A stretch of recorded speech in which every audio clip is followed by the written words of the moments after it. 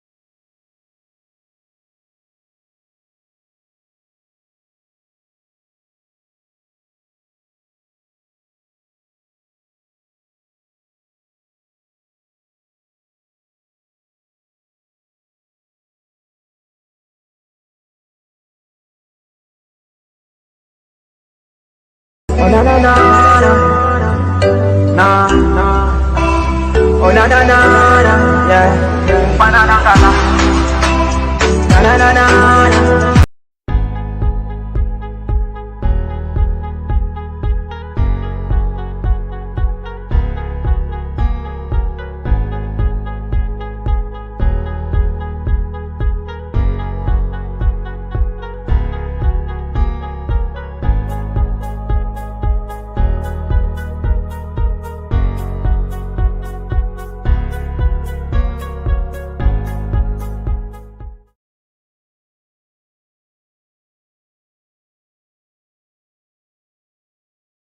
Oh na na na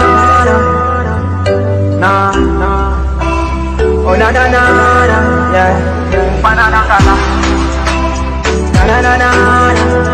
I need a one, I need a sour, oh yeah, I need a Equatorian, na sawa, I need a Equatorian, Bele Dwahid, I need a Equatorian. Anena, nina Equatorian. Oh yeah, kanita miniambio, kanita mintori, weleta minjuba, yeah. Anena Equatorian, Teresia sama kesi manena. We strong, we stand together. Kanina gulu wahi Equatoria bihaba Yapirwa pijama Asan belet na bihaba So give us pen, don't give us guns. Oh yeah. Give us ipanagule. Oh yeah. Anina Equatorian Nasawa Anina Equatorian Belet wahid Anina Equatorian Anina Equatorian. Oh yeah. Kanita zande Kanita mai Au kukuye Anina Equatorian. Kelene na hivo na fusina Kebili ya kede maferiganina Salam wa sahaba Behaja derino Hasan bele na piraba Arif mapisaido. So give us pen, don't give us guns. Give us ipanagule. Anina Equatorian Nasawa Anina Equatorian Belet wahid Anina Equatorian Anina Equatorian. Nina kulu sawa itama Zoma pelpa nangala. I love my people and I'm the voice. Ajoli ya buga ya baka Grete kutika balanda mari Kapuwa kini kukuku Lambo lugoya Ajoli kukusa mundu Nyambara morobe mari Mundare Nyambara Kutumu kari makutudo Lugara bunga ya lobe Lulu kukusa Mundo Nare Anina kulu nasi sawa Magi hata bigesi manena Siasa mabigesi manena Anina wahi.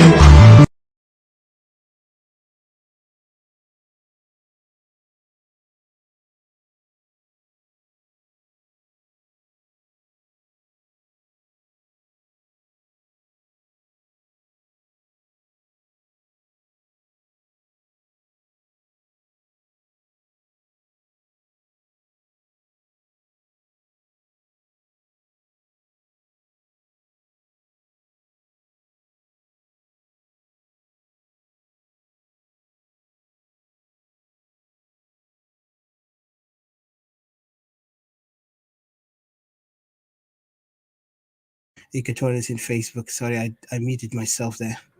Greetings to my fellow Equatorian brothers and sisters in Facebook and in Clubhouse, of course. We have our brothers, Mr. Muhammad, Mr. Julius. Great to hear you guys. Good evening, Brother Ukiki. Ukuki saying that there's no voice over there because I thought it was weird. I didn't hear anything here. I can't hear it. Yeah. Oh, the music was playing was not heard? Yeah, I thought it was only me. But wow. It turns out I could read it here. Ukuki, Uchala is saying that no voice. Yeah. Alrighty. So we might have to play it there again. Thank you. Thank you for telling me that. I did not know because I just read it right now. I appreciate it, Brother Cookie. Yeah. So as we have pinned people in Clubhouse, of course, Clubhouse is busy with all these political propagandas around. And I'll be honest with you, this is a lot of propaganda going on. For us, we want to talk about our issues. And this topic is very important, in particular, the Trojan. Of course, a lot of people know about the Trojan horse in the ancient Greek mythology, history, whatever you want to call it. And I want to also put in perspective the Equatorian, perplexity.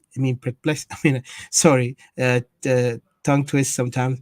Perplexity. That means, the condition that we are in is like right now you wonder, you put you in this puzzlement. We wonder what's going on, and our people have been so much bombarded with a lot of ideas, a lot of thoughts that is not theirs, and you could see we are very easy to susceptible to anything that does not give us any empowerment as a community, as a people. So I want Equatorian to kind of investigate that in themselves. Like last time we talked about these issues, uh, comparing last time the issues of South Sudan, because we have a topic before that's similar to that, but this was going to be many episodes on it, and we want to kind of examine our condition as Equatorians in this, unfortunate situation that's happening right now in the country, and how our people have been used, misused, and abused in all sides of spectrum, if I could say. Because what happened is our people now have been either politically manipulated, militarily, there's no any initiative coming from our leaders, nor even our people able to defend themselves. There's a lot of issues that have been raised by the people of Equatoria in the issue of South Sudan. Is it worth it for us to be South Sudanese, to be part of this nation? This nation have become a burden to Equatorians, and Equatorians, some of them still want to hold on and claim that we are South Sudanese. Well, if this is the price to pay, I prefer not to be South Sudanese, because we were once part of North Sudan, Shamal Khartoum, and what happened in the north, we have seen so many injustices committed to our people. Of course, it was a political war for the purpose of trying to eliminate our identity. It was case of North, South, and the idea of Arab and Africans. And while today, as Equatorians, we have noticed, many things back into our history, as a new generation who came up after the ancient, our ancestors who left us their legacy. Now we examine them and we see where they failed and where they succeeded. So it's up to us now as Equatorians is to rise up and to do the right thing and to make sure that we don't fall for the same trap again, because it's not right and it's not fit for any Equatorian to fall for such condition that we could have been prevented. It could have been prevented by us, by our so-called intellectuals, academics, those who are able, the able bodies, the able minds who can rescue the people of Equatoria from this conundrum that we see today. Our people have been living in misery for many years, and we cannot allow that to continue. So before I go forward, Didi, you want to say anything on that matter? And let me read the title, maybe, if so you can get a lot of people who don't know what's the title. It's called Equatoria, Great Equatoria Perplexity, and the Mini Trojan Horses. I know everybody will understand that, because I don't think this thing is difficult, and especially if anyone familiar with the Trojan horse and the city of Troy, and how Troy was destroyed by the Spartans and by those of the Greek nation. Of course, Troy is now in Turkey. It was an ancient city in that past before Christ, and this city was once known to be a very strong city. Even the Greeks, they have desired to destroy it. For 10 years, they fought to claim that city, and they failed until an incident happened where Helen, a female from the Greek, the Spartans, who kind of like engulfed the war again, inflamed that hatred of between the Greeks and the Trojans, to come to an end of we have to destroy the Trojans. And then you could look back and also remember heroes like what is his name? I forgot the name. One of them is Phalanx. The other one is Achilles, Agamemnon, if I'm not mistaken. And then there is another one, Odysseus, and many warriors and kings came and fought so they can claim the land of Trojan. And they did defeat Trojan at the end. They did defeat the city of Troy by the way how unexpected. Like some people did not even know how to defeat the city, because everybody's sending their best army to destroy the city. The walls was cannot be penetrated. So what they did is they had to think, and it comes to Odysseus. Odysseus is the one who actually came to the idea. Let's figure out the best way, and he came up with this idea of the horse, and that's where he made those people believe that the Greeks have gave up, and they gave those sacrifice and the sacrifice was the horse, a wooden horse,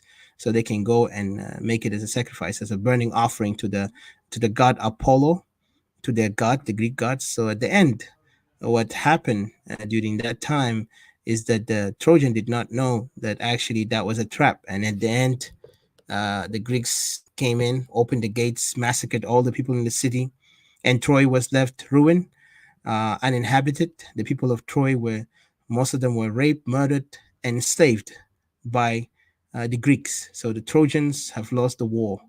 And it became an example from that moment. The Trojan horse. What is the Trojan horse? The Trojan horse is something that naively the strongest person can believe that they can fall for it, and then suddenly they will find themselves in trouble. So this is what we're going to discuss in this minute about the Trojan horses who are invading Equatoria in many ways, in many shapes, many ideas, many forms. So we Equatorians need to be very careful on that matter. Our people now are challenged. It's now a fight for destiny, a battle of destiny. And if we cannot stand up right now for our land, our people, I don't think Equatoria will ever exist in the coming future. Equatoria will be destroyed, Equatoria will be eliminated, will be assimilated to another culture that is not ours, and then we'll find ourselves become victims of our own mistakes, victims of our naivete, based on what happened to Troy. Troy became an example of failure of the people because they neglect to see the truth as it is. So, with not further, I will not go further. I will just let Didi to interject for a minute while I prepare, or you want me to read this topic so we can actually discuss it. I didn't even give greetings to everyone, but if you don't mind, guys, over there in Facebook, also please share it in your Facebook, pages, and if you're on YouTube, great. Look forward. You can write something down, whatever. I want you to make sure that our message goes to many people because we have many enemies of our voices. They don't want to hear our truth. They prefer to see us silenced because they feel like we are vandalizing or, stopping their missions or their objectives. In particular, the regime. The tribal regime is in South Sudan is actually focused to even threaten the people who are following us, who are listening to us. But freedom of speech, and they forgot that's the voice of the people who brought that country to existence, the country called South Sudan.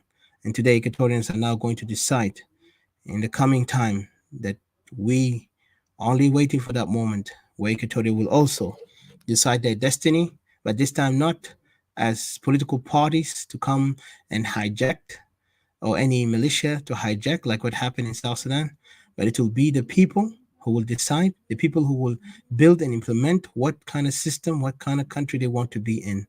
And it's going to be, of course, a long road, but not that long, because the more we do it, the more we are focused on what we're doing, the more we will succeed, instead of us, getting distracted by things that has nothing to do with us. Today, Equatorial need to wake up and take decision and take action and stand on their ground, and not to feel fear or shyness that they're standing for their own land, their own people. Because today in this world, you stand for what is yours. Nobody wants to defend a neighbor's wife, like I always say.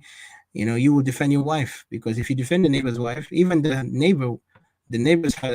husband will begin to question, why are you defending my wife? So you'll be questioning you and your motive, and maybe you are having an affair with that lady. But of course, I know we don't have an affair, and we're even going to have a topic about the political affairs of some Equatorian politicians with South Sudan politics, because this is really a disgrace, and it's sad that our people will denigrate themselves to that level where they cannot make a decision that is going to save us. Because it's time for us now to rise up, time for us to stand up, time for us to speak about our issues and to promote our issues to the world, because the world respect people who respect themselves and honor themselves. They're not afraid. If you look at the Palestinians, you look at all the other countries, Israel, you look at the Irish, you look at the Spaniards, and those people who fought for their liberty, they never sat silent. Instead, they spoke out. They spoke out about everything. Even if it's a little thing, they had to speak out about it. so they could tell the world that we are also human and we are suffering and we need our freedom. So let me read this, the main description of the topic. It says, Great Equatorian Perplexity and the many Trojan horses. Seemingly, Great Equatoria is attacked from many different sides. Politically, Equatorian got no say. Militarily, there are no initiatives made. Security-wise, our civilians are under constant threat. And worst of all, we have some lost Equatorians who still relate themselves with South Sudan. And when we say that, we are not offending anyone, but we're looking at the bigger picture. Why are those brothers and sisters from Greater Equatoria still want to, you know, mingle themselves with South Sudan, where South Sudan is not giving you any, value in case of your issues, in case of the things that happened since the 17 years. And so we're going to go deep into it, and we're waiting for other groups who are going to be the main speakers to come in. And like I said, it's going to be different episodes, but we will focus on that. So Didi, please go ahead, take over while I just take a little bit break. I want to do something quickly and then come back to you. Thank you. Hello, guys, and greetings to you all. Thank you for being here. It's me, Didi, as usually. I'm sorry. I'm just getting my earphone and trying to plug my earphone on. The topic today, we're talking about the many Trojan horses that we have in Equatoria right now. At the moment, Equatoria is really struggling, at the verge of, Equatoria has to really put the last fight, either a fight that you will leave, or a fight that, you will be destroyed once and for all. And this is how I feel, and this is how I see it. This is going to be an interesting topic, and looking forward for some of the group to show up. And if anybody has any input, it doesn't have to be, you don't have to talk from the perspective of Equatoria only. You can actually talk from any kind of perspective from your side and stuff like that. You can join us in.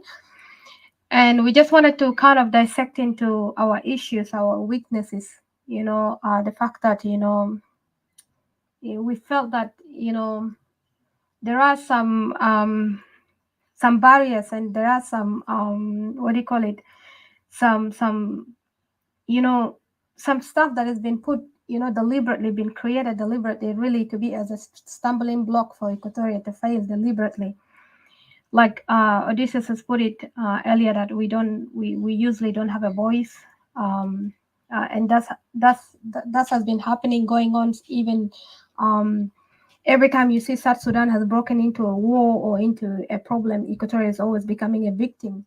And if you see people go sit down in a peace talk or any kind of sort of agreement, Equatoria has actually been left out, And you see in all these wars that is happening, we will become a victim.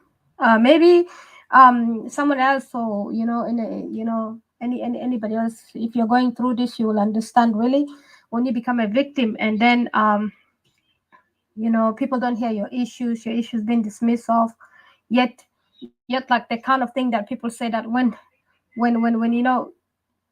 like two elephants or something fight, and then the grass is suffering, or I don't know if that's the best way to put it, like you're suffering, but like you did not even cause, the main cause of the issue, but then you become the victim, you become the main target and the victim in this case, but then nobody hears you. And at this point, this is really, I see really this Trojan horse is really, it defines it really very well, with the situation that you see. There are many Trojan horses within Equatoria right now that are working so hard, to enable Equatoria not to really like raise up, or to be leaders of themselves. Every time you see an Equatoria try to be a leader, either no one wants to follow you, or you'll be dismissed, or you'll get killed really in a very horrible way. And this is what has been happening continuously. So as we wait, before I hand it up back to Etika, before he reads the things that he's going to read right now. I just wanted to welcome you, welcome anybody that have come in. And Alhaj Paul, I'm really glad that you're here. I was about even to send you a message. I would really want you to come up, and I heard you really talking about some stuff that really very good and very interesting. I think we really love to have you to come and chat with us and teach us some stuff that we don't know, like talk about you know tell us some things that we don't know. Really, I think you got some important things and valuable things. I think it will be a blessing for you to come up and give us your the knowledge that you have, especially about the SPLM that I heard you talking about. So I would really love to welcome you. Thank you. I'll appreciate if you would love to join us at any time when you're free to come up and tell us more. I think Odysseus, you dropped out. I'm gonna meet myself here on Equatoria Free Forum. Hope you can. I think you dropped out. I don't know if you can hear me over there.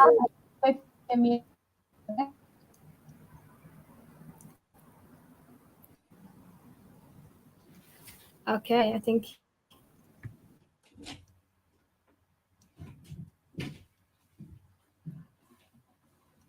Okay, I think. Sorry, guys, I have an issue with my internet. Goodness. Hold on a second, guys. It's so bad that I have internet issues. If you can, please hold on. Just a second. This is what I hate about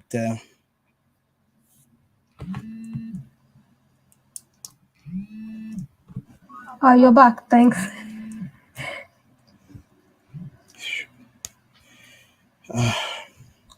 Hold on.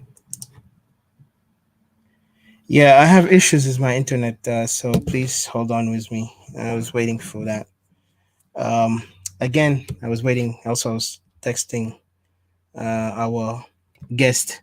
But as you see, this topic is very important, and it has something in the meaning. Let's start with the perplexity of or the sorry, tongue twist again.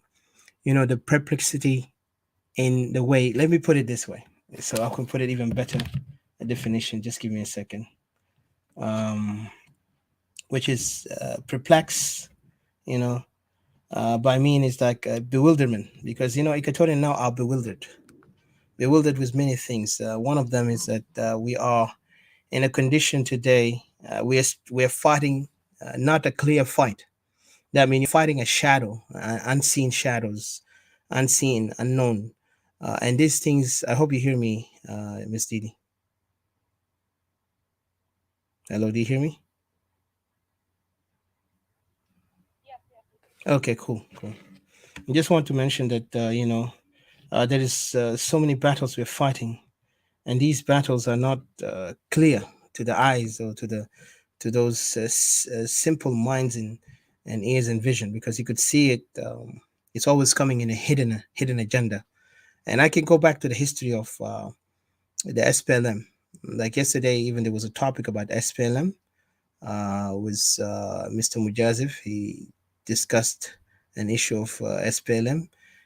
And then what happened is that the SPLM and John Garang vision, because he was trying to question that what was behind this, and is it really that SPLM had a great vision, but then it lost in the middle of the way.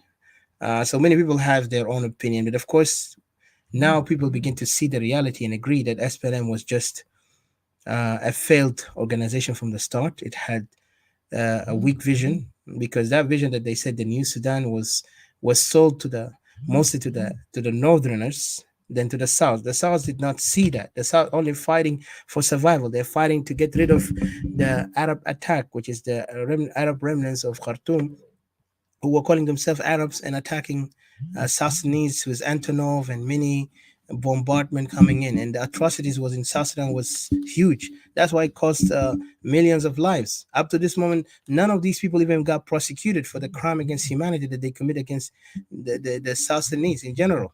And then add to that, you have also the case and the issue of the tribal conflict that was instigated by the SPLM during the time that was in the bush, as they call them.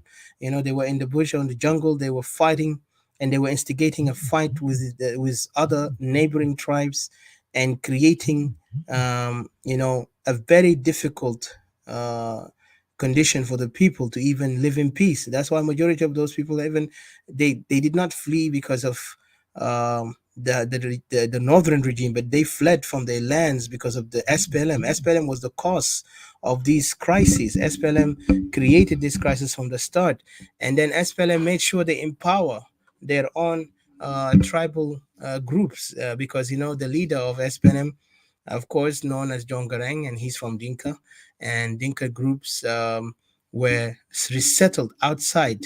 Many of them, they were taken from Kakuma and others as lost boys and all these, and they were empowered. They were well taken care of in the West, so they can be the next leaders. And this is where the confusion started. While some people here believe blindly that SPLM really fought for everyone, but SPLM used most of us, in particular Equatorians, used them for the purpose of getting Dinka into the position where they can lead. And today they are holding this power, but they're holding it in not the way how Jongareng was expecting it, but they did, because they had this power now in their hand, and you could see them now. They are running around claiming they are the owners of South Sudan and they are the majority in this country, while the rest are not majority, and the rest are just known to be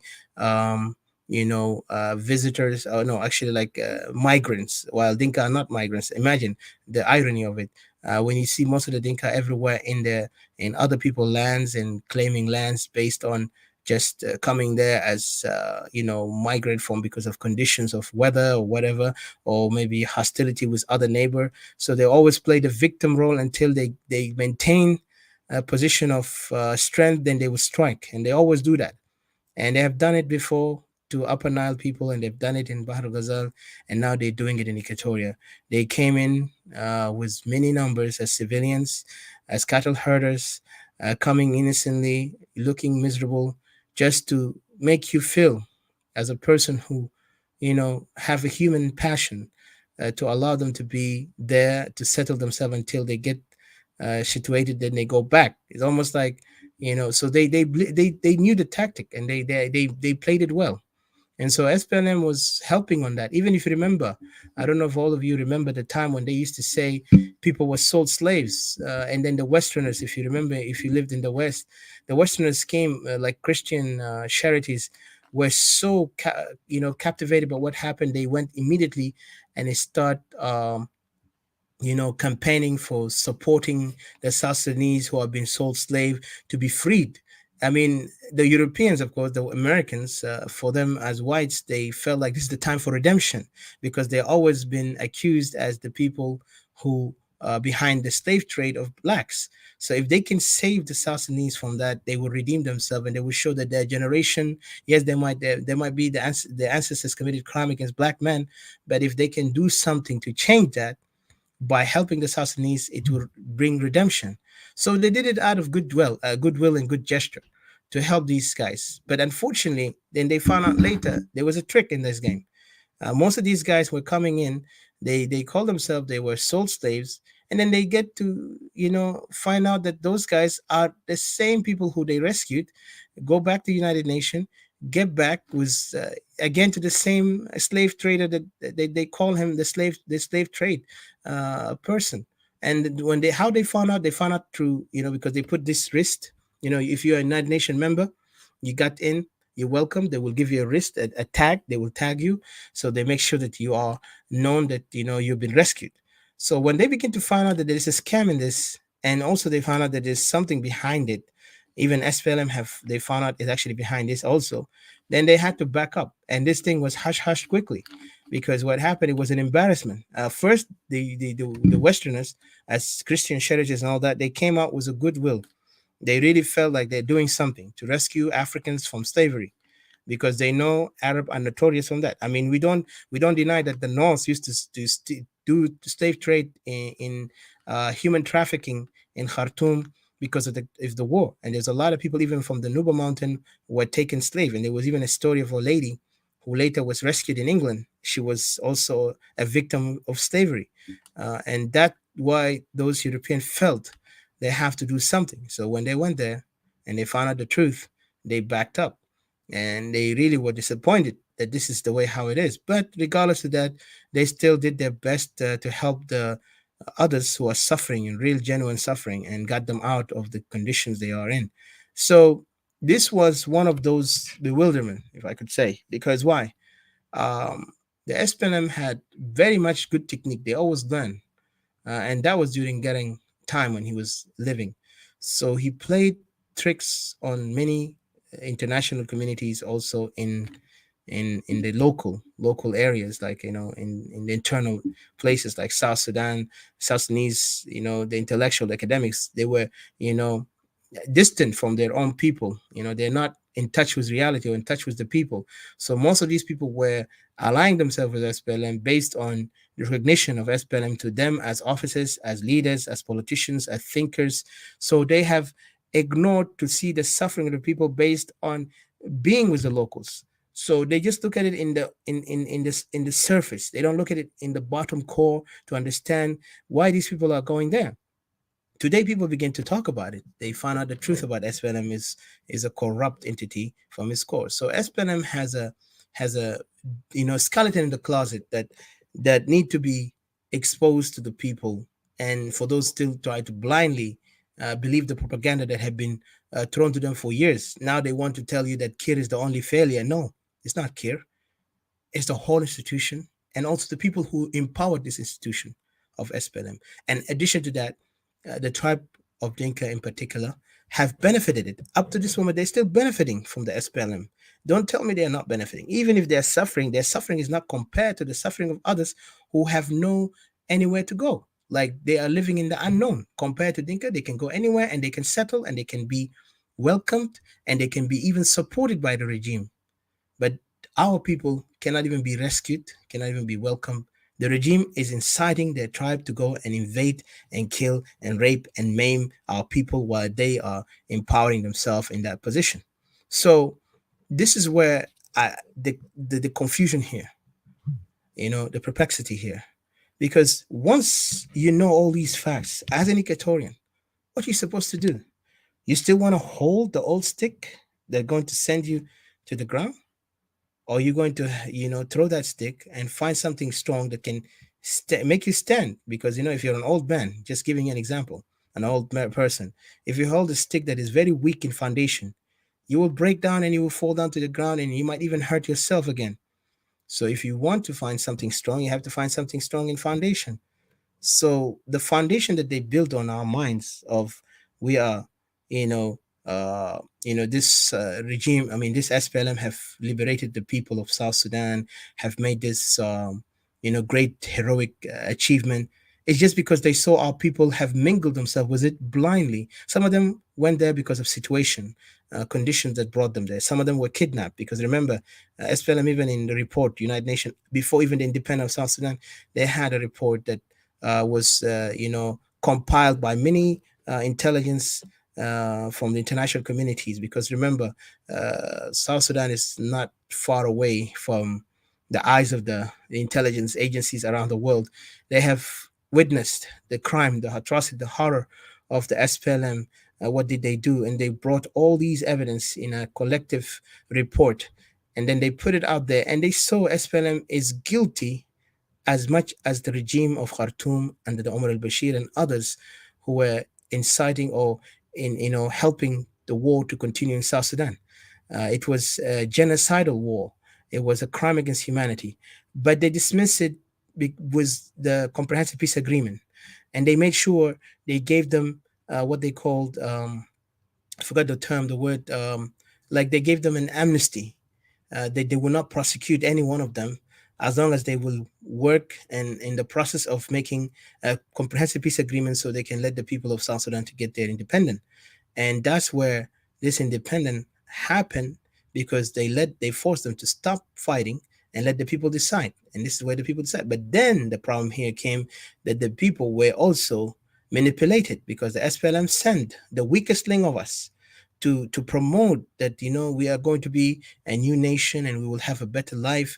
We will not be a second class citizen if we are under the North. With the North, we will actually be betrayed. And they begin to remind what happened in during the time with Joseph Lago. But Joseph Lago incident was a betrayal by one person who's still part of this organization, and now he's even part of the Jin Council, called Abel Aliar. Abel Aliar was the architect, and Abel Aliar was actually working with the regime. He was brought there, and the naivete of our leaders at that time. This is where the mistake of Nyanya is, that they saw him as an African, as a Janubi, or as a Southerner, and they felt like we are comfortable and we can trust him.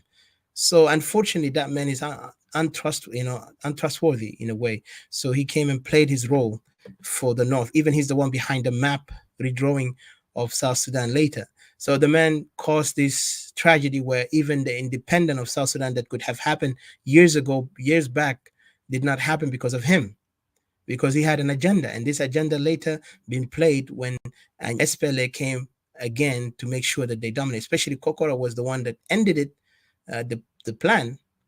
But then later, again, the conflict, 1983, what actually another program that they played. So these guys were thinking. While Equatorian here, we were much comfortable with our, achievement, with our, we have numbers of educated people bragging about, oh yeah, we are very, we are developing ourselves. We know, we are cultured people. We're not, like Dinka. And that caused kind of like, also remember, a grudge between Dinka and us, because Dinka felt like we always put them as primitive. And truth to be said, yes, there is primitivity back there. Up to this moment, there's primitivity going on.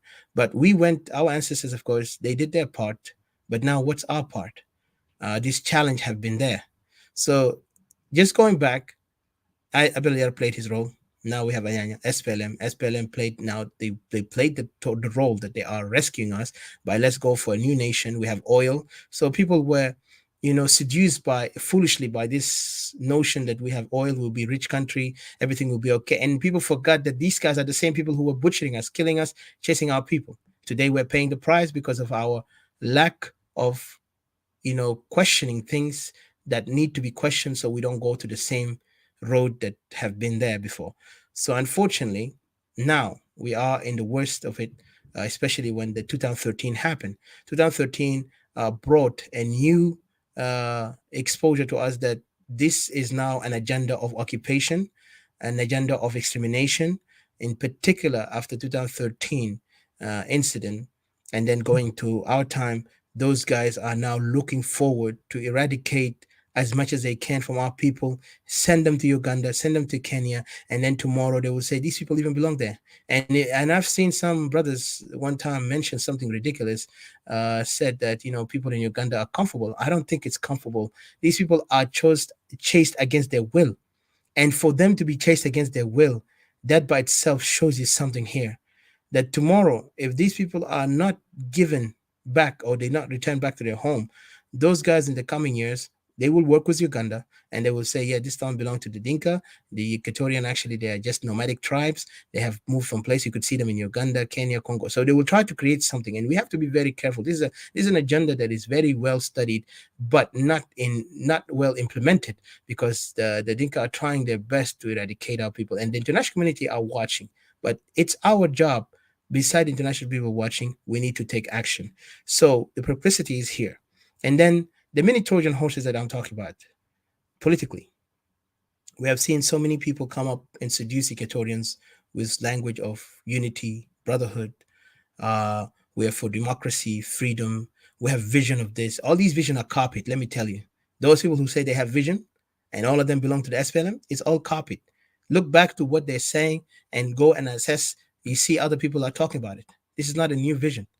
And this vision is not even from Africa. It's even from other countries in the Western countries. It's been said. It's been done. These guys are talking about some things. Even the Pan-African nationalists or the Pan-Africanists have spoken about it. spoke about Africa need to do what? The change of Africa. If you go back to Mr. What's his name? I forgot the guy. Lumumba, the Professor Lumumba.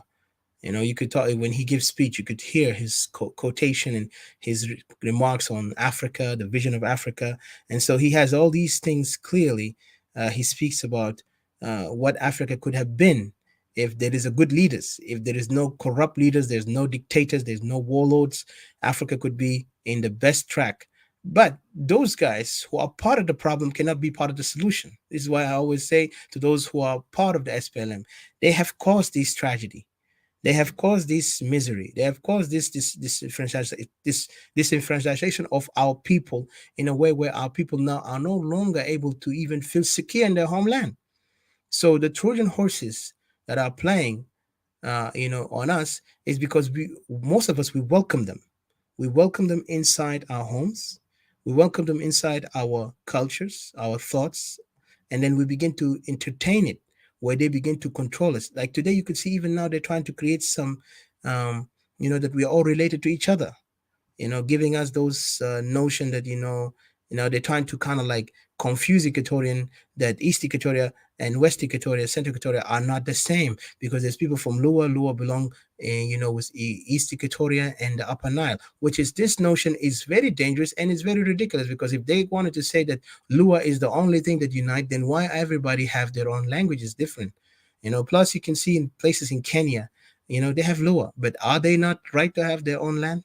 So they wanted to create this division among us, we Equatorians, who are very solid in our word and our belief as Equatorians, that this is our land, our people, and nobody can challenge this identity that we have built for years. The revolution that brought all the Equatorians to fight against the North, that by itself is the solidification of who we are as Equatorian, because Equatorians were not a group who were just easily to be emotionally enticed by many languages of we are one. Even though they know the North, they are Africans, yet they're mixed with those so-called Arabs.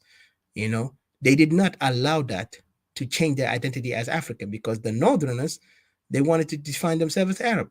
They want to even eradicate our language, our culture, by us to be Arabic speakers, by us to be in another culture that is not ours. So there was a challenge. And so our people, with their wisdom, they stood up. They were more in the English, speakers at that time, and some of them Arabic speakers, but they mostly English speakers. They did manage fight back, even arose the people to wake up and fight for revolution that really meant something, meant we're fighting for our survival, our identity. But the SPLM never had that identity issue. It had only a vision that is all based on false notion. And then they were using the excuse of a Sharia. Everybody knew about the Sharia. The Sharia was enforced in Khartoum, in Sudan North, not in the South. And yet, the Sharia became an issue because majority of South Sudanese who, because of the war, left South, went to the North, and education over there was easier. And also, a chance to progress is better there than the South, because the South, the conflict. Hello? Hello?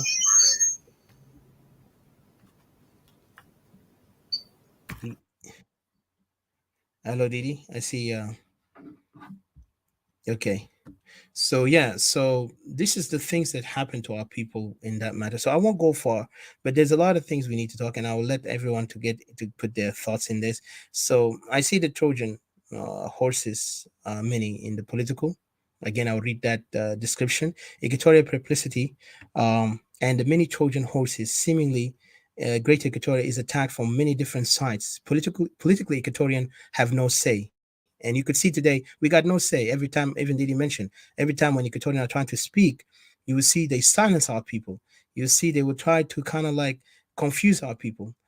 So we always praise other leaders instead of looking to build our own leaders and to build the correct leaders that can get us to the promised land instead of get us to the nightmare land that we are seeing it today, because South Sudan now is a nightmare to us.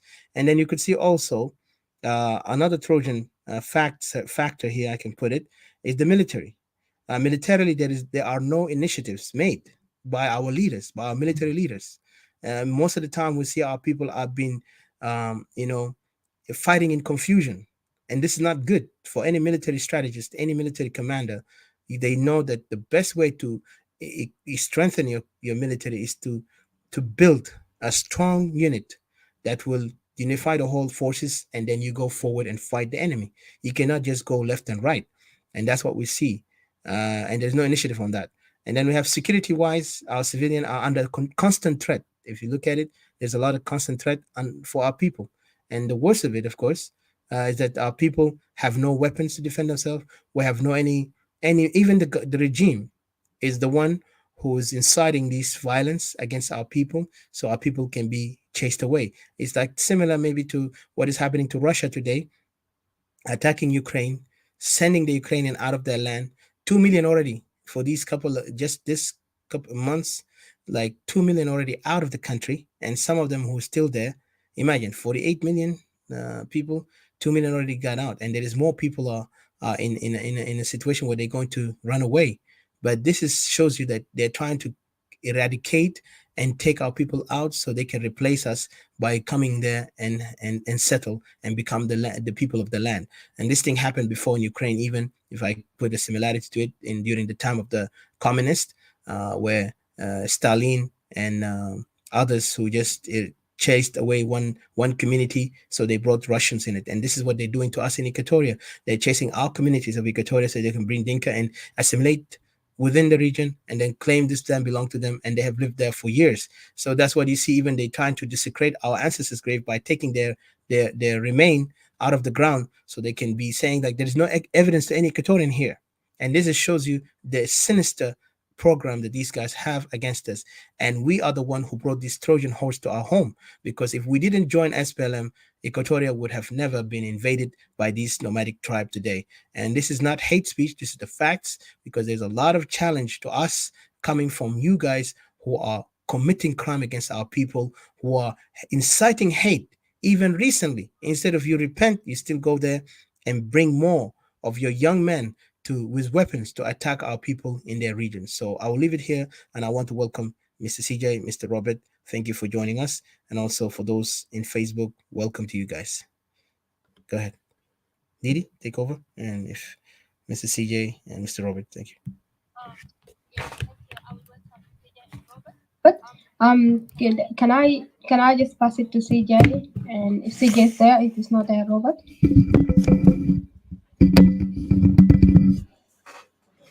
I just wanted to apologize earlier. I'm really sorry, that was an accident. I don't even know. I didn't know how my I got my mouse there pointing at opening my the volume. I mean, like, yeah.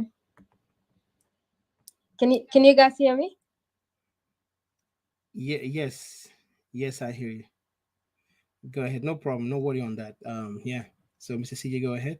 While and the sad thing, I just want to say, imagine Equatorians, my God. Sometimes I get disappointed. We wanted, like, I hate the hypocrisy of some of our Equatorians. If they really care about our people down there in the ground, they really need to see where Equatorians are and come together. Instead of them standing as political parties, is standing in a ground where they want to kind of like listen to lies that does not help them. I wonder, do they benefit from these people who are speaking, not in our behalf, but they're speaking on their own language to empower them? And that's why I said our people are the one who inviting those Trojan horses that will destroy us. And it's shameful and shameful. And let them hear it. And I'm not gonna apologize on that, because there is some Equatorians who have no character. Tomorrow you'll see them in the social media, they will act like crocodile tears, cry crocodile tears that, oh, our people are dying. Then if you really care, you need to really take action. You need to stand up for your people instead of being hypocrites, only just you want to entertain yourself with lies that has nothing to do with Equatoria, only to do with something that is against us. Because I have seen the many language, the politics that they're using is only just to confuse Equatorians, so Equatorian cannot focus on their issues. Instead, they focus on their the propaganda that's been played. And I feel shame for those people, and I feel sad. But history will be with us, because regardless to that, things will change. And I promise things will change. But go ahead, Mr. CJ. I just wanted to say that this is really sad and ridiculous to see such characters. But go ahead.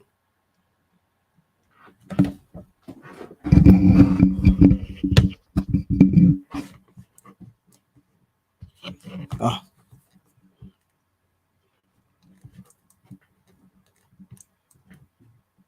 Are you are you there, Mr. CJ? Are you able to speak? Because unmute yourself. I wonder what happened. If not, we can pass it to Mr. Robert. While oh, okay.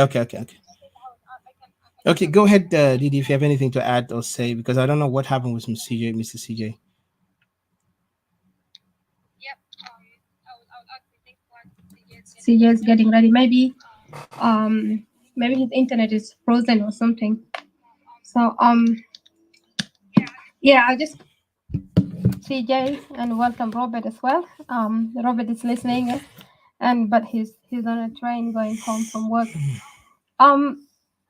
I just wanted to say that this is really a very interesting topic. Very highlighting. It's really highlighting the issues that we are going through, and also uh, the the struggles against our enemies, the Trojan horses that have been aligned against Equatorians. Like you see, for me, I see it this way, like like it's almost like, you know, these Trojan horses, like in Trey, you got only just one horse with many soldiers inside ready to fight, but in Equatoria, you got many, you know, many of them which has been aligned inside. Like almost like you got this one horse being opened up, you get people fighting, and then there is another one that he still has to battle. Another one you have to battle again, and we've been doing this for decades, really. If you guys have noticed this, and right now, we're dealing right now in that country. We're dealing with the for example, the old school, the you know, the older generation from decade back, but then we have the younger one, which now aligning them, mixture of them themselves again ready for that fight. You know, like almost you find yourself an Equatorian, you're gonna be fighting, you know, very exhausting fight, you know, non-ending fight. So in this case, this is where you question yourself, that you ask yourself, when are you going to receive a rest? When is this gonna end? Like it's almost an ending thing, you know. So if you look into this right now, especially a campaign that is going on these days, people want people to get out, to go protest, to go do, you know, complain That's out good you there, brought that. crying before Kawajat, you know, and pleaded with them to come and help and stuff like that. And at the same time, is even the same people speculating that Kawaja will not come and help you. I find this is a contradiction. If he's telling these people that, giving them that, almost killing their hope that there is no one is gonna come and help you, there's no Kawaja is gonna help you, but then at the same time you're telling them, come line up, let's go and cry before Kawaja. That's just a mixed messages here. The other thing is, we got a country which is divided already. If you guys have seen, there's a lot of fights going on. The country is completely divided, and this country has never been divided today. This has already been divided since the day SPLA has gotten in. You know, this country has already divided, and the fruit of it started even when SPLA already was made. That's when the division started over there, but manifested very swiftly right now. So in this division that you have on, there are a lot of people who are not going to go for this protest. And guess who they're trying to use for this protest? Equatorians. They're trying their own best to use Equatorians to go for this protest, just like what they have done last time in Juba. They call all these people to come out.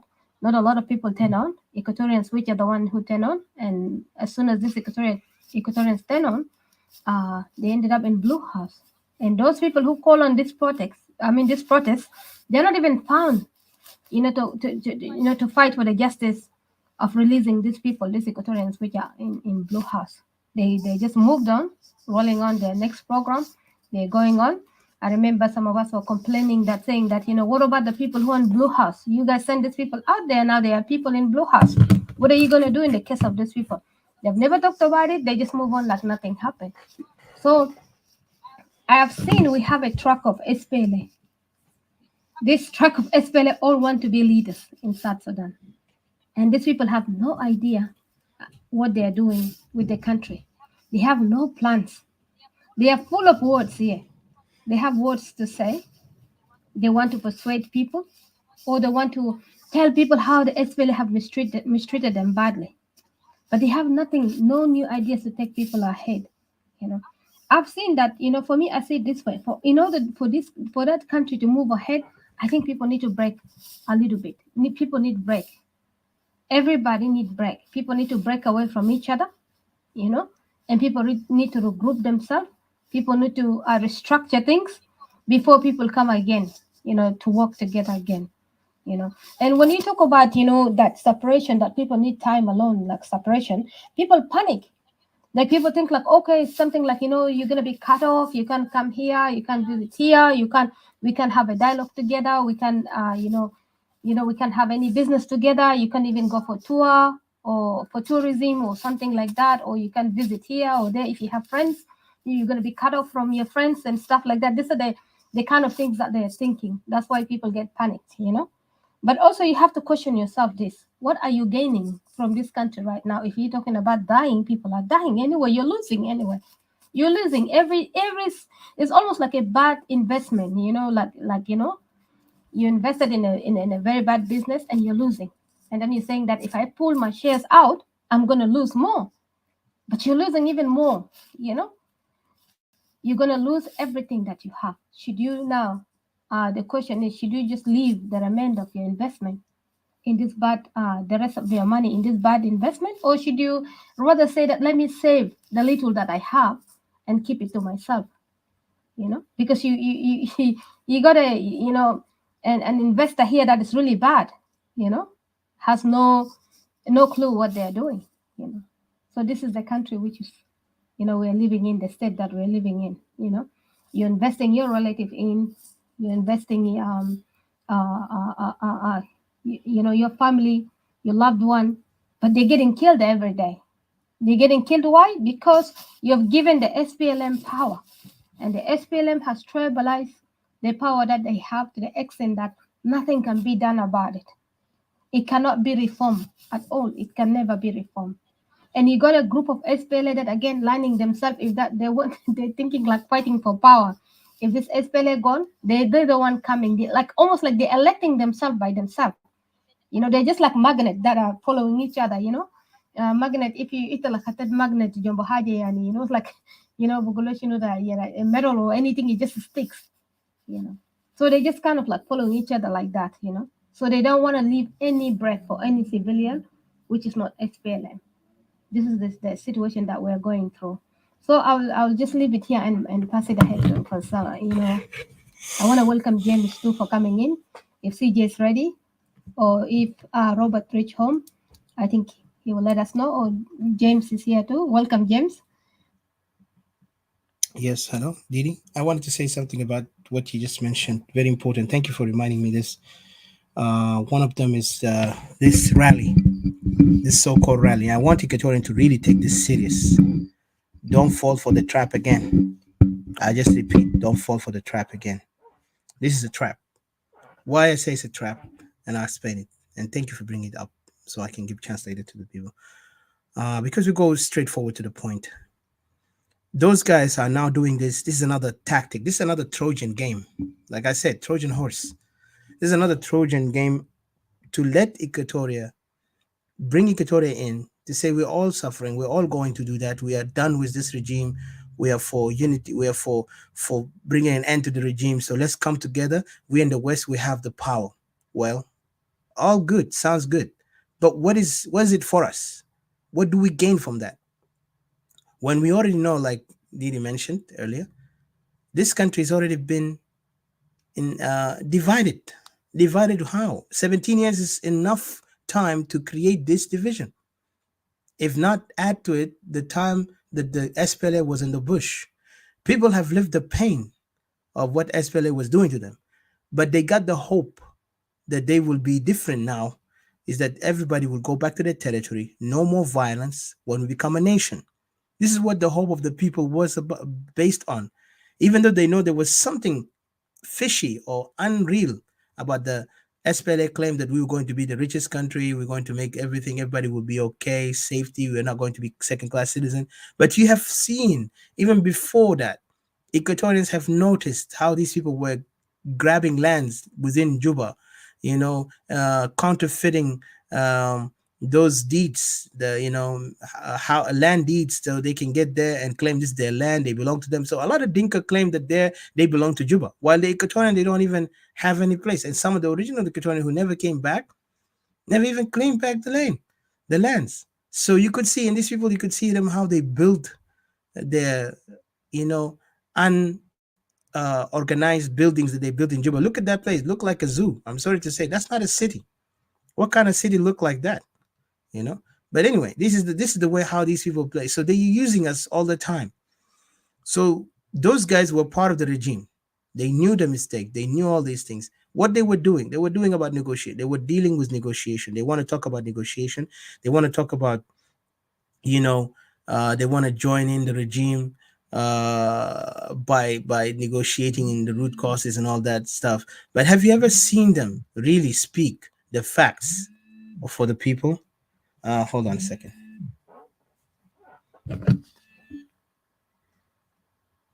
Hello?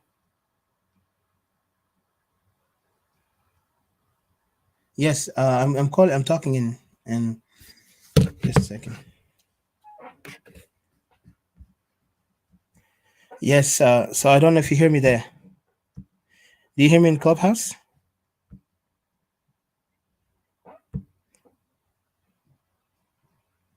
Yeah, and I'm in the Facebook. So anyway, let me go back again. Can you give somebody else, because I'm having difficulty in this thing. All right, that's good. I'll be there. Yeah, I'm there. I'm coming back. I said this is not right. Okay, I'll be there. Thank you.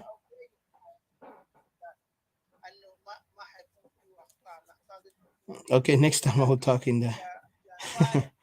Let me put the voice. Hold on.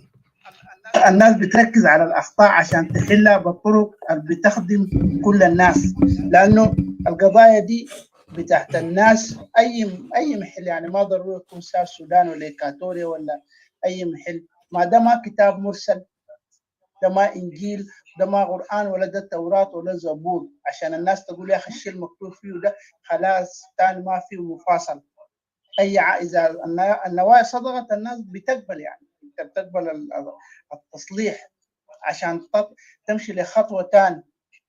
إذا ده بقى ما في، ده هو بيجيب الهيكوبريس، بيجيب النفاق، وبيجيب بعمرات الفرستريشن ذاته. في ناس ممكن يعني حتى لو هو إيكاتوري بيزعل، يقوم خلاص يا أخي إذا المزرعة ده بقت كده أحسن نقوم نخليها فرد مرة.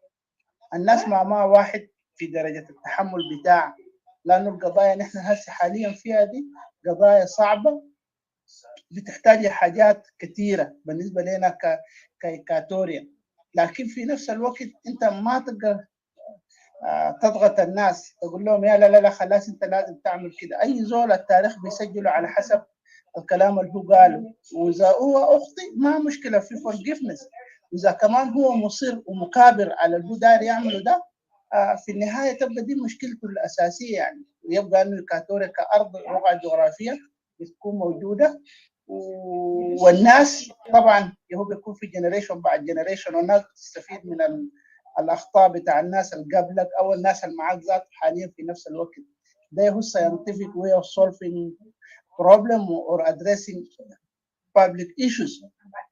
Other than that أنا ما أعرف أنا حسميه شنو، أنا ما عندي عصا موسى عشان أقعد أسمي الحاجات، لكن تبقى هي الحقيقة حتى لو جات من الأطفال. أحيانا أنت الناس يعني under age sometimes كلامهم حقيقي، ده ما مع شوف نحن وصلنا مرحلة من أنه الإنسان لازم يكون هو مواكب، يعني حتى عيالك الصغار في البيت، عيال الحلة الصغار sometimes كلامهم بيكون هو الصح، أنت الكبير ده ذاته حقك ممكن يكون خطأ. دي الدنيا كده والحياة كده. لكن إذا نحن مثلا شفنا حاجة تانية غير ده، والله أنا غايته أنا بصفتي الشخصية أنا ما I cannot say anything. ممكن أن إحنا المزرعة دي يعني نقوم في جهة الملوك نلوك، بس نشوف الناس ماشيين وين نمشي وراهم، لكن بعدين مشي وراهم ده نشوف الراجل اللي يتحمل، مشي وراه ده، امشي ورا، لكن ما تجي راجع صاد تجي تكورك. زي ما الغرابه هسه حقولنا حق شمال السودان قاعد يعمل. انا حاختم هنا. دائما في كلام انا من قاعد اتكلم قاعد اقارن بحالنا بتاع السودان القديم، لانه نحن كنا يوم من الايام منه. اقرب مثلا انت تشوف الغرابه دي الحس ده قاعد يعملوا شنو؟ كان قاعدين يكركوا جلابه جلابه جلابه جلابه. الحكومه بقت في يدهم، اخذوا كي بوزيشن ولسه قاعدين يشاكلوا في بعض. ده زغاوي وما عارف ده ما عارف زرقاء ما عارف ده شنو ده شنو. والناس اللي احنا بنسميهم اللندجين دي امورهم باسطه ماشيه. ليه؟ لانه حبهم في بعض. انت لو ما حبيت اخوك ده اصلا ما منك نبعه.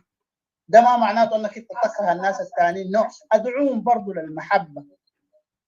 اذا قبله، لكن لو ما قبل حتى تسوي له شنو؟ تمشي تقول له يا اخي الله انا داير طلاق اول ساوث السودان بالقوه. ما دي تحدد محددات معينه على حسب الشيء فيه. جيس ذاته يوم جاء ما كان جاء بالانجيل حقه ده جاء للناس قال لهم لا لازم تؤمنوا. ولا الرسول صلى الله عليه وسلم جاب الهدايه. اهتدى من اهتدى وكفر من كفر. في النهايه ربنا هو بيحدد محددات الناس. انا غايته ما عارف اقول هاي.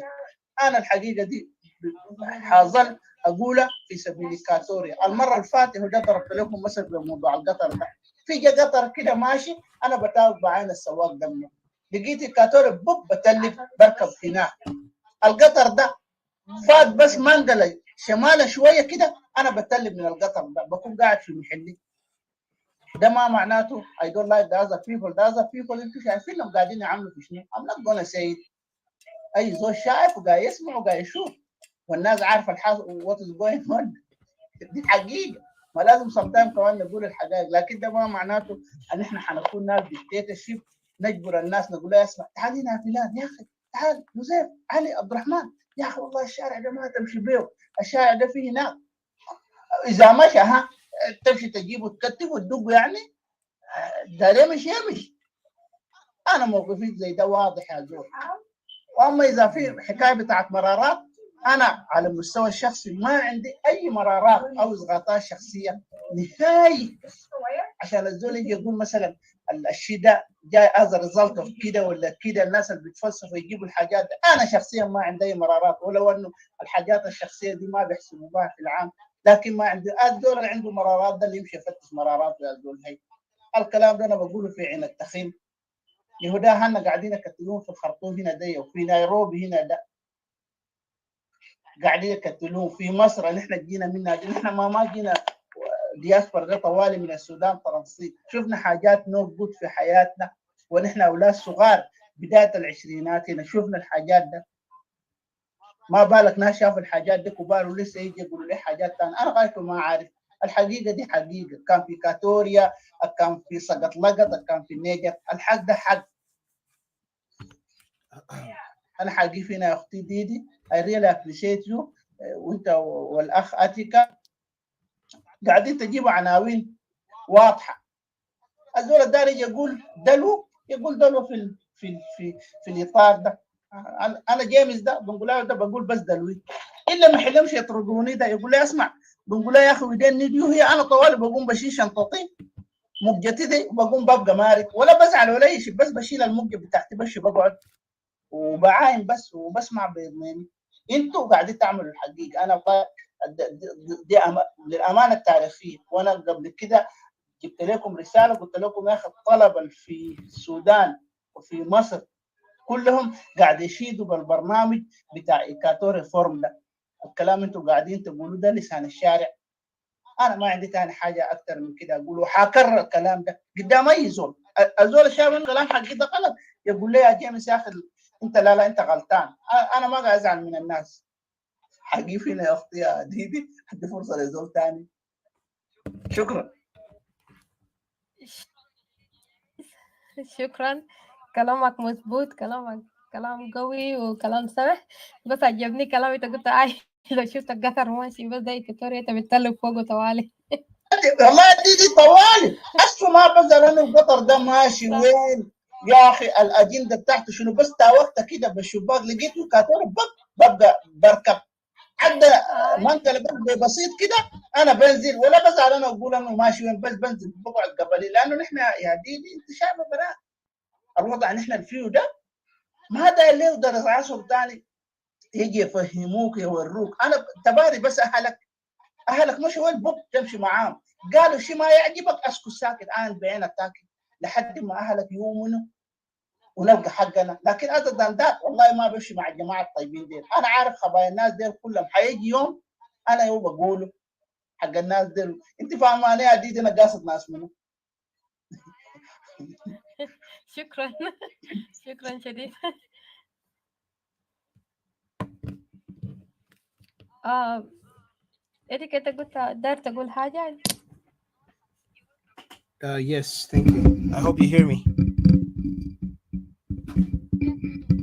Okay, good. Earlier I was talking. I think you didn't hear me, guys. And I want to say thank you very much, Brother James, and welcome to Mr. J. I see you here, Jay Freeman, and also Mr. Robert, Mr. CJ again, and Mr. Christian. Appreciate to be here. Well, there is something you mentioned earlier, Didi. Very important. One of them is about this rally, the coming rally that they are planning. Like I said, this thing we have to kind of study it carefully as Equatorians. We don't want to be again suckers and be used as a punching bag for these greedy, cruel, opportunist politicians who are playing roles, um, who are trying to so much entice us to this false notion that we are all one people and we all stand for one thing. If really those oppositions, and I'll say this because I know, um, I say opposition because this is the ones who came up with the program. I mean, I know the regime, but when you talk about something like that, you have to question this. Equatorians have always been dragged into many times into something that we have noticed that we are always been used. Like I said, started from SPLM, it started to IO, and it started up to this moment opposition. Let's look at the back again in the time when those guys tried to use, like you mentioned earlier, tried to use Equatorians and oh let's make intifada, as they call it, intifada Shabia for South Sudan. Imagine they want to talk about intifada Shabia, which is ridiculous, in a place where there is warlords, tribal militia who don't respect human rights, don't even respect you as a citizen. They want to force their own tribe above all the others and say they are the one who are born to rule. So this is a dangerous time for Equatorians. Dangerous time for Equatorians not to fall for anything. We have to be very careful. That's why I said it's better to be wise than to be fool. It's better to stand for your ground than to stand for nothing. Okay, like I said, always Malcolm has said that a man who has no stand for nothing will always fall for anything. You know, and the saddest thing that I see our people are always easy to be gullible when it comes to the fact that some people wanted to incite us and entice us to fall for it. I give you an example. Recently now they talk about the rally. Let me be honest with you. I have nothing against those people, but I have to ask our Equatorian to really dig deep into their heart. Do you really think this is a good idea? Let us look at ourselves. How many times we've been used? Right now we have a case, my fellow brothers and sisters of Great Equatoria. Our case is different from South Sudanese. Let's put it clear. I want every Equatorian to know our case is different from all the South Sudanese right now. We are calling for separation. Every Equatorian joins such rallies. They are jeopardizing Equatoria's future to be a nation. Because if you want to be a nation, it's time for Equatorians. I hope you guys in Facebook are listening. It's time for Equatorians to really start their mission. Coming together for the purpose of Equatoria, not coming together as political parties, raising flag of political parties. Even when you raise a flag to political, even you show me dictatorship. You show me that you guys are not going to be there. But I don't want to go there right now. I want Equatorian to really be wise enough and wonder why these people are doing this. They have tried many ways. They tried to use our people before in the rally in South Sudan to fight against the regime. They were waiting for the sacrifice of our people. How many people of ours is now in the Blue House? How many of them have been murdered and unknown? Unknown names, unknown faces, unknown, destination where they are, if they are alive or dead, unknown. And yet they still want us to use us. Do you know our lands are not going to come back if we are still in the one South Sudan? Do you know that economically we're not going to gain anything, but we're going to lose? And they guess where they're going to take the money? They're going to take it from Equatorians. Even our land will be collateral for those mistakes that happened by them who are non-Equatorians. And I'll say this is not hate, this is the facts, because we have to be honest with ourselves. What are we gaining from this unity? I know people don't like this word, but what are we gaining? We were once a north and south one country. We were known as Sudanese. Today we become South Sudanese. We separated because we believe that separation is to protect us from not being the class citizen, not being used. Why now some Equatorians are trying to sell themselves cheap by afraid to say, yeah, let's stand for ourselves. But they like to waste their time on nonsense. They like to play hypocrisy. They like to play that they're cowards. If this is where we are born, then it's better for us not to be born, not to even exist as Equatorians. Because if Equatorians cannot stand, and we are the one outside, we are the hope for these people. Back home, they are expecting us to do something, to raise their voices. They're looking back for us. You know how did we come here to those countries? They brought majority of them is from Dinka. Let me be honest. They just majority of them because Dinka were the ones said that this land belonged to them. Lost Boys, mostly are Dinka, and then others from Upper Nile. But majority of them are those Dinkas. Why they did that? They have a purpose. They have a program. They have an agenda. Is to let them lead the country. Do you think if those things that is being called unity, do you think we will ever get anything? Up to this moment, we didn't even have anything inside the regime. Instead, they're just using us as puppets. You got Waniga, you got Lomoro, you got others. Even our generals, so-called generals in South Sudan from Equatoria, are used as puppets. What else they did? Now in the opposition, also they're using us. Let me be clear with you guys.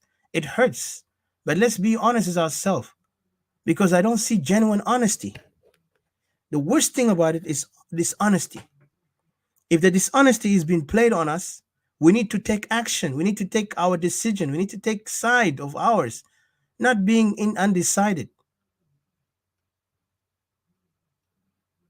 You know, how could we allow ourselves to be under this failure? And we have all the opportunity to change it. But yet we want to be envious, haters. You know, we want to create groups of ours just to make ourselves like, you know, because we don't like this person, so we have to make a group, even though they know what we're saying is true, but they will go and create a group. Do you think you're smarter? You actually are fools. You don't even have power in your hand right now. You are powerless as Equatorians. Let me be honest with you. Equatorians now are powerless. If you want to maybe to break it down, we are powerless. We have nothing. That's why you see our powerlessness when we come out in the social media. We cry when our people get killed. Oh, we need to come and get a weapon. We need to do this. Why don't we do it when we have the chance to do it instead of talking, crying about it? When we come up here, we're trying to wake your conscience, my fellow Equatorian, instead of you sitting silent and then you want to. But if anything funny, entertaining, shamarat, shatime, you guys are very good at it. You want to go and sit down and listen to that nonsense. Talking on nonsense. I wonder how many people have teenagers in their lives in Western countries. What are they going to be tomorrow? Because in the worst, the difficult time for a child is when they come to become teenagers. Because teenage life is the most difficult time where child decides this is where a person begin to, you know, leave childhood mindset, going to, you know, face reality of adulthood. And there is a lot of confusion because the hormone itself, genetically, if you talk about the biological challenges, they will face that. So it breaks my heart when I see our Equatorians are wasting their time on things that has nothing to do with them. And now they're trying to manipulate us to go all to rally for something that we don't even see any benefit. Let me tell you the danger of this rally. Your case will be dismissed if you join such rallies. I'm just telling you the truth. Don't let it. We work hard to make sure that this case of Equatoria be raised up. And we don't want to see our people get diffused. And I know some cowards will go. I know that because I know for a fact that some Equatorians who don't see value, they don't value themselves as men and women, they will go there. Let them be upset. Let them say I attacked them. I don't care because they always want to do that. But it's better to tell them the facts. Let them cry now before they see it later. The same thing Wani Tombe used to warn Equatorians warn Equatorians about the issues that's going to happen to South Sudan, in particular, Equatoria going to suffer for it. Equatorians ignored Wanitombe. Majority of them act like they're very, nationalistic. They're very wise. They don't get persuaded by such fear monger. They call him a fear monger guy, like he's trying to put fear on them. But he was putting up facts, putting the truth. Let's wake up. Let's decide in the right way. And then what happened? He failed. So what happened? What I mean, not failed, not him failed, but the people of Victoria failed to understand him, to listen to him, and to accept his advice. You know.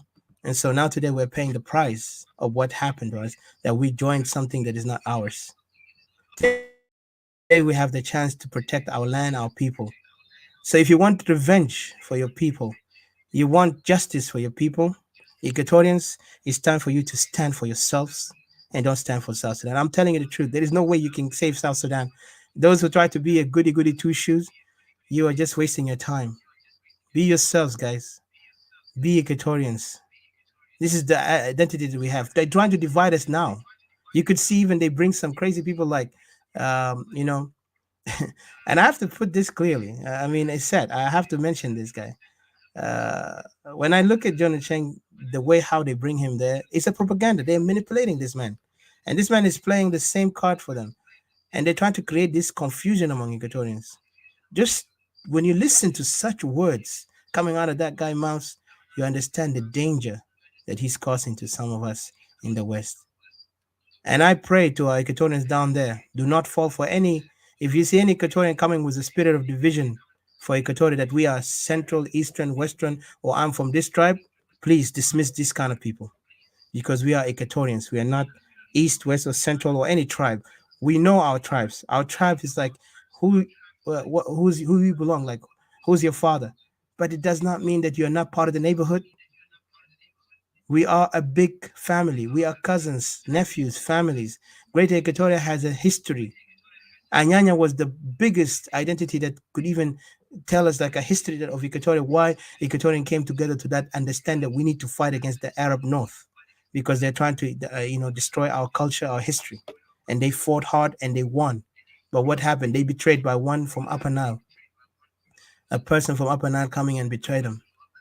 We repeat the same mistakes again. Are we going to repeat this failure again? Let's learn from it.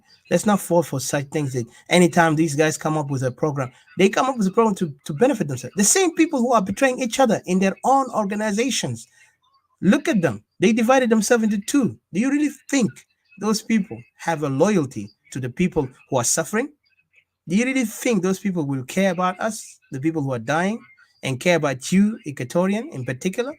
Before they used to call themselves cousins, nephews. They are related. Dinka and all these people in Upper Nile, they're related. So, okay, if they're related, we're not related to them. Now they want to call us we are Lua. Some of us are Lua. What does this mean? They're trying to manipulate our mind. And then we see some clowns are falling for it. Let us not fall for such lie. This is the dangerous game they're playing.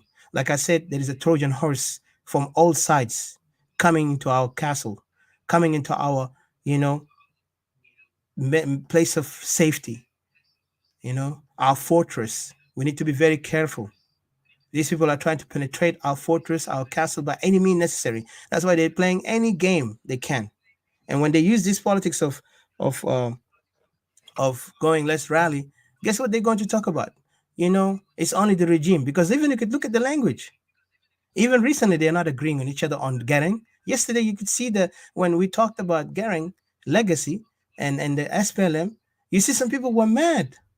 They went out there and they used the same people who used to mock Equatorian, like, why you want to separate? You cannot separate. And you guys just need a hug for Equatorian. Equatorian forget everything because they're angry. Like they're mocking even our self-determination that we are calling for. We were not part of this hell hole called South Sudan today. We were called Equatorians. We were known as Latu Enclave. And we will make sure that we return back that power back to our people. Today, even Russia, right now, under Putin, he's trying to reclaim back his Soviet Union. Okay? If you look at the fight he's fighting with Ukraine, it's not about because he's actually intimidated by US. He's trying to reclaim the cities that fallen. Equatoria never even took anybody's land, but we had a legacy. We stood against time, against many people, against enemies that came outside, from outside to inside. We stopped them. We had weak elements within us. We have stopped them also. So let us not allow the weak elements today to challenge us in our true identity as Equatorian, our true freedom that we are looking for. To be free as an Equatorian, you need to speak for Equatoria, speak as an Equatorian. Don't be shy, don't be afraid. If any political party would try to silence your voice so you cannot speak as an Equatorian, then that political party is an enemy. If that political parties are not respecting your right, and we have seen them, they divided, and now they want to say, let's come and rally together for this DC, whatever. What are they doing? They're playing game. You don't know what is hidden behind it. John Garang, the same thing, say, come together, let's all fight as South Sudanese against this regime of the North. And then when he goes to the North, we are all fighting for the new Sudan. Do you know what the game is? Today we are paying the price of that because we were naive to follow. Let us not follow something because it sounds good. Let's question it. The only thing that is unquestionable and is real and genuine is Equatoria. Once your land is safe, protected, and secure, then you could say, yes, I know for sure Equatoria it worth everything. It's a price that cannot be paid or sold. This is something you cannot buy or sell it. But when they're trying to diffuse your name, trying to silence you, trying to make like we are South Sudanese, first of all, I'm not South Sudanese. South Sudan belongs to those people who ran from the south, from the north, because they are Sudanese, but we're not. They ran because of slavery. If you look at the history of Upper Nile, majority of them, they were not from the south. They ran from there. Even you could see them today, they are fighting each other because they have a trauma that happened to them culturally. Equatorians have never been in that kind of situation to run. Instead, they were divided by territorial empires. They have to cut our countries, carve it into like many countries. They took some of our lands to Uganda, Congo, Central Africa, and Kenya for a purpose of dividing us or weaken us. But still, Equatoria still hold their ground, especially Equatoria in the south, in the part of Sudan. We are the strongest among all our other brethren in Kenya, Congo, because we still have loyalty and patriotism. We are more patriotic about our identity, about our existence, than those who are back there home, because there they have been mingled with those cultures. They forgot their self. They forgot that they did that to them so they can destroy them, and they did. That's why you see to them, they're over there. They are living in a confusion culture, a culture that does not progress. The only progression is that living the life of like, there is no tomorrow, but everything there is a tomorrow. That's why you see the West progressing, because they always think about tomorrow. They build for tomorrow. They don't build for today. Yes, they build it here, but actually it's for tomorrow. Doesn't mean that they have to neglect today. They focus on tomorrow as the progress for them to be in the top, because they don't want to see their enemies destroy them. So I don't want to go far, but let us think about this, and let's be careful of these people who are trying to call us out, to gum with them, because they are the same people who mocked us, say, you know what, if you guys, like, if there is few people, I'm not going to come out there because it's waste time. Imagine, even the few people of Equatorian who were out there made a lot of difference. We made a lot of difference for our people, because today the voices of Equatoria are known. Today you could see all of these clowns are talking about separation, even though they don't like it. They talk about it in a negative way. They talk about us in a negative way because they see us, we are dangerous to them. You know why? They hate the idea. They hate the idea. But we will stand our ground. As Equatorians, let us not fall for such thing called rally for them, because they are rallying for South Sudan. And we don't want to fail our case as Equatorian, because Equatoria case is bigger and important. Trust me, Equatoria have more power to be a nation among all the people in South Sudan than other regions, because Equatoria have that power. We already been part. We have a history that can support us. We also have the community and the culture and all the evidence that can be collected, even the incidents that happened to our people, the murder, the targeting killing, that those of the Dinka tribe are coming to us to eliminate our people is already documented. So you're going out there, you're just putting yourself failure. Last time we went for Ayo went in, and Equatorian is still suffering. Equatorians still crying, Equatorian looking for a leader, Equatorians still confused, and now we see another's coming to play us as we are all one. And they call themselves opposition, and yet they divide themselves into two type of opposition, 1 and 2, which is ridiculous. We cannot be 1 and 2, and yet they will act like, oh, we are all united. They're not. If you guys divided and then you accuse other person that he's tribalist, even you're the one who instigating that this Equatorian gentleman is actually anti-Dinka, that means you are not united. You are not for the good of Equatorians. Just to accuse someone he's anti-Dinka. And he never spoke about anti-Dinka. He never spoke even for separation, but yet you're the one who creating this false notion that he is separatist like us. And what we are calling for separation, it's not anti-Dinka, it's anti-injustice, it's anti-crime, anti-occupation, anti-tribalism, anti-SPLM. Those are the things that we are worried and we want. Even the economic failure that is going on in South Sudan. So we know what we're fighting for, and we have a case. If we want to make our rally, we make it our own, Equatorians only, because we want to show this is who we are. Let the world know Equatoria. Let them not know South Sudan. South Sudan is dead.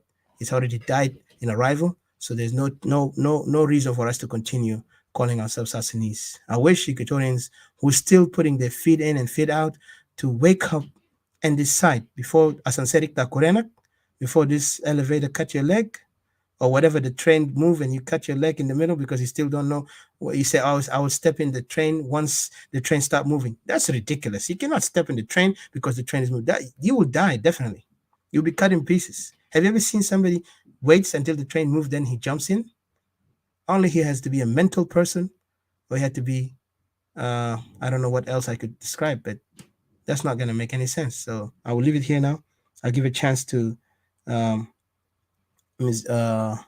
think Mr. CJ or Mr. Robert, if you're there, please go ahead. But I just wanted to make sure that this rally, we have to be very careful on this rally that they are trying to promote. We will not accept that rally. Equatorians, if you're a nationalist, abstain from it. Do not even join it. Do not even be part of it, because this talk about South Sudan, we are Equatorian. And let them know the country is already divided, so let us be our own. So go ahead. Mr. CJ, are you there? Yes, please. Go ahead, sir. Yes, sir. All right. Oh, sorry for delaying anyhow. Thanks a lot, Hello, ladies and gentlemen, brothers and sisters, fellow countrymen. This is CJ. My greetings to you guys, Dishes and Brother Robert, Brother James, and Jay, as well as Lily and Cristiano. Appreciate and all who are watching us, and as well as you. Yes. Well, yeah, indeed, what you have brought up is really the truth, the reality that we're living. We've been living ever since as Equatorians. I would like to pray for those of us, our loved ones who have lost their lives in our home country of Equatoria, where people are suffering day and night, in slaughtered, killed, rape, and all that. That God may be with them and help protect them. And the situation that we have been going through these situations is really sad and tragic. Yeah, let me get to your topics. Indeed, when it comes to your topics, for Great Equatoria Perplexity and the many Trojan-Horses, well, that is exactly the truth that we're living. Yeah, of course, we know the story very well, the story of Trojans. Of course, there were people who were actually the native foreign inhabitants of Troy, a country named Troy, of course. The Trojans were people that live in the city, of course, the state of Troy, on the coast of Turkey. But then the Sea, Aegean Sea, That means, around the 12th century and 13th BC. Yeah, the history, if for those who might have come across it, the story is well known. How come about those people later on, after, the city, of course, were having higher walls and very, very well arms, with these people inside and all that, the ancient time, people used to have a long wall like, today's wall between Israel's and the Arabs. Yeah, it was meaningful, but later on, of course, the enemies, managed, but means let's say the invaders managed to get in and destroy the city after all. Well, that is exactly our story, guys, ladies and gentlemen, particularly Equatorians people, wherever you are, in South Sudan and worldwide. So when I look to this history of our country, of Equatoria itself, it is indeed same story that we are now going through. If I could recall in the early days around 70s, how those so-called Dinkas have managed to sneak themselves, time after time, how they managed to sneak themselves and penetrate the city, get in there later on. But by then, Equatoria was not that easy for somebody to get in. There was law and order. Everything was in order in this place. Whoever violates, whoever went on violence using any kind of violence, he will of course be automatically comforted by the law and orders, including the civil courts. Also they were there. I could remember people like Andrea, who used really most of the time, when the Dinkas used to come in and to Equatoria and do all these kind of rubbish, they're always being brought up. So to an extent that,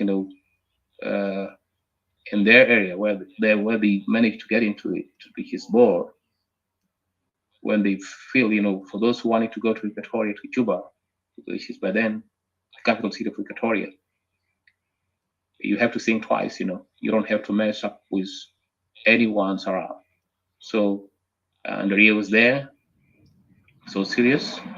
Whoever messed with Equatoria by the time will have to force all those things. So again, time went over, and yet, we could see those people start killing innocent civilians along the way, of course. And then comes the time of Nimeri, of course.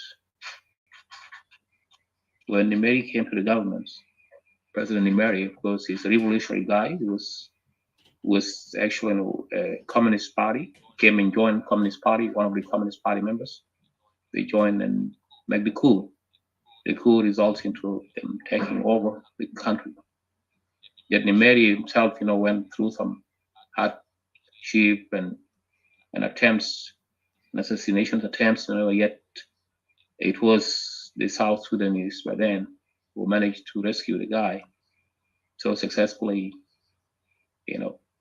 So by the time you could see the country of Sudan, majority of us imagine that, you wouldn't have imagined majority of the army forces were black.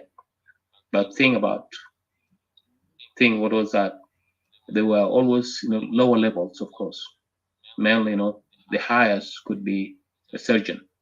That was a surgeon or drill surgeon or all that, that was the positions. But we were there completely.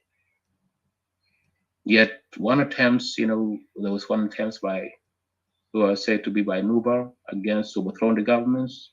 They were, of course, called racist and all that. And it was really not easy.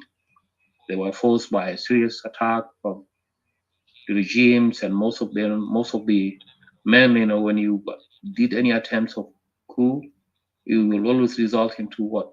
Killing all these gangsters, the ring leaders and all that.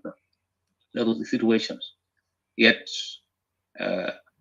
as black majority, hopelessly, we were unable to do anything. For years, for all these years, not until when, of course, we got the self-autonomy.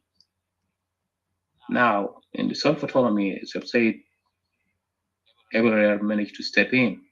That was when it was in a similar way of how the Trojans, the story of Trojans, this guy came in and started working all these things, pretending that they're Southerners and they're Equatorians, they're fighting side by side with us, they are our brothers and all that. Then look out, the result was a setback.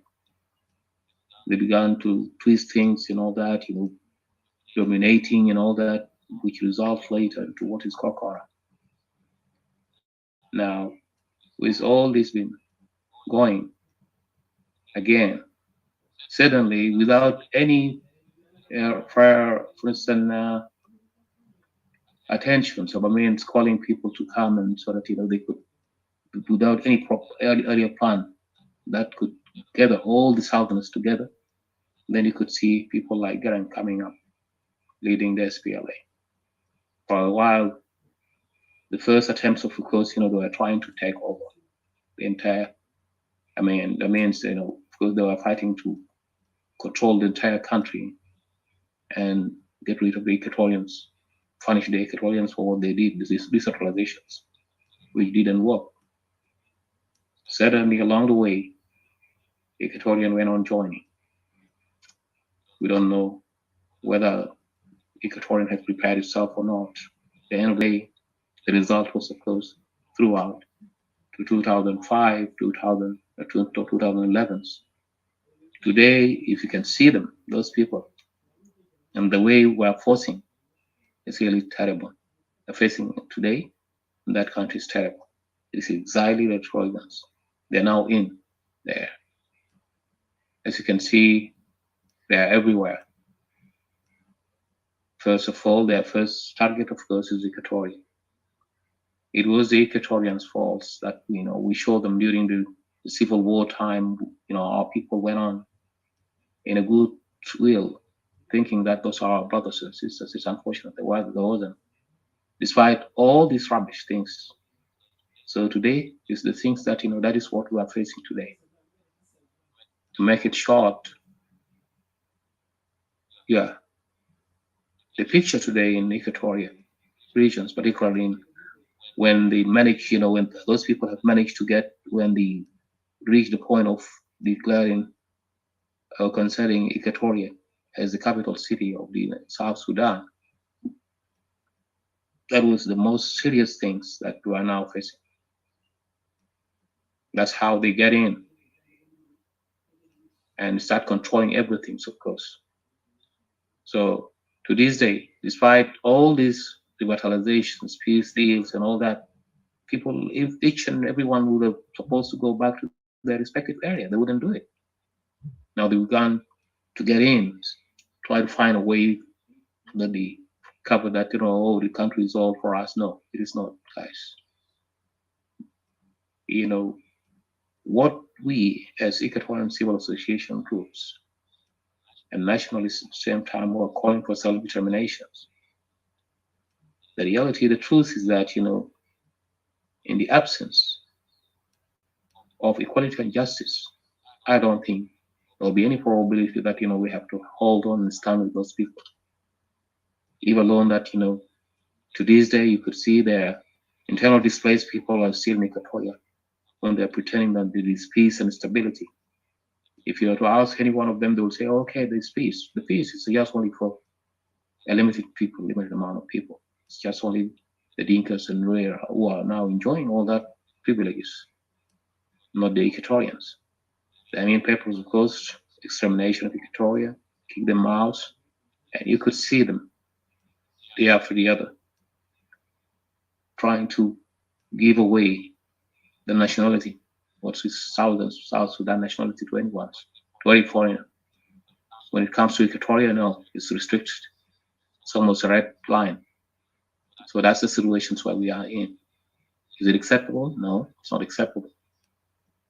Yeah, it's a sad thing. for us Equatorians who kept on looking at that situations. We are in this situation of the Trojan-Horses, where there are more money down there. They're all over. There are those who pretend that, oh no, they are innocent. No, they're all of them. They're the same. So for me, I like the lady that says, I want to say that, when he was asked, of course, when he was about asked to rent his house to one of those elements, she went on rejecting, saying, no, where are you from? He says, no, I'm not a Dinka. And he says, no, you are all look alike. Come on. Now we don't know about that, but we know you're all the same. I'm proud. That's reality. So Equatorians need to wake up and stand and do everything in their power to let the people out of their clans and areas. Because after all, their intentions clear. Their intentions are clear. So unless we stand firm, there won't be any probability of Equatoria standing. So it is for us and for generations, our youngsters as well as the generation to come. This is going to be a war that will have no ends. Don't you buy what's so-called all together? No, we're not together, guys. We're not all together. The way how things are going in that country today, where you could see two tribes elements, they are pretending that they're big tribes. The third in line will be Shuluk, without even looking to Equatoria. That means most of the time we're ignored. So the good news is, the God of Israel and the God of the universe, is most of the time whenever we feel, it's always standing with us, whatever we do, despite our weakness as Equatorians. Our weakness before all those guys, as you can see, we're always in conflicts. Yet looking to those people, they are very serious. They're determined. So it is for us Equatorians to stand and say, enough is enough. It is now time. The only thing, one thing that, I feel concerned about is that, the major points, our land, of course. Secondly, our languages, tradition, heritage has to stand. Whoever comes and start targeting our unifications as Equatoria, or unity as Equatoria, we're one family, as says Didi and the others before. There's no doubt, we're one family, guys. So as a family, we need to stand. There are conditions whereby we'll find ourselves divided, but division shouldn't cause you any problems. You should always come and look to the big picture, not the other way around. Because after all, despite your divisions, remember that, as family, when there's divisions, in time of death, in time of need, you're always together. You're always side by side. So this is the way how we look to Equatoria. If you're an Equatorian out there, you need to come up and stand for your people. Because what is going on in our country today is like this horse. And with the kings, those people were so wise. When they were unable to penetrate the history of the Trojans, when they were unable to penetrate this city, what they do is that, they brought their horse after a long dispute and fight, which results into a failure. And then this says, they went on giving a gift to the other side, trying to give a gift, because in the 12th century, that is the way how things were working. You can give a present to someone. Then one of those people of Trojans, they went on giving, the Greeks, went on giving the gift to the others. And then they went in, give it to those people. Those people got it, though they were intending to burn it, yet there were conflicts among them. The city, those who are in the Troy city, they say, it's okay, let it brought it in. When they get it in, to the palace, of course, to that city, and then look out, what happens. Later on, they went on spreading all. When all those people are drunk, they wait for that. They were celebrating those celebrations, then after the ghetto, and start killing those people.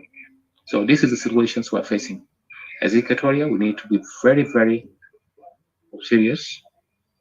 Very, we need to be wise enough to understand the tactics of those people. Now, in the Facebook, as you can see, day after the other, people seems to be bringing people to unifications. This is not unifications. Don't you get deceived. You are the targets.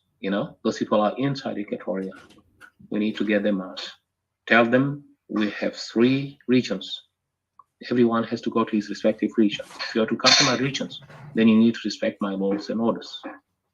And we need to see that, that army, also called secession facility and the collective army, is yet under the ongoing situations.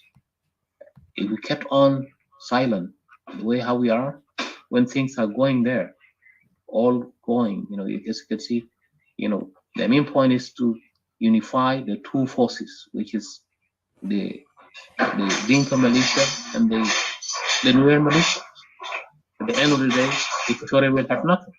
If at all, people like NAS were to come in and be joined. Remember, look at your rates, how much, look at your percentage.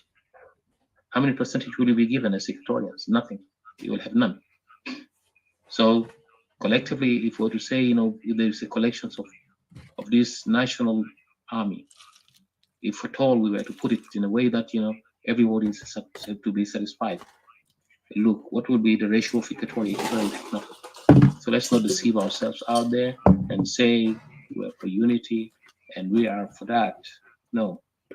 What we know is that, the way out, there are 2 ways for our separations. Of course, through referendum or the other way around. So at this particular time, every Equatorians need to understand that we are in danger. Leave alone that, there were some article that was being brought up today, if I'm not mistaken, about the situation of South Sudan. South Sudan is under war in a war. South Sudan has been in a war for a long time, for all these periods since 2013. Equatoria has been targeted in 2016, killed, displaced in millions and all that. So the war is there. It's Equatoria. We are now in self-defense. Every Equatoria. The way how it works in America with the terrorists, Remember, America was under threat some years ago. Yet they decide to come up with an articles in their constitutions, which is probably, they came up and says, everyone has a right to arm. That is in articles within the American constitutions. When people went all over arms, we didn't see any longer any terrorists that could go around and assassinate people. So Equatoria, you need to have this example. You need to stand for that, whatever you are. Because we can't keep looking to those people kicking us from time to time, displacing us, murdering us, hanging us up. Imagine all these tactics. And then they can come tomorrow and say, oh, we are brothers. No, nonsense. Or unity. So to this end, guys, let me yell back. Thank you, Rika, for the chance. Again, I'll be more than happy to answer any questions if at all any of you have that. Thank you. Just give the chance to the next speaker, please. Didi? Hello? Take over, Didi. Okay. Am I here? Yes, I can hear you. I all right, I'm sorry. All right, thank you. Thank you. I think thank you so much, Steve, for all the input, the brilliant input you put in. I think I'll give the chance to Robert right now. Robert, welcome. Hello. Yes, hello, Robert. How are you? Welcome. I hope my voice is clear. Yes, you're clear. We can hear you. All right. The first thing I wanted to say is I just need 2 hours to talk. Go ahead. Is that granted? Yes. 2 hours? Yeah. Go ahead. All right. Thank you. Thank you, our young sister or daughter, Didi, CJ, Odosi, and Jay, and of course, Mr. James Dongolawe. Well, this is a very crucial point that you have brought up, as always. Let me go straight away to the problem in South Sudan. Of course, which is actually SPLM. It's truly that, SPLM is a Trojan horse that concealed themselves into the issues Southern Sudanese by then complained against Khartoum. And those complaints were based on things like federalism. However, this federalism now has not been materialized in South Sudan.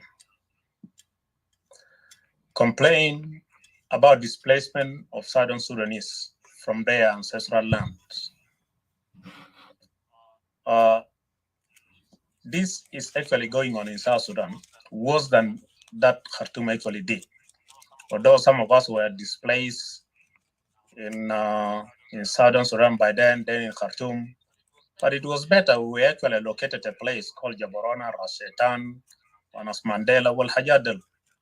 That was much better. Now, the displacement in South Sudan cannot even allocate for you Rashetan. And that is a tragedy. People are instead displaced and kicked away from their ancestral lands to go to other countries that they believe those people belong to those countries. Lands are also now legally allocated to people that the lands don't actually belong to. Domination of top military positions. That was another complaint. Now look at the South Sudan. Who are those dominating military top positions? And of course, I don't want to let you ask me or ask me to say who are those dominating, And religious persecution of Christians. People might say, actually, maybe South Sudanese now are free to practice their religion. But incidents have actually happened, especially when those people in, I think, in the area of Western Equatoria or Lanya, when people were forced to drink alcohol and people were raped, the church members, they were beaten. That is a religious persecution. And of course, we have seen also the worst to the extent that a bishop-elect, an Italian, was shot.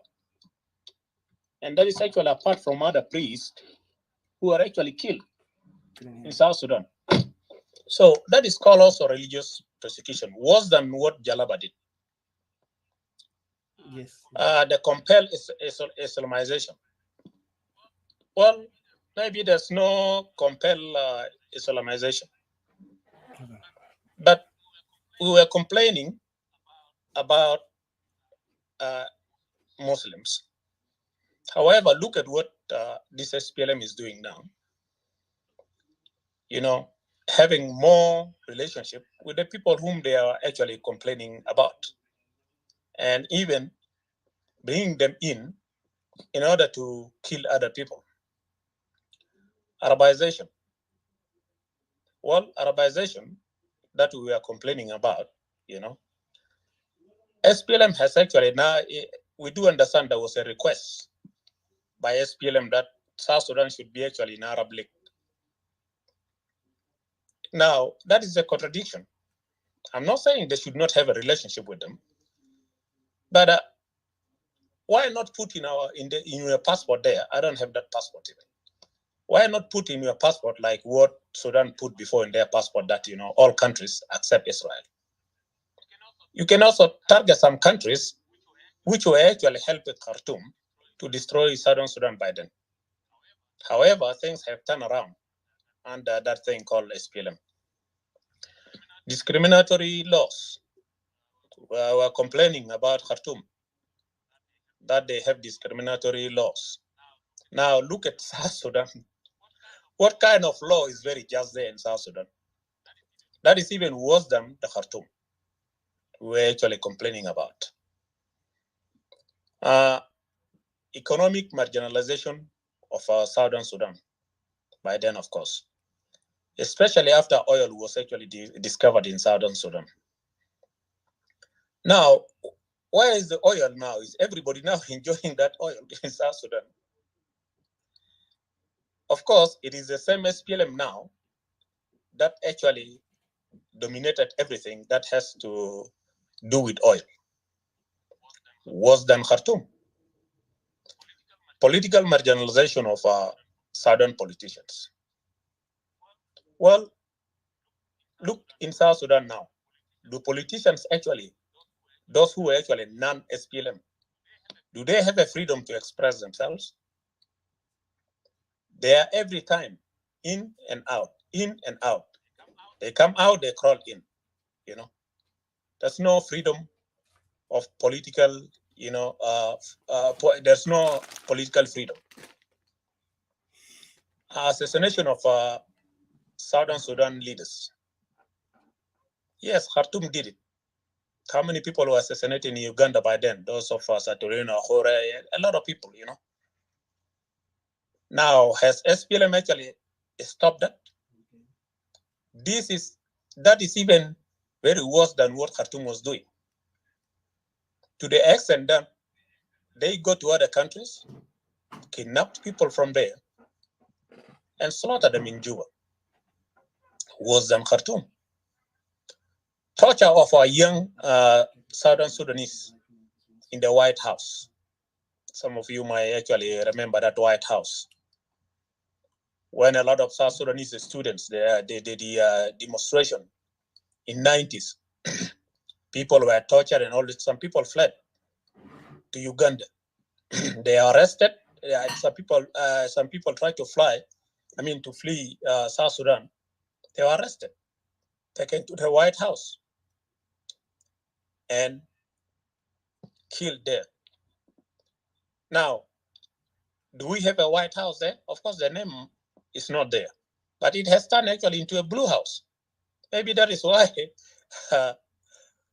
Museveni is saying we are blue people. So because of that blue house. So agreements shredded, in which one of the most notorious politicians, called Abel Aliar, wrote a book that, too many agreements dishonored. Now, let me say agreements shredded. These were the complaints that we are talking about. Now, how many agreements are shredded in South Sudan? Now, of course, several. Theft of Southern Sudan natural resources. Now, is it not going on in South Sudan? Have we stopped that? Of course, SPLM truly came under wolf skin, and they're the one now enjoying those natural resources of South Sudan.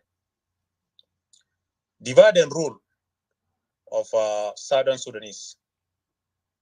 Now, are we united? It has even become very worse because people are divided based on tribal lines. Some tribes thinking they are the first class. And Dr. Luca Byung talked about that. I don't want to go there, but that is the reality. Domination of the state TVs that we are complaining about Khartoum. Southern Sudanese were not allowed, to practice their culture or, to practice their identity into national TVs. Now look into South Sudan. They are national TV. Have you seen everybody participating there? And of course, you are seeing people speaking in their own language, expecting other people or the whole nation to understand it or speak it. That was the complaint we were complaining about against Khartoum. Of course, Jonglei Canal. That was one of the complaints that people claim that, we rebel because of Jonglei Canal. Well, there are rumors that, that thing may resume. And to me, let it resume so that the people who are fleeing actually the flood, okay, can also be secured in their own place. Northern militias killing Southern Sudanese. Now, how many militias do we have in South Sudan? Tribal militias. What are they doing? We have seen what happened in 2013. Let me ask you a question. Which of the above is now addressed by the SPLA? And of course, I don't want you to answer. You can answer it within yourself, digest. Then tomorrow you can also come and speak your mind. Realistically speaking, SPLA or SPLA came really in a wolf skin and has exposed herself to now South Sudan to the maximum. And it is this SPLM now taking South Sudanese back, continuing the wars of all tribal wars. As for those who call themselves opposition groups, to me, they have failed to unite themselves under one capable leader against their common enemy. And their future is very blurry. It's very dark because of that. People are just pretending like they are doing something, but in reality, it may take them centuries and centuries if they cannot understand the importance of unity in order to push that SPLM leadership out. But of course, we have also some oppositions who are using the same name. Of course, the last name of SPLM is mostly in some of the oppositions. So that actually gives us a hint that these people know what they are doing and what actually took them to the bushes of South Sudan. When it comes to fellow Equatorians, following people waging mostly war in Equatoria, and after appeased, ignoring Equatoria concerns as a region, those people are mostly dangerous individuals against Equatoria. And they're even the worst people. Equatoria might actually have a bleak future too, if those who call themselves opposition or separatists are not able to come together and stand tall. Please stop tribalism and divisive speeches against fellow Equatorians. Whether you are separatist or you are unionist, we all have a common ground as Equatorians because blood is thicker than water. However, it is actually a non-plus to me. It is not a surprise at all because people have inherited that mentality that they are better than other Equatorians, which is why I'm much concerned about a good number of Equatorians who once, called themselves separatists, but have been mobilized by some people who think they are better than, the current Equatoria separatists. They only call themselves separatists if they are cornered by some of those who call themselves political heroes or heroes. Don't get me wrong here, or don't misinterpret that Ogede doesn't want us to go to other forums. My own view might be different from you. You can go to any room or any stream yet show and hear what people are talking about, but know who you are. If you don't know yourself, then nobody will tell you that you are this, because this is not the world of South Sudanese now in which somebody can tell you that no, you're a good person, you are this, you can do this. No, it is all about competition. Go there to any forum, including those insulting you, but know yourself. About the rally that Etika has actually stated, I have not actually heard about that rally, but yes, most of us in the Western world have staged rallies before and signed petitions against the former rulers in Khartoum. But what have we gained from those rallies? Only death, division, occupation, and so on.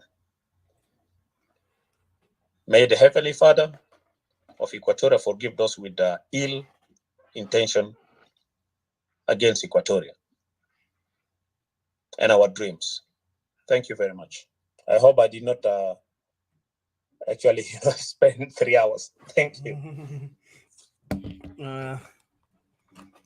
Thank you. Hold on. Let me shoot. Hold on, guys. Just give me a second.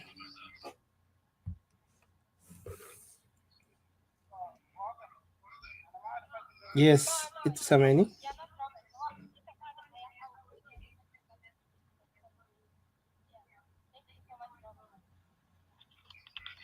Okay. اتفضل.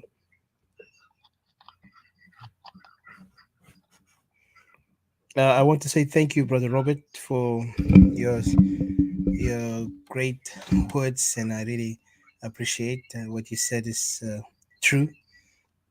And I agree with you on all points.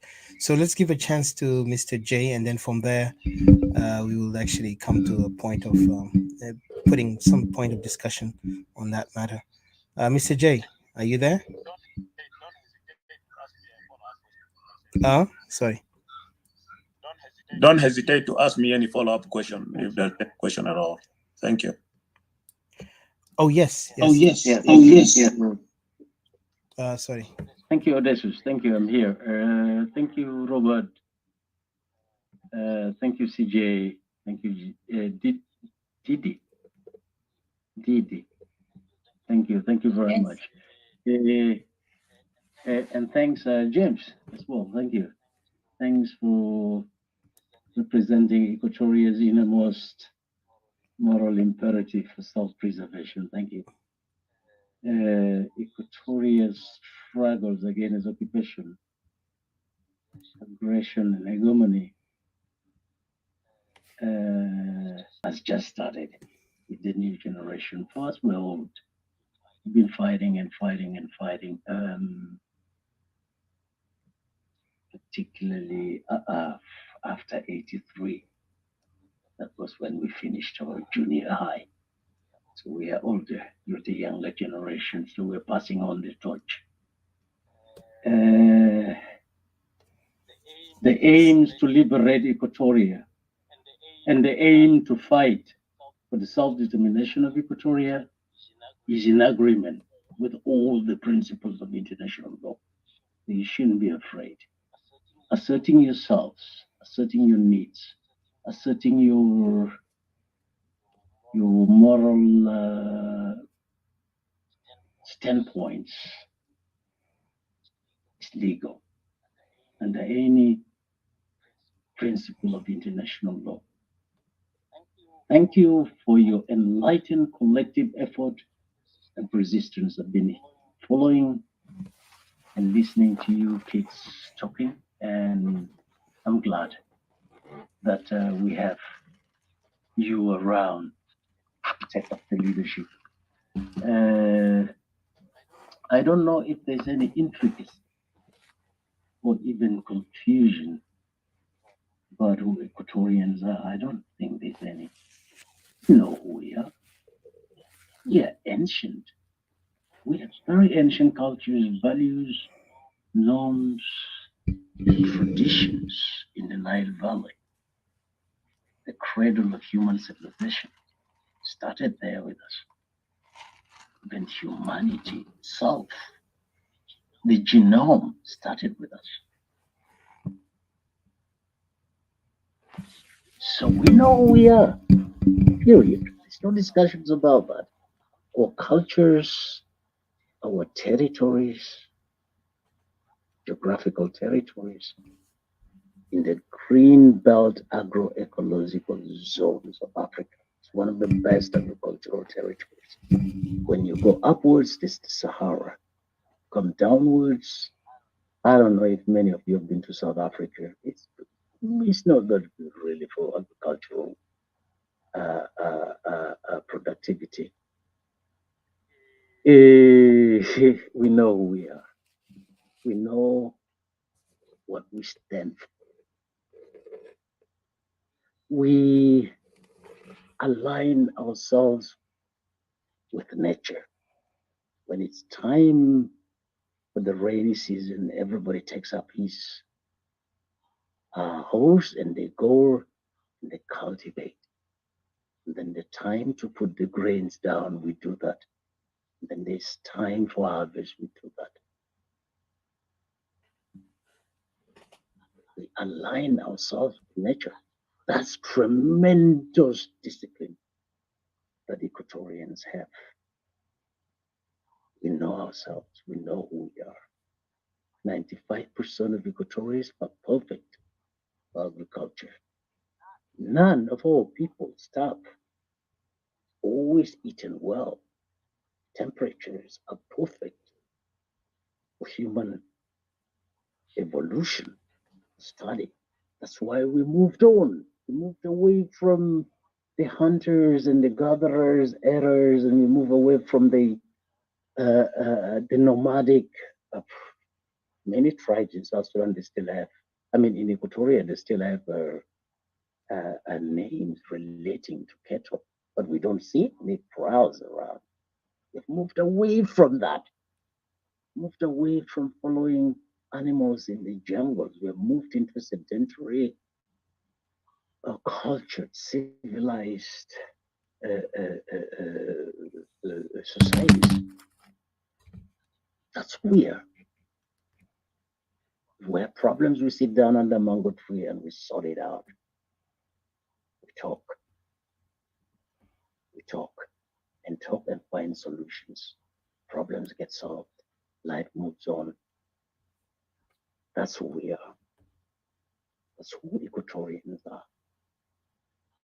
We are the peace that the world is seeking for. We already found it. It was inbuilt into our cultural fabric already. Criminality. Believe me. Didn't even have thieves stealing food. Goats, cattle, chicken. Because everybody has his own. See? That's that. So the topic relating the intricacy and the confusion, I will bypass that by now. Concerning the subversive groups, supporters of the enemy, part of us engaged in espionage and sabotage, the enemy within us, the enemy in our midst, the traitors, the fifth columnist. Believe me, even during the Anyanya liberation period, the time I was born, 72, 73, I think, these people were already there. They've always been people who side for some reason, for one reason or the other. They side with the enemy. They engage in all these sabotage and espionage and traitor activities. But the best thing you can do is to rise above that. They're always going to be there. You're not going to avoid them, but you rise above that. You stick to your objectives and move on. I was born in a very difficult period of time where trivial human variations are used as yardstick for social differentiation. They were also used to construct social inequalities and stratification, whereby different social groups were ranked higher or lower, worthy or not, in the process of distributing not only justice, rights, and social goods, but also your survival. Some say it was done out of ignorance. Others believed it was intentional. Others, some believe it was laid down a long time ago, but we didn't see it coming. But the main reason was to subjugate us, to subjugate the Equatorians. The idea was first to subjugate or to regain long lost territories. Because when the Arabs moved into Africa in 6th century, between 6th and 7th century, they pushed a lot of those tribes southwards. And there was an attempt by John Garang to regain those territories back, to regain that glory, to regain it back, to take it back from the Arabs,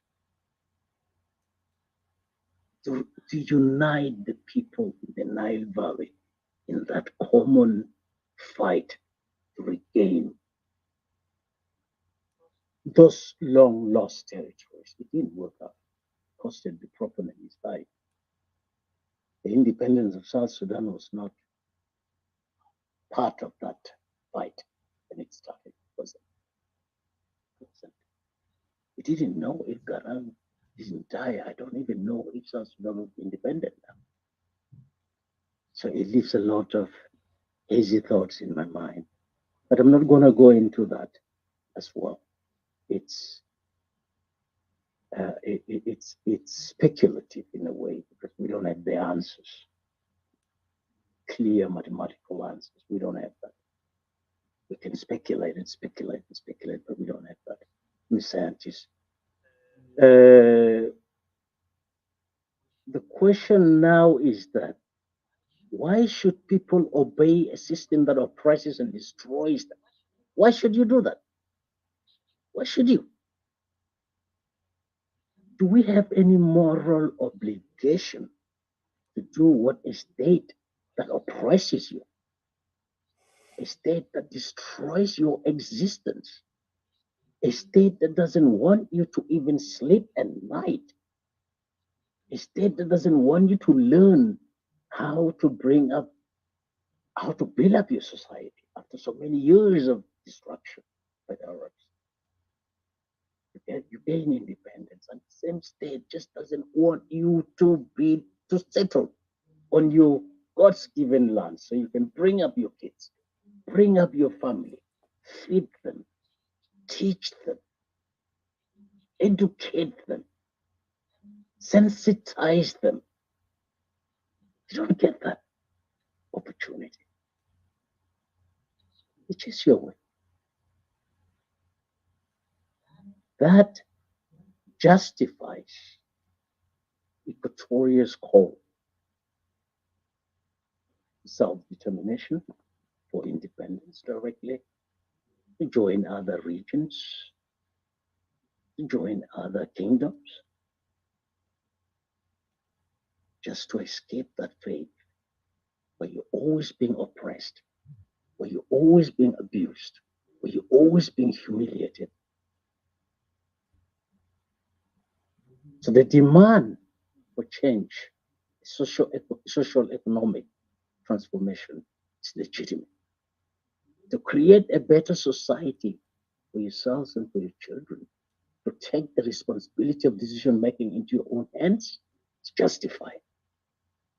It's justified.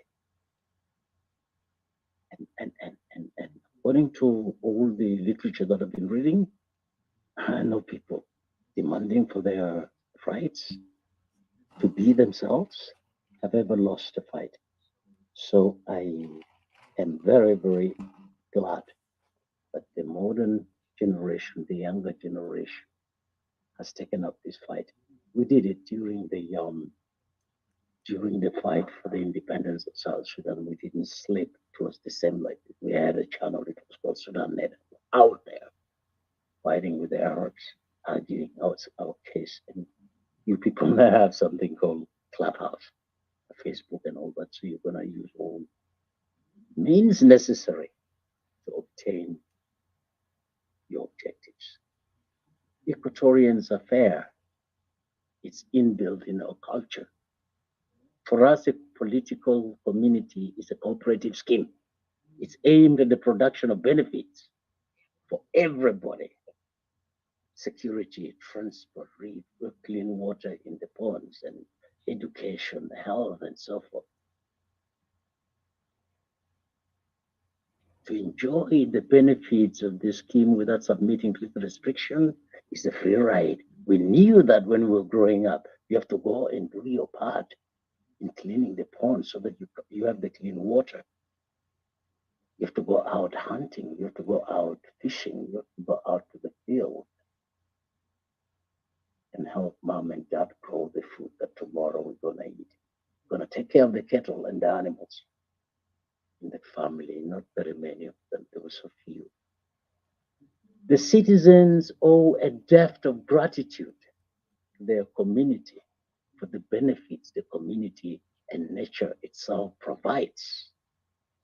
This debt is owed regardless, and it is repaid through obedience to the community's norms and rules. It was inbuilt in our cultures. We didn't need a European and Arab to come and tell us that. We already have it.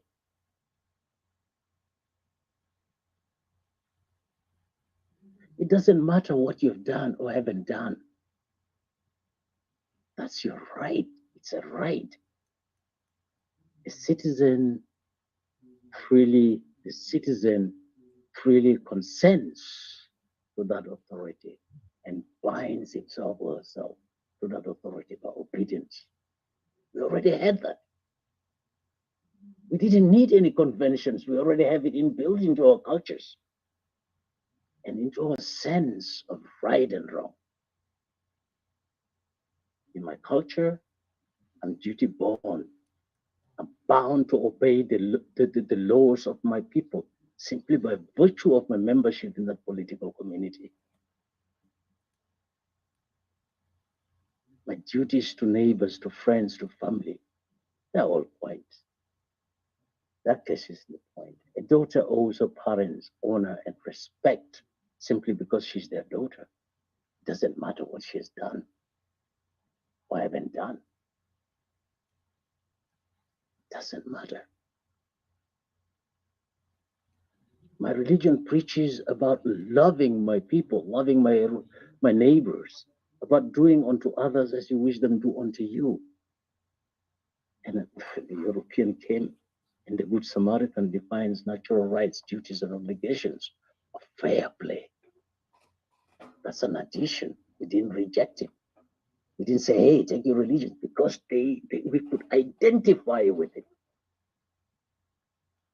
Not with the guns, not with the exploitation of our natural resources or our manpower. That we disagreed with. But some of the things we agreed with, education, we agreed with that. We took it upon ourselves. We love schools. But to be able to go to school, you have to be able to sleep at night. You need that peace. To be able to go and teach, you need to be able to sleep at night. You need to be able to have that rest, to restitute, to read, to study, to pray, to talk to your people. If that was taken away with us overnight,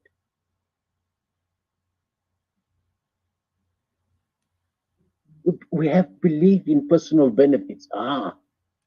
That's your personal benefits. It's your right. We acknowledge that. We also acknowledge social benefit that benefits everything. We acknowledge that. It was inbuilt in our countries. Principles of benevolence. Help those in need, but don't hurt them. It was inbuilt in our cultures. Principles of paternalism, assisting others who cannot assist themselves. It was inbuilt in our cultures. Doing no harm to others was inbuilt in our cultures. Principles of honesty, don't deceive others. It was inbuilt in our cultures in Equatoria. Lawfulness, following the law, was inbuilt in our cultures. Principles of autonomy. I'm not going to go dancing today. I'm just going to sleep. That's my autonomy. It was inbuilt in our cultures. Principles of justice. That's her rights, his rights. The process, the due process. Under that mango tree where we sit and we talk. It was built in our social fabric. Fair compensation sometimes. And fair distribution of benefits was inbuilt in our cultures. The principle of human rights itself was inbuilt in our cultures.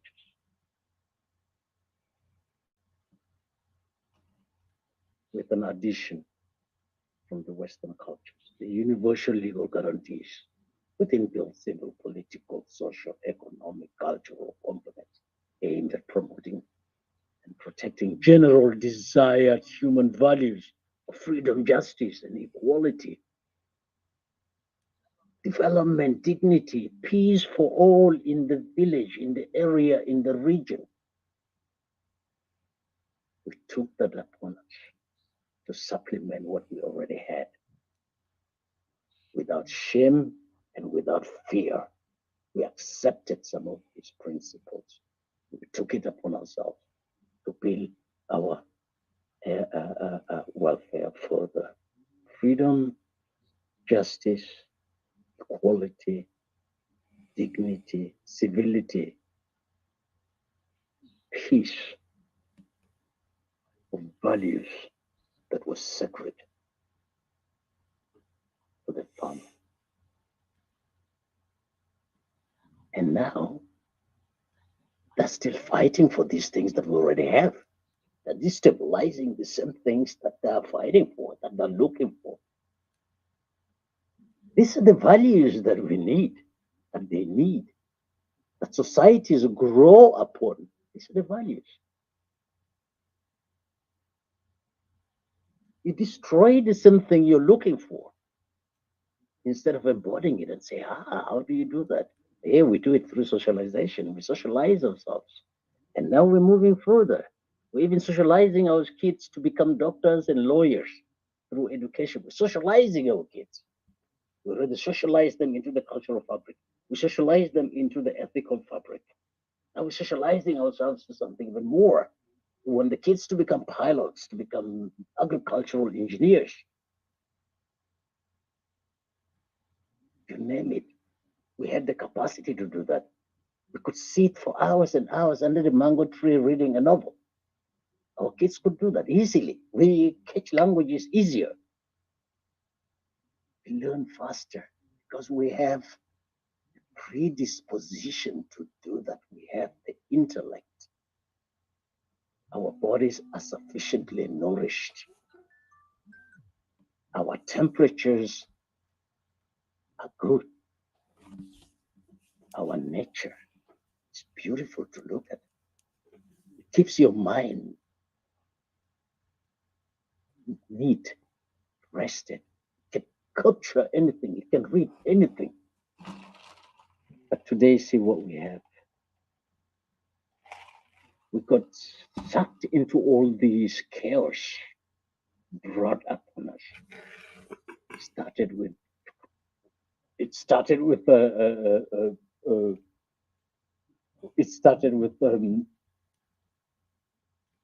I don't want to say it started with slavery, basically, followed by colonialism, and then the neo-colonialism from there. And now this occupation from people, we thought, I think we could find some arrangement out so that we could coexist. Until now, we couldn't. And now see what we have. Violent armed conflicts, immense human insecurity, suffering and displacement and prostitution, severe food insecurity, failure to disarm, people who have carried sophisticated weapons. We don't even know where they got them from. We see refugee crisis, failures in administration and justice, and even in the customary law that we used to have. It has all become inconsistent. Even in the regulation of justice, which we used to do under that mango tree, is no longer possible. Legislation and oversight. We could not ensure civic, political, even social, economic, and cultural rights anymore. We could not diversify even the media. The rule of law disappeared. Protection of children disappeared. The decentralization of decision making, so that we can learn how to do things, disappeared. Everything is done in Juba. Even representatives you elect, they're taken out with a decree. Oh, we elected him. Oh, the president took him out. But why? Employment rights, human resource and skills development become tribalized. Meritology, even in employment, meritology. Right man in the right place. It's tribalized. Forestry, abused, exploited. Industry, nothing coming out. The environment is completely kaput. Education is even worse affected. Kids are on the run all the time. They're on the run. And most of them are settled in the neighboring countries, being educated by curriculum of foreign countries. Some are in Kenya, some in Uganda, some in Zaire, some in Egypt, Ethiopia. Different curriculum. Curriculum is supposed to equalize, it's supposed to create a level field of understanding of the world around us. Now, are these kids going to relate to each other? I don't know. Health. I don't know. We can't even live to be almost 60 years old. High maternal mortality ratios, high under 5 mortality rates, higher rates, morbidities and mortalities due to even simple diseases like malaria and tuberculosis that could be easily controlled. Power is, electricity is not even there. Infrastructure, you spend 4 hours to travel 100 kilometers. Elections, forget about it. And I'm not even going to the political rights. I'll leave that for another time. The civil liberties that we're supposed to enjoy. I'll go into that. The process of democratization itself is not there. And this is supposed to be what creates the mutual trust and respect between the government and the citizens. It's finished. It's not there. The government will treat the citizens or the states or the counties equally, but segregated all the time.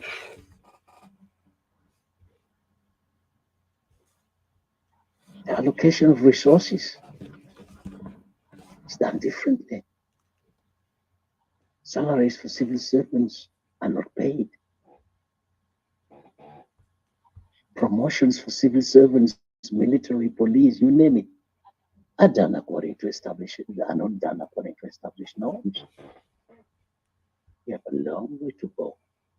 So you kids need to start revising the key human rights terminologies. You need to start revising that. You need to start attaining a deep understanding of social indicators so that you can use it in your arguments.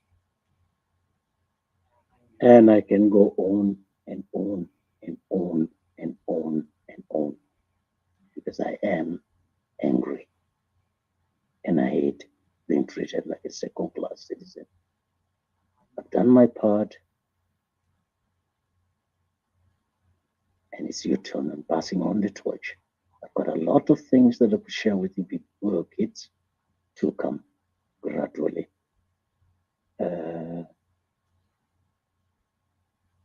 Thank you. Thank you. All right, thank you. Wow.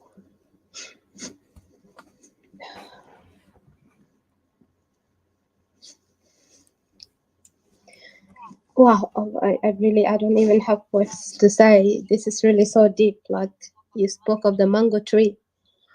I feel like we right now, like we're sitting all under this. Sorry, spoke about people sitting under a tree. I felt like we're here sitting under a very big mango tree, and we listen to you talking. It took me way back even to Equatoria that I could not even have an idea what it looks like right now.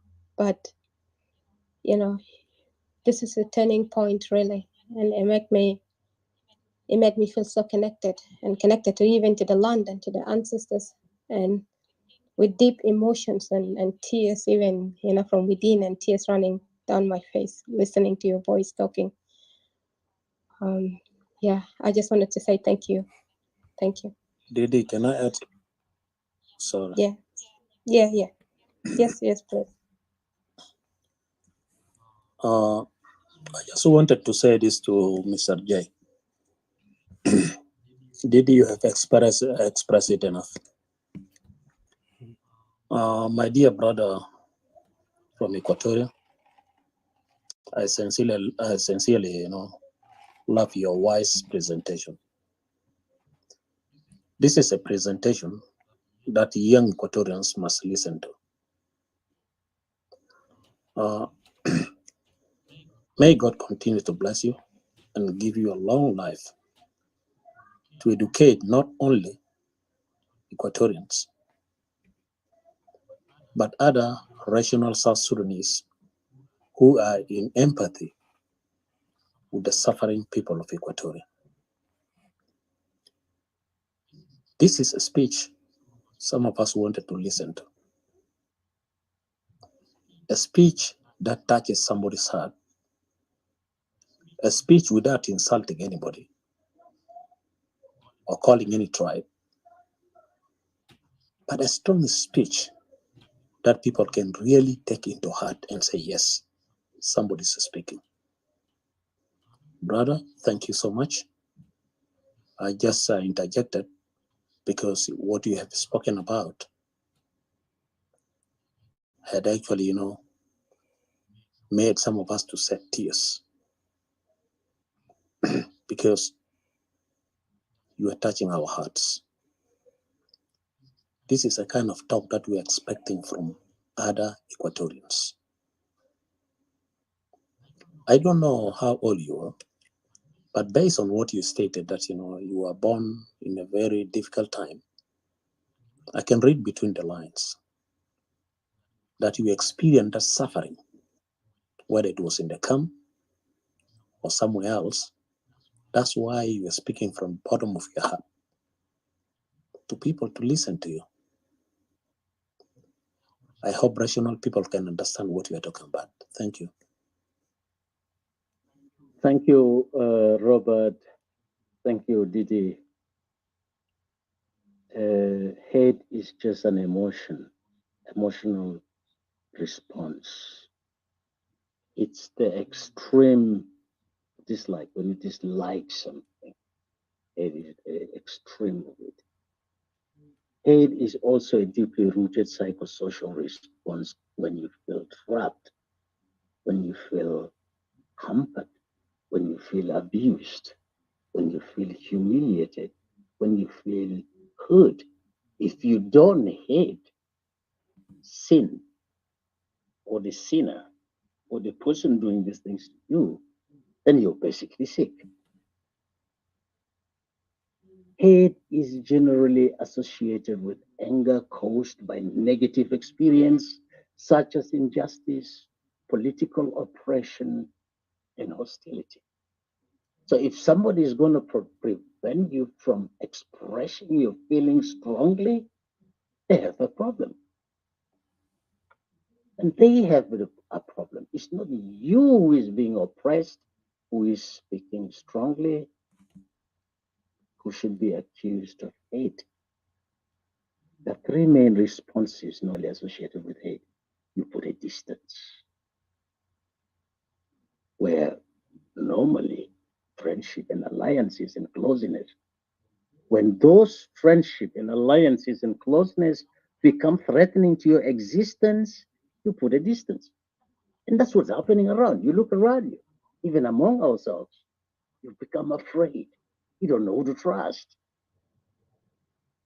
Equatorians become afraid of each other because you have some Equatorians who are working with the government, brothers, your own brothers, working with the government. The government takes them in.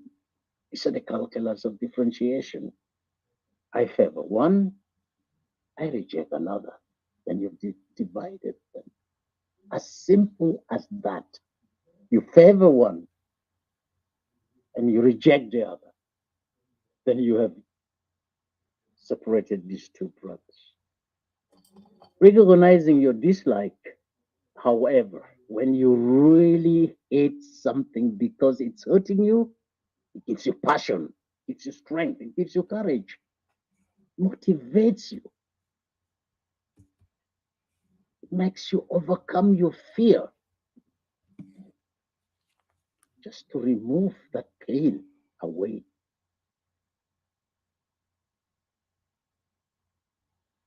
It might also result in the devaluation of previously valued subjects, objects, you name them, and devaluating. We also see that in social media, you see that.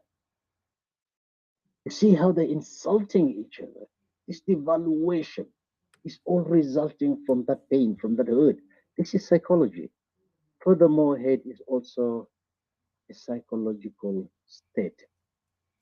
It holds the promise for you to be able to stand up and fight, so that you remove the source of that pain, that discontent, that suffering. You have to remove it out because you can continue on like that. It has to end so you can have a normal human existence.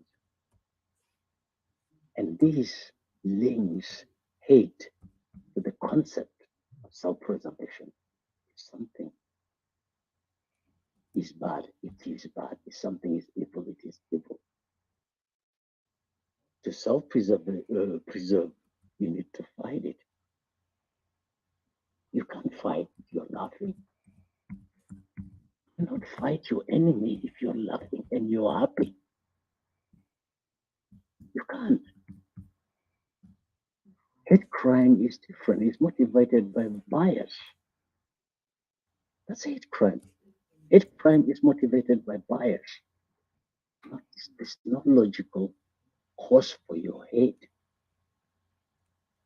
The struggle for the essence of Equatoria is not motivated by bias. Your suffering is real.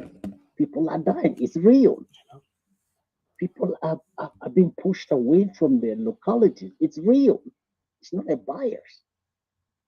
Kids are not going to school. It's real. People are dying prematurely. It's real. It's not a bias. So nobody should accuse you of hate because you speak strongly about what you like and what you don't like. Hate crimes are different. They normally target people because of their membership in some social groups and political affiliations and social class, some ethnicity, like what's happening in Juba what happened in Juba in 2013. That's hate.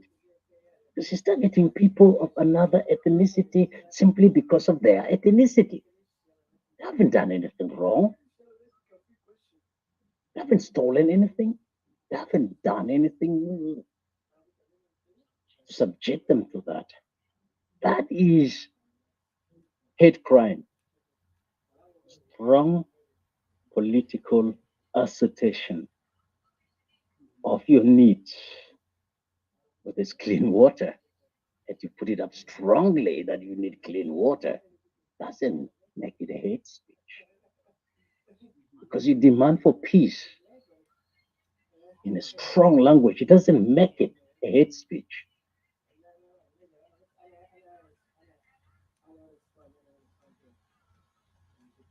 And you're not belittling anybody, you're not insulting anybody, you're not disparaging anybody or a group or an ethnicity simply because you're asking for your rights. Or you're asking to take responsibility of your life into your own hands so you can learn to provide for yourself.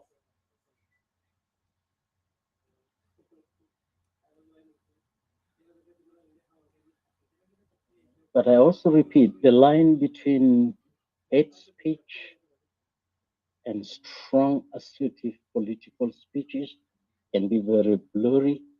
So it's up to you as an activist to find that line. And when you choose the side of objectivity, you normally don't go wrong when you're objective. To be objective means you have to do your homework, you have to do your research. Don't go out and just start bluffing. Make sure you do some research. Make sure that your thoughts is aligned with some existing theories or whatever you call them. Children are not born with hate. We're not born like this. It is constructed by circumstances that we found ourselves in. But we can also deconstruct it by doing the right thing.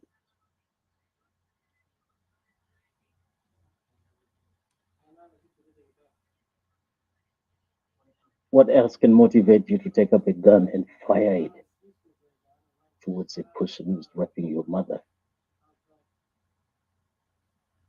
raping your sister, raping your wife in front of you? If you don't have the power to say, listen, I don't like this in a strong terms, somebody might understand it as hate. But that's what you have to do. You have to protect yourself. And it's one of the things that it's one of the weakness, ancient weakness of this person who grows stuff, this person who grows trees and food stuff, this person who grows things. He's not a murderer. He doesn't take things by force. He's ethical. We share that with the Jewish. They've been on the run for 2,000 years. From the time they left Egypt, they've been on the run until they put themselves together and win the state of Israel. And now who can fuck with them? Nothing. They have it all and protect themselves. Very tiny nation. surrounded by I don't know who, such and elephants, and I don't know what else surrounds Israel, but they can protect themselves. And they know how to make friends, good friends, committed friends, friends that can come to your rescue when you need them.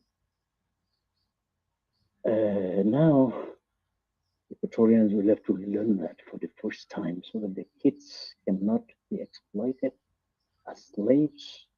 That's 600 years ago. 700 years, I can't remember properly. Farmers need to start to learn to protect themselves. Compulsory military training after high school, I don't care. Has to be done. You don't need to be afraid of God. You need to be able to handle it. Protect yourself. You're a peaceful human being by nature. You are a peaceful human being by nature. And that's why it's been exploited for many, many, many generations. And your cultures are very strong. You belong. You're resting yourself. You're content with what you have. Your children that have been taken into slavery up to now, 600 years later, in America, in Caribbean, you name it, they're still restless because they lost that connectivity. Some of them even are trying to come back from Ghana after 600 years. They're still yearning to come back and reconnect. And that's why we're here, because we long to reconnect with what is genuinely yours, what's you, what makes you who you are. The plains and in the savannah and the greenbelt agroecological zone, green and cold, the fruits and the vegetables, you name it.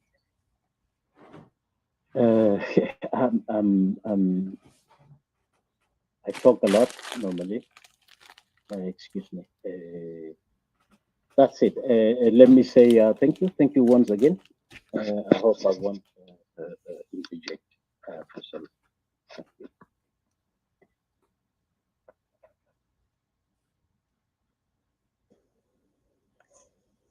Yeah, thank you so much. If I were to ask a question, I know you said you talked a lot, but believe me, that's not even enough. Listening to you, yeah, it's almost like make one to be ready, really, like, the emotion that rushes in makes you just like saying to yourself that no matter what, I'll never cease fighting, because I know the kind of people you mentioned that Equatorians have been taken advantage of because of their kindness, and because also, the other thing you say, that we are so content. In the side of we're so content, I could see like Equatorians will never step, even one step or step a foot outside Equatoria. They're so content to be in their four corners, or the three corners, let me say, You go up to the west, you go up to the east, come down to the central. We are very content. We are not lucky, Even our neighboring countries, we don't go there. Only just Zuruf, the war, took us to the neighboring countries. But otherwise, we are so content. The neighboring countries used to run to us into Equatoria during their wars, and they will live there in Equatoria until when they have peace, they'll return back home safely also. But kindness brought us so much grief. And we've been exploited here. Some people took advantage of us, and some within us took advantage of the fact that knowing that Equatorians, they are very kind, their people are very safe people, and their people are very patient, imagine. Very patient people and very disciplined people. And some people are thriving in this. They're making use of this against Equatorians. And I could see this kind of people, and it really breaks you down sometimes when you see it and when you listen. Equatorians nowadays, in a very little disagreement, Equatorians will break into pieces. You know, everybody is like almost they're just like a fire, you know. But what is really bothering me is that we cannot get that fire to backfire it back to our enemies, but we use that fire to attack each other. There's a saying that people say that an iron sharpens an iron. Today, when Robert says something to me, I need to listen. Even though that thing hurts me, I need to listen. And I need to reason out, or I need to challenge Robert. But I don't need to run away from Robert and rebel against Robert, or against James, or against you, Jay Freeman, or against CJ, or against Etika, or against any Equatorian else. And then go and sell ourselves out or fight against Equatorians. We're supposed to be a people that before even mingling ourselves into different nations or different people, we should first look into ourselves. Are we safe? Can we control this intermingling? Can we protect ourselves? Because we have become so comfortable that we are ready. Even we are so ready to be really diminished. We are ready now to the extent that the way that I see the speed that we're going into, like this, if you give 10 years later to 50 years, there will never be something called Equatorians. And this is just a lost cause of generation. And you ask yourself, what is this? Is this a curse that has befallen us? Are we cursed? Or are we doing this, accepting this upon ourselves? Because if it's hands, we have hands. If it's legs, we have legs. If it's heart, that these people have become heartless, we can also become heartless just for the sake of survival, just to survive, to save ourselves, save our generation. Now Equatoria has become the dwelling home for the entire country. Nowhere is getting developed. No one is settling back home, but Equatoria is the place to be. It's the safe haven to be for anybody other than Equatorian. Anybody's safe to be in Equatoria today, but you, the Equatorian, you're not safe. And you're the outcast. You cannot call yourself as an Equatorian. Now Equatorian is open to anybody. And you cannot even talk as an Equatorian. Even if you had to say anything that is going wrong at home, you will be attacked. Sometimes we had to even be defending the Equatorians, which are not even running for Equatoria. Just because they are Equatorians and they spoke out, they will be attacked. They will be belittled in the face of the media. This is what we have become, like what you have just spoken. We have become a no people at all. Our dignity is gone. But we act like as if this is normal. We forgot so quickly that before SPLA, we were people. And that's what I keep saying. Even though in the days of decentralization, I will never regret Kokora. I will never, not in my life. I was not there, but I will never regret, because I knew there's a generation that have endured peace in the days of Kokora. And it breaks my heart to even that one of the brothers have confirmed to what we've been saying every day, that this this SPLM has been created as anti-Equatoria. If you're in an Equatoria, South Sudan is against you. This word South Sudan is against you, yet you sing every day. One people, one nation, minus you, is a remedy to destroy you and to finish you. The new generations of Equatorians are not the children of Equatorians. They are not purely blooded Equatorians. Can you imagine? This is a different Equatoria that is coming. And this is a weapon that has been formed especially for Equatoria. And the master craftsman for that Trojan-Horse is that very John Garang, which is resting 6 feet under now. He has crafted this very well. People are crying that, the legacy of John Garang has died. That the manifesto or the plan that John Garang has for South Sudan has died with him. No, it has not died with him. It's the very legacy that the young people are now executing in Juba, in Equatorial land, because that very SPLM was created as anti-Equatorians. And if you're an Equatorian, you're existing today. This is the bitterness, the vendetta that was carried against your ancestors, against your fathers, against your relatives, against your very people, your mothers, that have fought hard for you to exist, for you to continue to have that home. But today we spit on their faces and we say they are wrong. We chose a different path, and this path we're paying for it. It's like almost تقول واحد كتب لك سم في محل, and your parents have told you, don't go over there, you will die, you'll get poisoned. But after they're not there, we went over there and we ate the poison. That's what is happening to us today. And we're acting so confused out of fear. I just wish my people will wake up. Thank you. Thank you, Kami. That's going to change now. Conflicts are inevitable with any human interaction. Even within ourselves, we have conflict. Each and every conflict has its own moral force, reason, attributes, incentives. Our conflict is a bad conflict because it leads to negative social changes. But good conflicts are actually the underlying machinery that drives positive change. If you don't have problems, why change? If a guru madekan maginaga gigairo malo, magigairo and mafi mushkila fogo.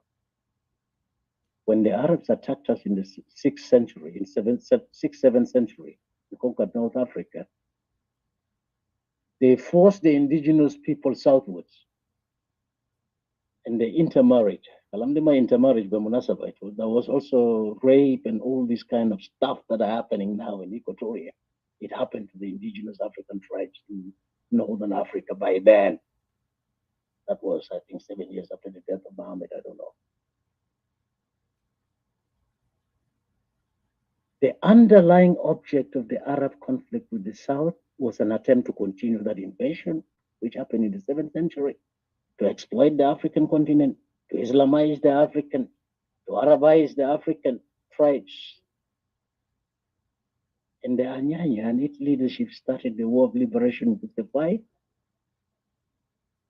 to get rid of that, so that they can get back themselves, so that they can preserve themselves. It's not a conflict about looting oil money. It's a conflict of self-preservation. And there was no South Sudan then. There was Equatoria and there was North Sudan. Most of these areas, I think, I'm not going to go into deep about that, but most of the areas that they call South Sudan today, it was actually part of North Sudan. And the North Sudanese had problems with them. I think they call it the Southern problem. It was not Equatoria. Equatoria was not part of the Southern problem, like Itika said right from the beginning. He got it right. For the SPLM party and its leadership, the conflict with the North Sudanese Arab was to unite the non-Arab tribes to fight and reclaim their long-lost territories, long-lost power and glory. Political control of the Nile Valley, the cradle of human civilization. That was the grand idea of John Garang. Posted in his life. We know these things.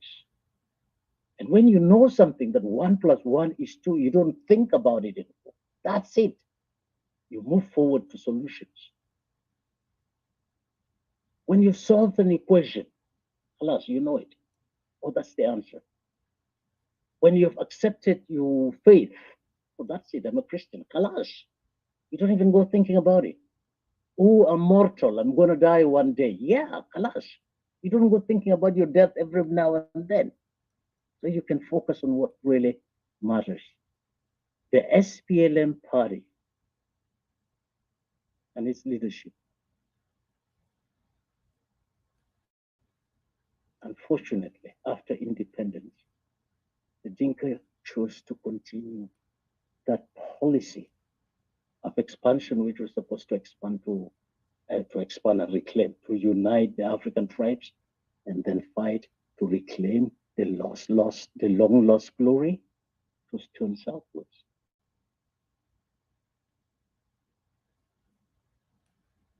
Also, thinking about this global warming thing, the erratic climatic conditions, and then you have these lush savannas in the green belt agroecological zone, perfect territories, building materials, you name it, stones, grass, you name it. 95% of the land is good for cattle for what you need. They want to expand into that. That was actually probably one of the things that nobody talks about, or probably talk about it, but not clearly. But I think that's really it. They chose to continue the policy of expansion, the Dinka hegemony of oppression, of exclusion of non-Dinka ethnicity in decision making, to get their self-interest. They scramble material, resource, self-enrichment, power, and influence.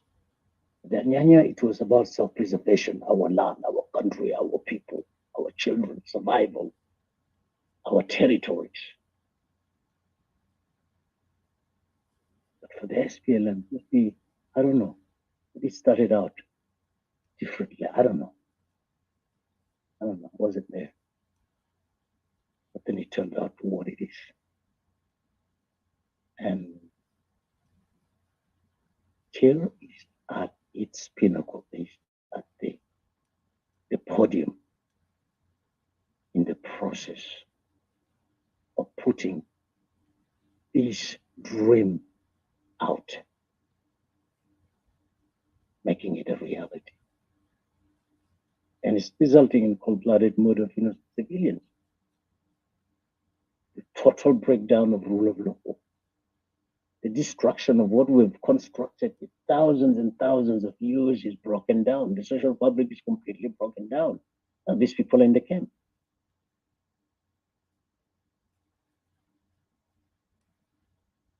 Like many conflicts in other parts of the world, the root cause of our problems has an ethnic dimension. They try to deny that. There is an ethnic dimension. There is a difference.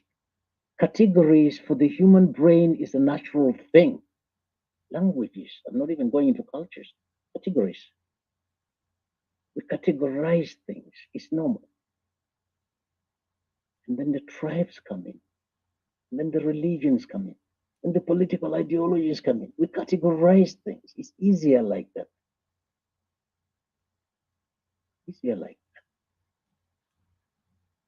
Makes it easier for us. For the farmers of Equatoria,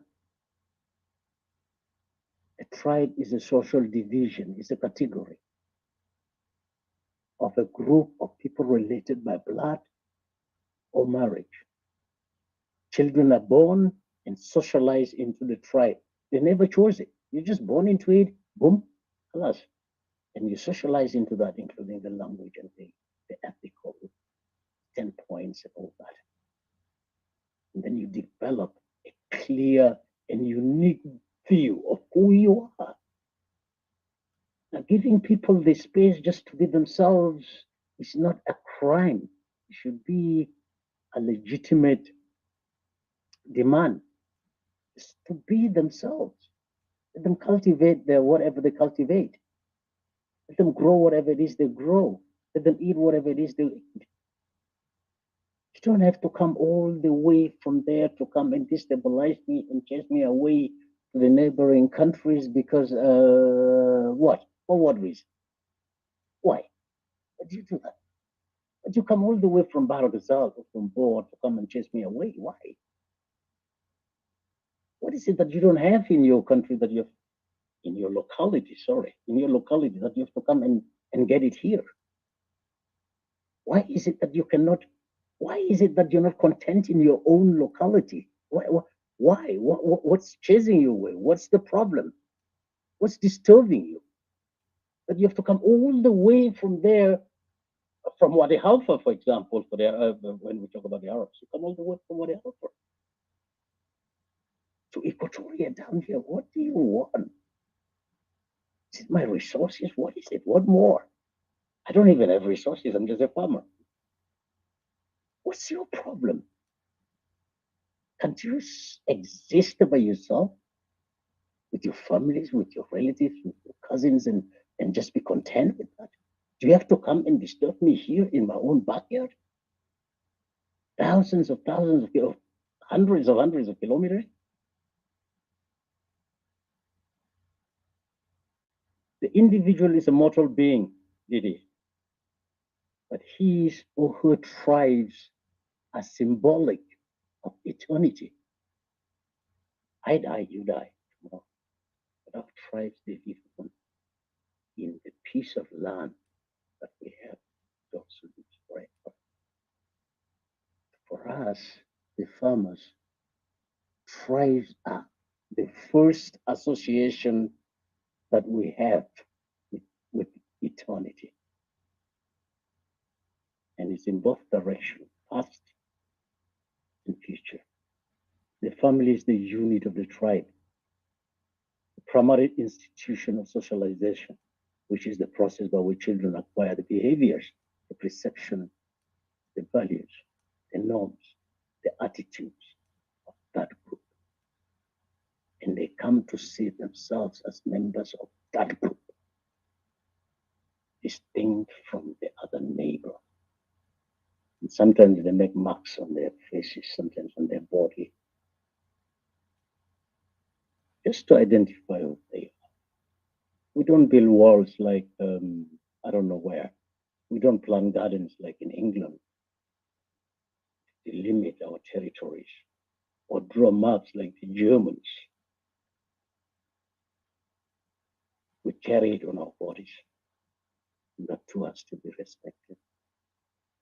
The tribe provides us coherent cultures, identity, a sense of self. This is me, this is you, that's them. And most of all, a territory, a piece of land. And that piece of land is very sacred for the Equatorian. Sacred. The farm is sacred. The land is sacred. It's where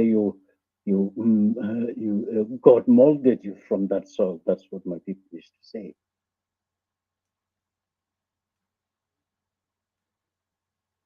So,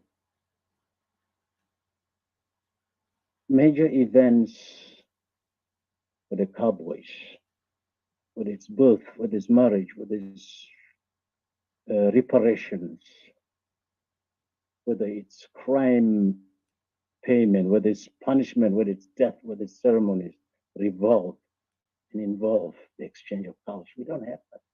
We sit down and we talk. A union between a man and a woman, even one to which children have been born, will not be socially recognized unless cows have been exchanged. Oh, for us, we just give some bows and arrows and spears and, arrow water. That's basically it.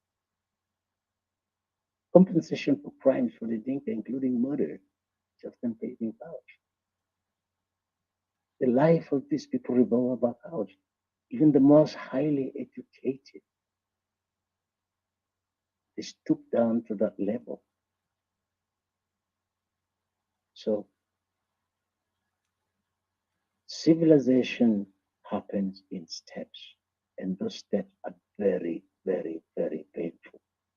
To move from a gatherers hunter society to a herders society, and then to a farming community, and then to a pre-industrial, that's farming, to industrial, and then now I don't know where we are, postmodernistic, or is it modernistic?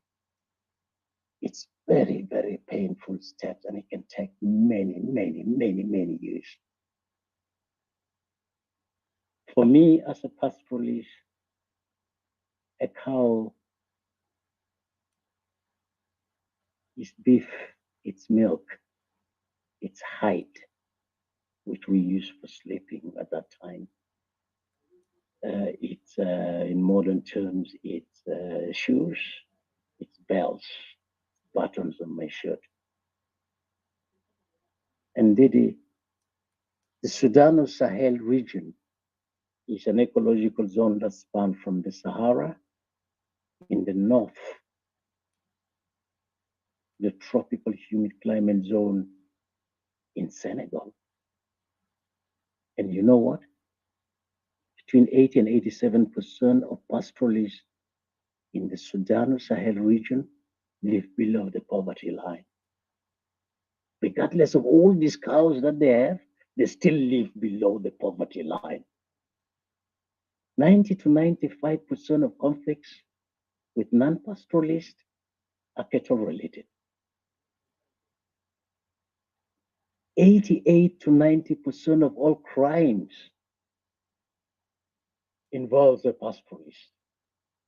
60 to 71% of all death in this region involves conflicts with pastoralists.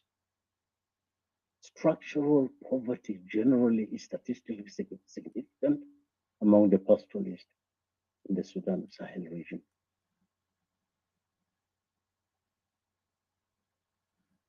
Pastoralists are food insecure. You have 1,000 cattle, but you're still hungry. Most conflicts are related to cows, proliferation of weapons. Cattle are spoil of wars, ethnic divisions and rivalries over grazing grounds, abnormal seasonal migration, which doesn't even support development. I read somewhere about clinics following migration of cattle herders, schools. You pack your blackboard and books and teachers on a Land Cruiser and you drive and you go and find where these kids have moved.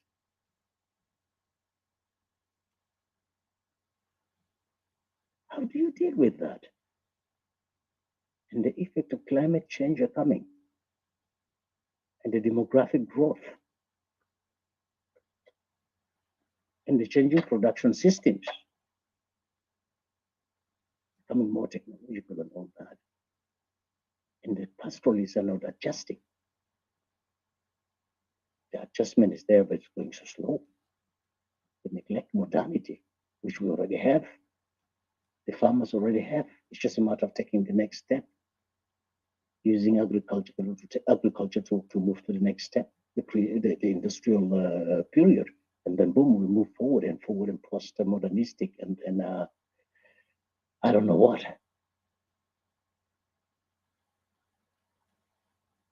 I talk a lot. So you have to stop me because I can go on and on and on. So thank you. Bye-bye. Thank you. Thank you, Mr. J. I actually would love to invite you in this coming days, or maybe we will arrange a time and date that we can actually bring you in, so we can have a one-to-one discussion, and you might even give us a brief narration on the history and what happened during your time and the time before you, based on your knowledge, also based on the history of our people, Great Equatoria. So I really appreciate your wise words that you've spoken, and it's inspiration. You are an inspiration to us, because the more we hear from our elders and those who have lived in the time of time of hardship, you give us this encouragement to continue to fight. It's almost remind me those who fight for for their revolution and for their land and their people, because we see a lot of people in this world, when they face injustice, they will revolt, and this is natural. It doesn't matter who you are, what kind of skin color you have. But when there is injustice, injustice must be, terminated by what? By revolt, by people revolting against such injustice. So I do appreciate what you have done and what you've spoken, and we will take your word seriously. And I would love to bring you in, and arrange a time and date we can actually have one-on-one, and also you can give message to our Equatorian young and old alike, what Equatorian need to, because we have responsibility here, and we need Equatorian to really take it serious. I want to also welcome Uncle Ladu. I would love to hear from him. And before I give him a chance, I just want to remind, maybe to refresh the room for those who are here just recently. We said this topic was created for a purpose of trying to delve into this perplexity that Equatorians are in. If you look at it today, there is a lot of bombardment coming every corner, every side against us. And that's why we defined it into I know most of you guys know about the Trojan War or the Trojan Horse and the city of Troy, and the story of the Iliads, if everybody know about that. It's a ancient Greek, I could say literature or story, but it has some truth on it because it was there is a city called Troy, ancient Troy. It was in Turkey, and I think Mr. CJ earlier narrated it. What we are talking about, this Trojan horse became an example to the failure of people when they realize, like their own mistake.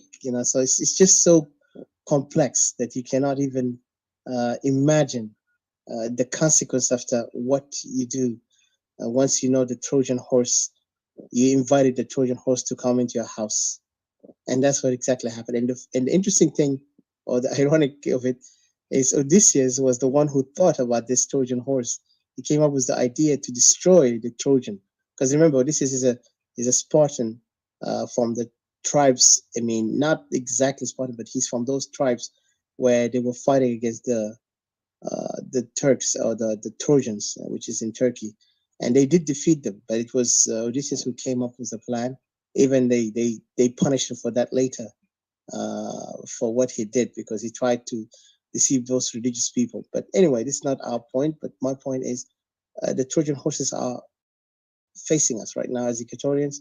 You could see our house is being challenged. You see us politically, and like earlier I mentioned, politically we are undermined. Militarily we are challenged. Security-wise, our people are in constant threat. So this thing is no longer something to be, tolerated or accepted. We must rise up against such crime against our people, and we must stand firm and take a decision, take side, not wait and be neutral, because we always mention this to our Equatorian brothers, because this thing is dangerous. The more you're neutral in a time of war, then you are giving yourself a bigger gap where you can actually lose the war. We have always been, silent, reluctant to take action for our side, and even reluctant to speak for our rights. We always want to relate ourselves with others who don't even relate to us.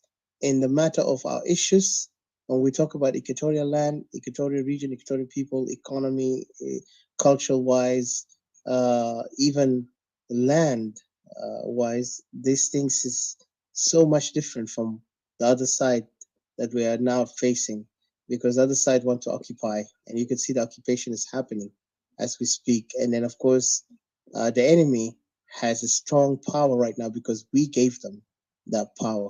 We allowed the Trojan host to enter to our house. Today, Juba is like the city of Troy invaded, and now you could see those enemies of Troy are coming in, breaking everything inside us, trying to divide us, and they're still working in division of us.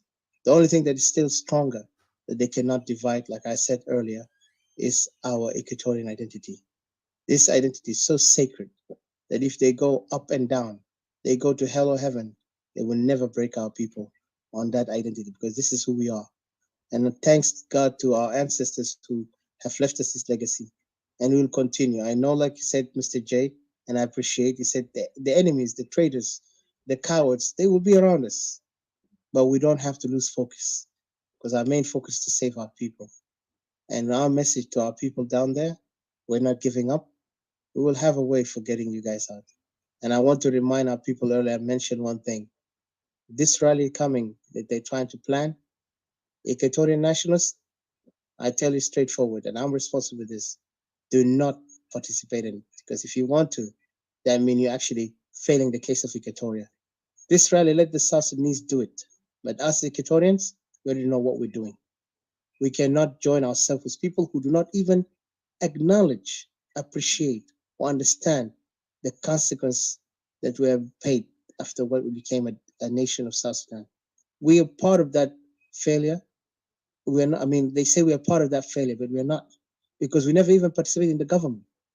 Those who are in the government are only puppets. Those are the ones who are used so they can go and manipulate and exploit our land. Today, our lands have been exploited, the minerals. And I see someone here, a gentleman by name JJ, said that Nemuli is sold. And I will tell him this, Nemuli cannot be sold, my friend. You know, this land is ancestral land. I mean, they can try to make contracts, all that. They don't belong to them. Who have the authority? We, the people, the native of that lands, not them. They invaded us, even economically wise. We're going to talk about, we will have a discussion on that.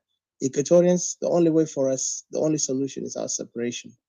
To self-determination is nothing that can destroy us, but instead going to build us. Because right now, these people are trying to create this, this what do you call fear monger. They're trying to scare us that, oh, you guys cannot succeed, you cannot separate because you guys are part of South Sudan, and we are one people, and the world will not listen to you. We don't care about the world. You know how what matters to us is our self-determination. We determine this, not them. We're the one who going to speak how we want to live, not them. Nobody can come into your house and tell you how to live, where to sleep, where to eat, how to eat, and whatever. No, you own that house. It's yours. You pay the tax to the whatever those government, but in the end, it's your house. Nobody can come into your house and dictate where to sleep and where to eat. So I won't go far. Let me give a chance to Mr. Uncle Ladu, and then later I will come up. Yeah. Well, let me just give me 1 minute. Yes, sir. Yeah. Like I said from the beginning, conflict is inevitable, but combat is optional. That's number one. Land and self-preservation are everything for the farmer. The only thing of essence. These are the only two things of essence. Equatoria will mobilize, will organize, will arm should not need be, and will fight furiously for the survival of its people. The next generation of Equatorian leaders, I hope, will bring a new mindset and a different set of answers to the challenges facing us. Thank you. Thanks. I just wanted to thank you too. Thank you so much. Yeah. Bye-bye.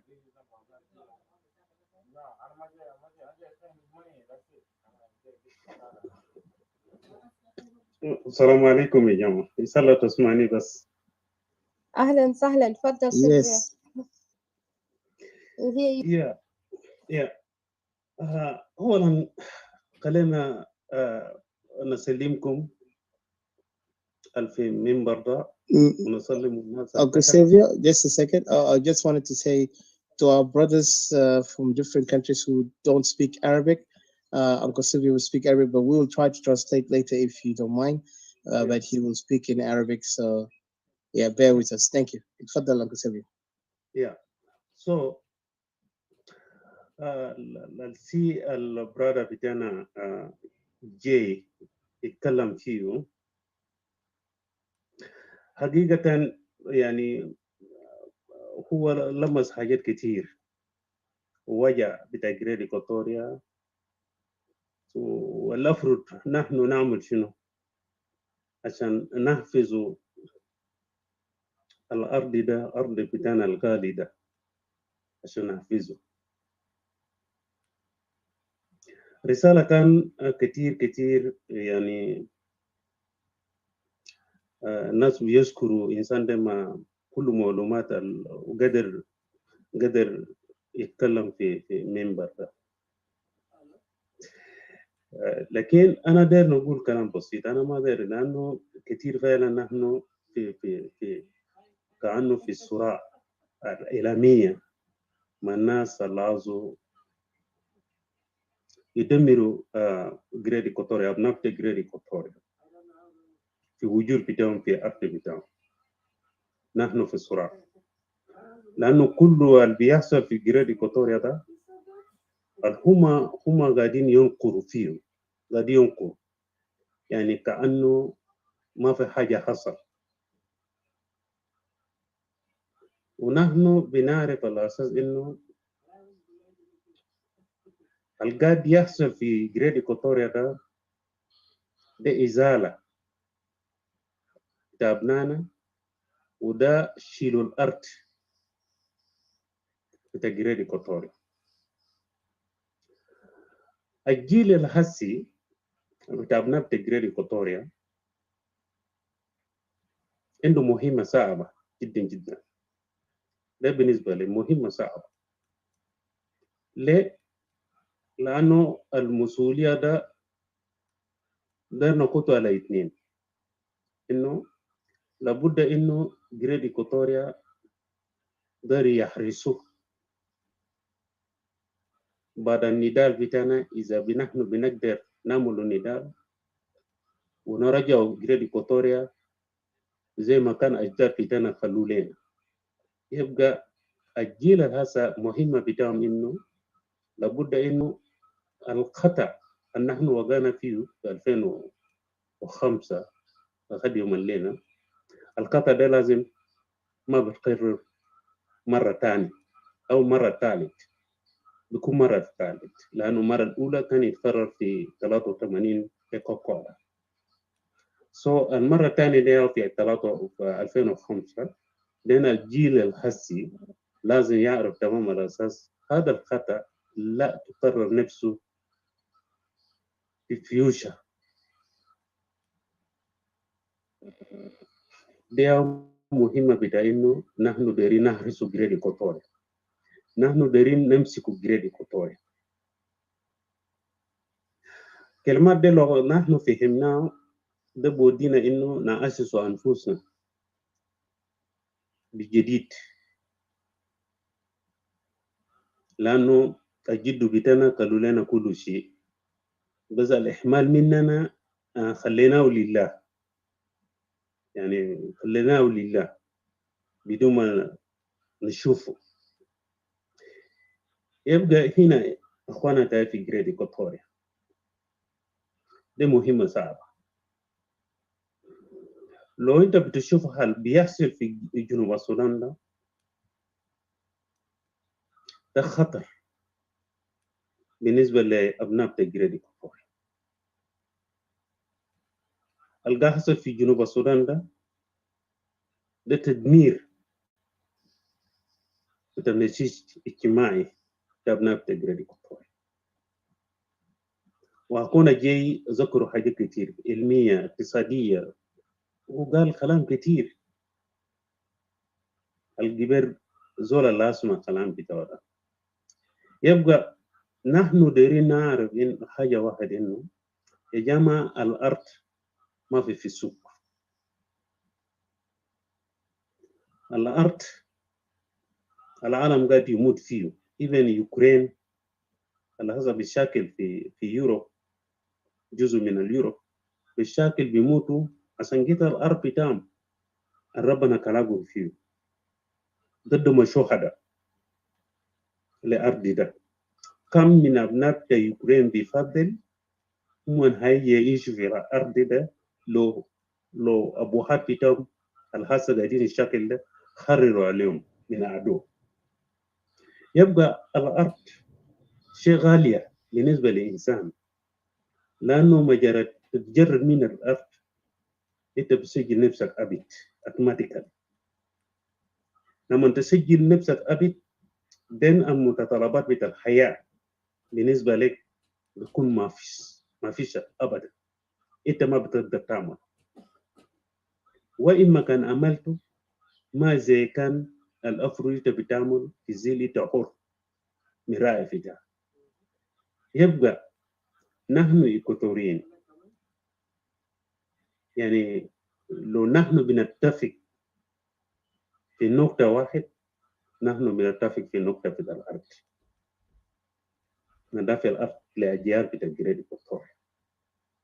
لابد إنه نسجل تاريخ، نحن أبناء تجريد إيكوتوريا الحالي نسجل تاريخ بتجريد إيكوتوريا، ونرجع تاريخ تجريد إيكوتوريا لأبوهات لأجداد بتاعنا. السلم لنا أرض ورثناه منه، لكن لحد 2005 الأرض ده بقى يدخل فيه الأفكار الما تمام من قبل جنوبيين. يبقى نحن عندنا التزام، نحن كأنه موكلين وكالة تامة إنه الأرض بتجريد إيكوتوريا ده لا نتنازل فيه ولا نسلمه لحد، لأنه أرضي ده أرض أجيال، مش نحن، ما أرضنا، ده أجيال تجريد إيكوتوريا اللي يجي يعيش في الأرض ده. يبقى نحن بنختلف في كل حاجة، لكن الأرض نحن أبناء تجريد إيكوتوريا نحن ما بنختلف فيه، عشان نجي سوا عشان نحرر الأرض ده للجيل في تجريد إيكوتوريا. أنا ما بروح كتير لأنه أكتر كلام قالوا أخونا جاي، وممكن بعد من إخوة اللي كان يتكلم قبل ما أنا أجي. أنا بشكركم، خليني أودي فرصة لبعض الإخوة. All right. Thank you, Mr. Uncle Ladu Silvio. I have, like, I don't know, maybe Didi, if you want to interject, but before that, I wanted to say there's something here that someone wrote down. I might have to just enter this. It's just really, I don't know what to say about this person, but he said, and the ironic thing is, Equatorian, he said, question to all Equatorian, how these people invaded our land and home. Well, I don't know, but I can give you this answer, my friend. We've spoken earlier. If you can go back and review the audio later, you understand what I said about the Trojan horses. The Trojan horses started with SPLM when we allowed the SPLM to come into our lives, and we supported it blindly.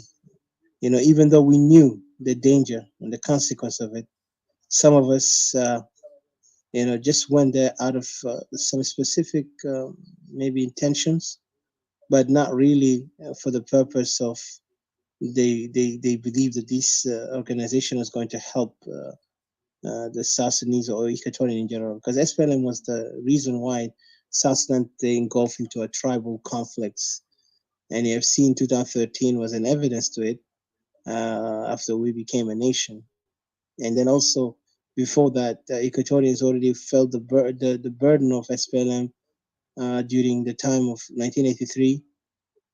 When John Garang was there, he started, waging wars on Equatorians, in particular because of Kokora. That incident, till now, Dinka still I'm not happy with what happened. And this is the facts that this is a history that happened that was not in the intention of like how they try to describe that, oh, Equatorian were anti-Dinka, all that stuff. No, we just want our land, and we want justice and equality. But unfortunately they did not understand it, and they made it into they put a propaganda saying that we Equatorians are anti-Dinka, and up to date they're calling us the Equatorian nationalists are anti-Dinka. But what if you look at the game that these SPLM have done is that they empowered their tribe. The Dinka were particular empowered where they were sent to the West.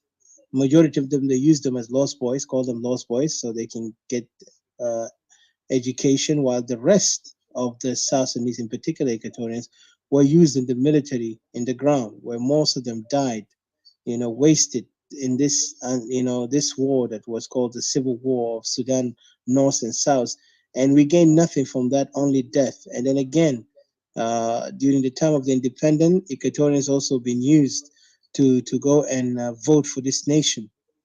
And this nation, when we vote for, and even though there's some people warned us about that this thing is going to be dangerous to Equatorians, some of us blindly just followed. It's like, oh, at least we'll be out of the north, so we were not going to be considered as Arab, or we're not going to be part of this, inequality that is happening in the country. But unfortunately, the greatest inequality today is in South Sudan because of this tribal regime that is now controlling the country based on hegemonic power. They want to make sure Dinka is the dominant economically, militarily, politically. They have the decision, because right now, who's making the decision in the country? It's only them, not us. And then plus that, you see even the other groups are also trying to play the same role. When it comes to political games, Equatorians are used. IO came out, IO used Equatorians, calling federalism the same as SPLM before. And what happened when they got back right now in power? They also ignored Equatorians. Equatorians were used as puppets. And then you see Ladu Gore now is locked in. And that's one of the people who was, like second to Riek Machar, but he was ignored. And then again, we see today some of the oppositions who are divided now, using this Equatorians not to stand up for themselves. And you could see today, if we talk about separation, you look at those others who are really in their hearts, and you could see their demeanor is against Equatorian to call for self-determination. Our self-determination is not based on hate or based on one tribe, as some people will say. Yes, Dinka are the one who are now committing the crimes against our people. A majority of them, they're young men and women, in particular they're men. They will come armed and then invade our territories. And yet I wonder, Mr. JJ, how could you say, how these people invaded our land when today our people are chased away from the land? They bring their own families, the Dinka bring their own families and settle there, and then they claim this is their land. Namale, one of them. Namale is a great example. Like when you talk about Dinka War, which is came in from what year? I don't know how many years now. They have been there for 20 how many years. They settled in that area. And what they did, they began to claim that Nemule belonged to them. And that's the same thing. That's called occupation. Remember the Americans when they came to United States, they took the white people took the land from the native and they claimed this is their land, and they killed those guys. So those colonies that we call it like Australia, Canada, US, those are nations that was taken from the natives. So this is the same game now Dinka are trying to use to us. And we're not going to accept that. We're going to fight it. The only thing that it hurts me to see that our people of Equatoria who trying to associate themselves still with SPLM and John Garang. John Garang is an enemy to Equatoria from the start. And imagine today he's buried in Equatoria. That's a message, direct message to the Dinka that this land belongs to you. When they bury their own leader who was born in some places far away from Equatoria, they go and bury him in the capital city of Equatoria. That shows you a message that they are telling to their young and old that this is your land. As long as you got your prophet, your king, who are buried there, go ahead and take it. So that's the same thing like the issue of Jerusalem between Israel and Arabs, where those Arabs will claim Jerusalem belonged to them, and Israelis say we have our ancestors who used to be there for centuries. So you could see this kind of incident maybe have similarity, because right now Juba become a hot zone where these guys are trying to manipulate our people. And if the Trojan horse, if I can describe the Trojan horse right now, is John Garang. He's been buried in that area to make sure that every Dinka have their eyes on Equatoria, because Equatoria is the prize right now. Though they don't look for the Upper Nile. They already invaded Upper Nile areas. They took land from other tribes, the smaller tribes, and they began to continue their, what do you call this, hegemonic power in those territories. But now when they see Equatoria is free from them, they are now playing, using our Equatorian leaders who are unfortunately weak to the core that they cannot even speak for Equatoria. and then you see them always yes men. They can put them vice president tomorrow. They can throw them to like Speaker of the House or even a minister or ambassador. Like you see how many times Waniga have been moved like a pawn from any position in the power, but he has no voice. He's just a yes man. The same thing with the guy Lomoro. He's been used, and you got others, even military officers. Hold on, you hear me, guys?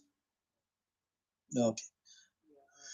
Yeah. So what happened is that those guys have been used. Those officers have been used and been manipulated. So our people are the one who paying the price for it. And today you can see the invasion. A couple of days ago, people were crying about the people in East Equatoria.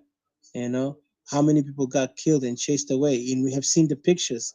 But what bothers me is the hypocrisy in us too. As Equatorians, we know the facts that these people are not beneficial to us, and yet we still associate ourselves with them. I don't know for how long. Why can't we just, just stay on our side and focus on ourselves? Because right now they're trying even to manipulate us by saying, let's come and rally together so we can fight this regime. And they want to blame Salva Kiir. Salva Kiir is not the problem. Is the whole idea of the SPLM and this community of Dinka who are promoting tribalism, who are proud to continue their tribalistic mindset and behavior on the people of Equatoria and others.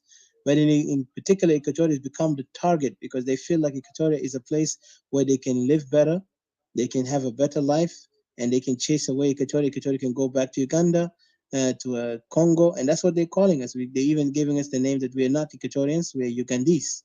And they want to call themselves they're the original people of Juba and other areas.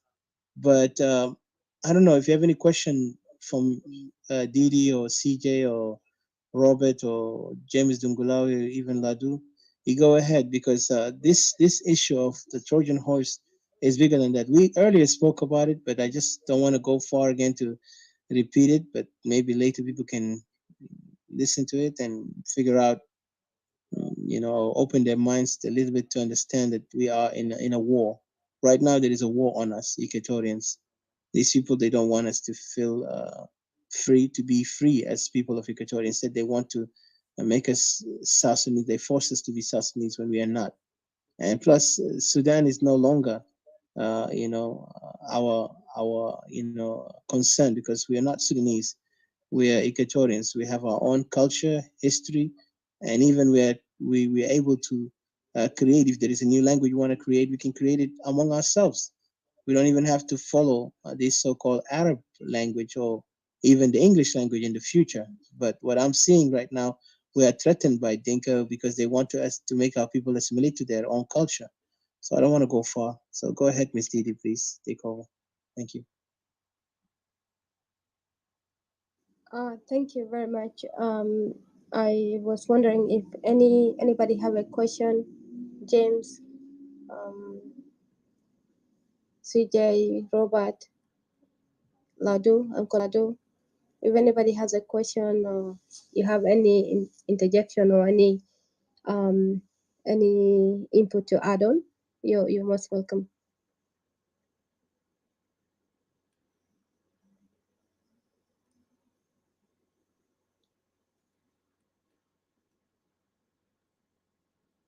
Right. I'll say this. To me,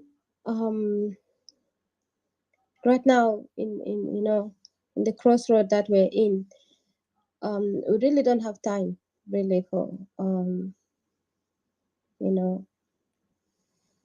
that people has to waste time and chasing after this South Sudan like a bride that or like a woman that you keep you just keep hoping that she might love you one day, but she just kept using you, or like a man that you just keep hoping that one day he's gonna love you and understand, but he just kept using you. This is the case of South Sudan that we are living in. South Sudan is never gonna acknowledge Equatorians. Wahaja Wahid Equatorians need to know that South Sudan, there is something that is not even existing in the history of that country. It's just, a new birth that is just been 17 years. And we've been through different models and different versions of this kind of South Sudan before, and I think we had enough of it. We have a lot of people that were, they were born, they were raised in this war, this conflict, they died, they have kids, their grandkids carried on, and just life keep going on like this. But if we ask ourselves, living together in this country, which is never going to stabilize, everybody's coming in and say that I am the answer, I have the answer. But the truth is, there's not going to be a settlement in this country. There's never going to be a peace, because you're dealing with the same people, the same mentality. It's hard.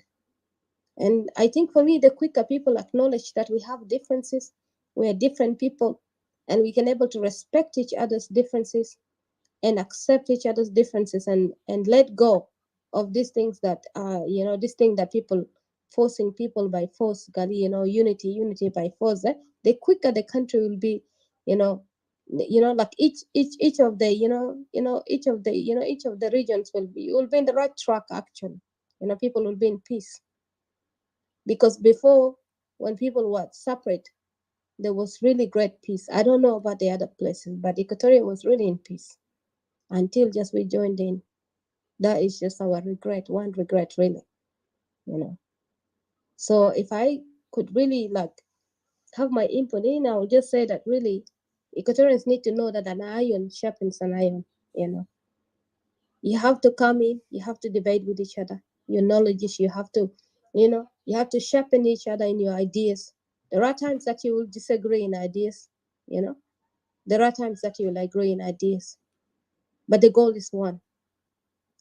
And for us to achieve our peace, we cannot be scattered all around and say that we are all fighting for Equatoria. That's just not going to lead you there. You cannot say that today I'm going to, for example, I'm boarding a plane and I'm going to, for example, to America, and I bought a plane to Greece, and another one is boarding a plane going to, to England. How are we going to meet in America then? And one person is going to America. The one that is taking the plane to America is the one going to America, but the rest they're going to end up somewhere else. So for us to stop this ongoing, generation of suffering and massacres and turmoils, we have to start thinking home. Just like Mr. Freeman has said earlier, Joe Freeman said that, why do you leave your land? You came from far away. What do you want? These are the questions that we need to raise up as Equatorians and ask these people in their faces with no fear. What do you want? Why are you here? Why are you here, actually? You guys claim that we are fighting the war against the Arab. Now the Arabs are not in South Sudan. Why are you here in Equatoria? What do you want in Equatoria? These are the questions that we need to ask. We need to tell them to get out of our land. Because you cannot manipulate people, generations for decades and decades and many decades. You cannot. There will be a generation that will raise up and will say that, no, something is wrong. This is not right, just. So I'll just say that if anybody's in here wanted to come up and say something, or anybody have anything to say? Yeah. You can add on. شكرا ديدي. Yeah. شكرا ديدي. يعني حاجة أنا أقدر نتكلم فيه إنه نحن إيكوتوريين لحد هسه ده بعد 17 ولا 16 سنة من اتفاقية السلام الشامل، مرورا باستفتاء جنوب السودان لاستقلال دولة جنوب السودان. دورنا كان في جريد إيكوتوريا كان واضح جدا. دور بتاعنا واضح بالنسبة للجنوبين كله. نحن شاركنا في هذا الحرب. هسه نتائج بتاعه بقى ضدنا وضد أطفالنا وضد مرة في جريد إيكوتوريا. ده نحن شاركناه بكل مقاييس الأفرض كان الأفرض الإنسان بيشاركه كيف. يعني في خلال الحرب الموجودة يتركزوا في جريد إيكواتوريا، في مناطق جريد إيكواتوريا. ما زالت نحن كان قاعدين في، يعني كثيرين مننا قاعدين في كل مشاكل ده في جريد إيكواتوريا، الماتوا ولا الفضل حتى وقت التوقيع في السلام الشامل في 2005.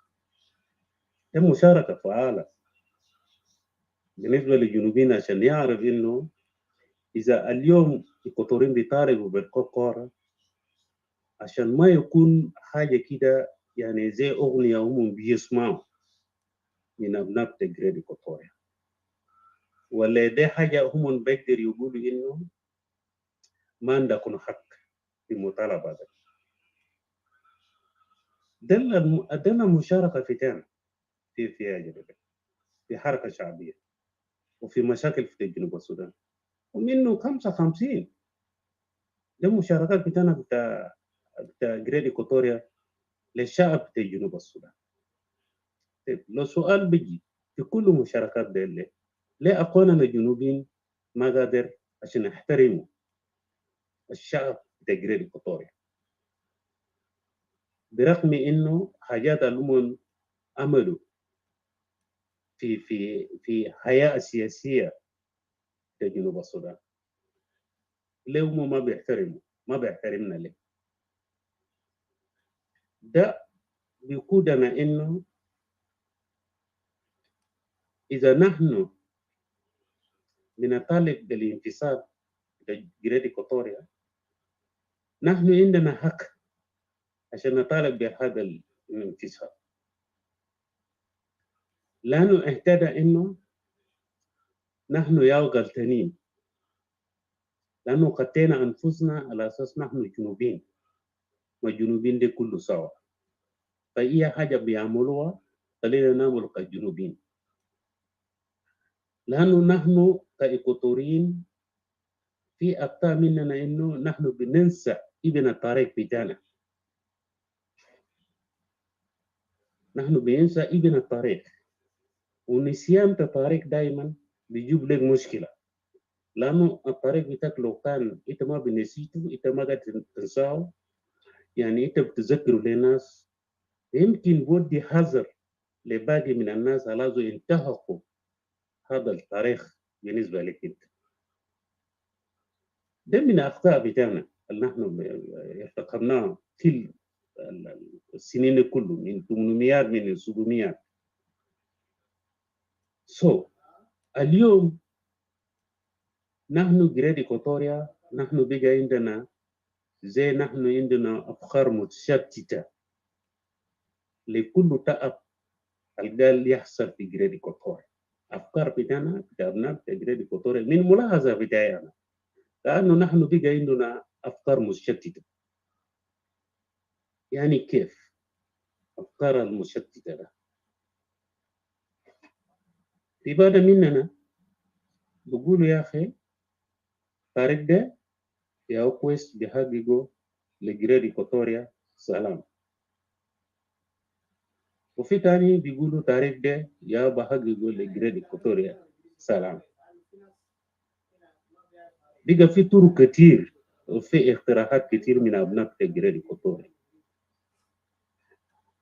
وخلال الطرق المختلفة دي في وقت تاني بيستتوا أفكار بتاع أبناء جريد إيكواتوريا القال يسمع، لأنه وجودكم في ميديا وحديثكم في قضية بتاع جريد إيكواتوريا، أنتم اليوم بتمثلوا زي هذا بتاع جريد إيكواتوريا.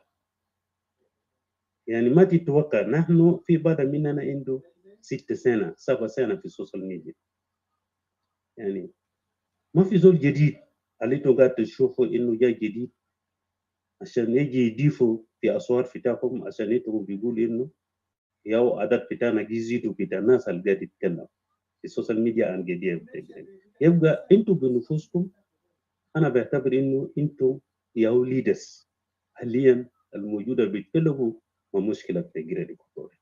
يبقى وين الفرق في النضال اللي نحن دايرين نجيبه عشان نحققه عشان يكون في سلام في جريد إيكواتوريا، سواء كان سلام ده ما جنوبين كل مواطن جنوبي يكون في سلام، أو كل منطقة في جنوب السودان يكون في سلام، أو كل ولاية من الولايات بتاعنا كان 3 ولا 10 يكون في سلام في جنوب السودان. وين الفرق هنا؟ وين الثقة القريب؟ وإذا حققنا الثقة ده كان سلام ده إبن في كل الطرق نحن بنختلف فيه. إذا اخترنا واحد وحققناه وجبنا سلام لجنوب السودان، خلينا نمسك إنه نجيبوا الفيدرالية. خلينا نتخيل إنه الجزء مننا نطالب بفيدرالية، إنه يكون في نظام الفيدرالي في جنوب السودان. والاستفادة إذا الفيدرال سيستم كثير ناس بيعرفوا، إبن الإيكوتوريين اللي عنده اللي بيطالبوا بالسفريشن هم بعارف الاستفادة بتاع الفيدرال.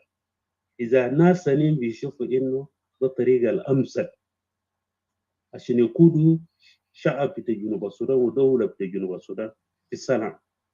أوكي، تنزلنا الفيدرال سيستم ده ومشينا عليه بالتغيير بتاع الحكومة بالوسائل اللي هم بيقولوا، مثلا الناس اللي بيطالبوا بالوسائل اللي هم بيعملوا بيشتغل فيه حتى تجيبوا السلام بطريقة بتاع الفيدرال سيستم. في جزء آخر اللي بيطالبوا بانفصال بتاع جنوب السودان بعرضوا هذا الطريقة. ليه هم بعرضوا الطريقة ده؟ أول فأول لو نظرنا للتركيب السياسي بعد انفصال بتاع جنوب السودان، أنا الليلة في جريد إيكواتوريا بيتخيل إنه كأنه حاجة يتغير مانيفستو بتاع حركة شعبية أن نحن جريد إيكواتوريا شاركنا فيه عشان جنوب السودان تنفصل من الظلم والتفرقة العنصرية والدينية. دي لقينا أنفسنا إنه هذا المانيفستو اليوم ما بيستقر في جنوب السودان، وهذا المانيفستو جاي جدا. لو نحن نظرنا كسفرتيس نظرنا لبعض من الزوبس وحاجة الماشي في الأرض في جنوب السودان، ده بورينا على أساس القلب يمشي في جنوب السودان ده حاجة مناسب مدروسة من أجل تحقيق أهداف أخرى لبعض من القبائل في جنوب السودان، كده نسميه كده لبعض الناس في جنوب السودان. يعني بفكرة عامة كده نازل عنده برنامج ماشيين عليه. إذا أنا بطالب بفيدرال سيستم عشان يجيبوا كل جنوب السودان في جنوب السودان في السلام، ولا عشان يحفظوا خريطة في جنوب السودان خريطة جغرافية، نازل عنده مبادئ بطريقة بتاع إنه يهيمن على مفاصل في الدولة، سواء كان اقتصاديا سواء كان عسكريا. كل ابن مؤسسات التعليم انتهت في جنوب السودان. ده كله ما في. ليه؟ لأنه الهدف اللي جايين فيه إنه هدف اللي جاي يمسك مو جنوب السودان وهيمنة في الدولة.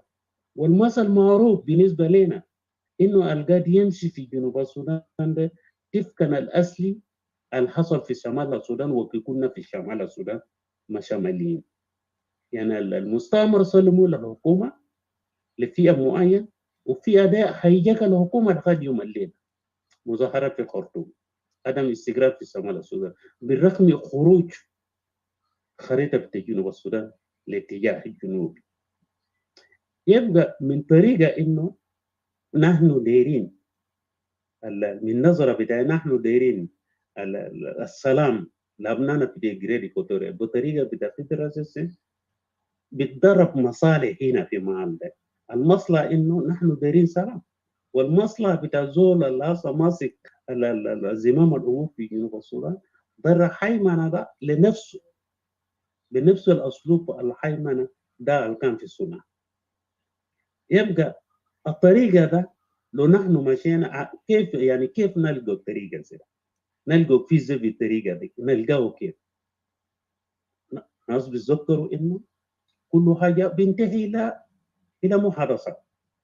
كله لو أنت شلت سيلة دقينا بعد في جنوب السودان، كل قبائلنا في جنوب السودان 64 فلاس دقوا بعد في جنوب السودان، أكيد في الوسيلة تجي بكرة إنه ده بكفي يقتل أنفسكم، ده بكفي أجيب المعركة، خلينا نجلس نشوف المشكلات شنو.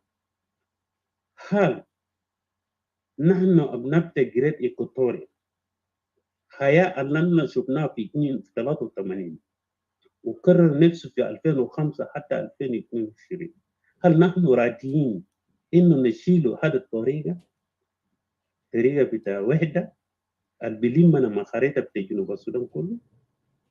لا، لأنه الإنسان الأفريقي بيتعلم مرة واحدة، لكن في جريد إيكواتوريا يتكرر مرتين، وهذا المرة بقى أكأب من مرة بتاع 83.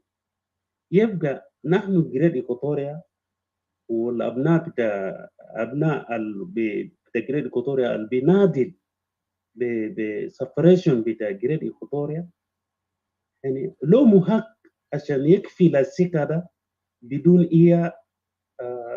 إيه شيء يعني إغناءات إنه خلينا نجرب ده وبكرة نجي في ده وبكرة نجي في ده. لا، السفاريتيز ده قطعوا طريقة واحد إنه لابد إنه ننفصل، لأنه الإنسان اللي هسه مسك الدولة في جنوب السودان ده الإنسان ده جربناه في 83 وضيعنا فيه 17 سنة، 55 الجد بتاعنا ماتوا فيه، جدوا بتاعنا ماتوا فيه، أبناء بتجريد إيكواتوريا في 55 أعلنوا الحرب في جنوب السودان في مدينة التوريت في جريد إيكواتوريا، نحن فقدنا فيه 17 سنة عشان كلام إنه الإنسان ده ما قادر يعيش معنا. شوف ده حاجة ده برايس very expensive price، احنا بدلناه بشيء رخيص جدا جدا، انه تروح 17 سنه مقابل قوقرة او decentralization. الافرض ممكن هيجي الأوغلا والحكام بتاع جنوب السودان يقول يا اخي لازم نحن دايرين نمشي في decentralization عشان التنميه والادارات تتقسم. لكن شوف بالبساطه نحن بدلناه المود بتاع ابنائنا بتاع جريد إيكواتوريا أعلنوا حرب توريد في 55 في أغسطس، بدلناه بكوكورا. ده براو نحن كسفرتيس والأبناء بتاع جريد إيكواتوريا ده ما حاجة سهل، ده ما حاجة سهل أبدا. لو إيه واحد بتقول إنه ده حاجة سهل، ده ما سهل، ده ما حاجة ليب. نحن نذكر يوم من الأيام جريد إيكواتوريا ده يمشي في بيست، أنا ذكر التاريخ ده تبديل كوكورا ما 17 سنة، التاريخ بتاع التمرد بتاع إيكواتوريين في 55.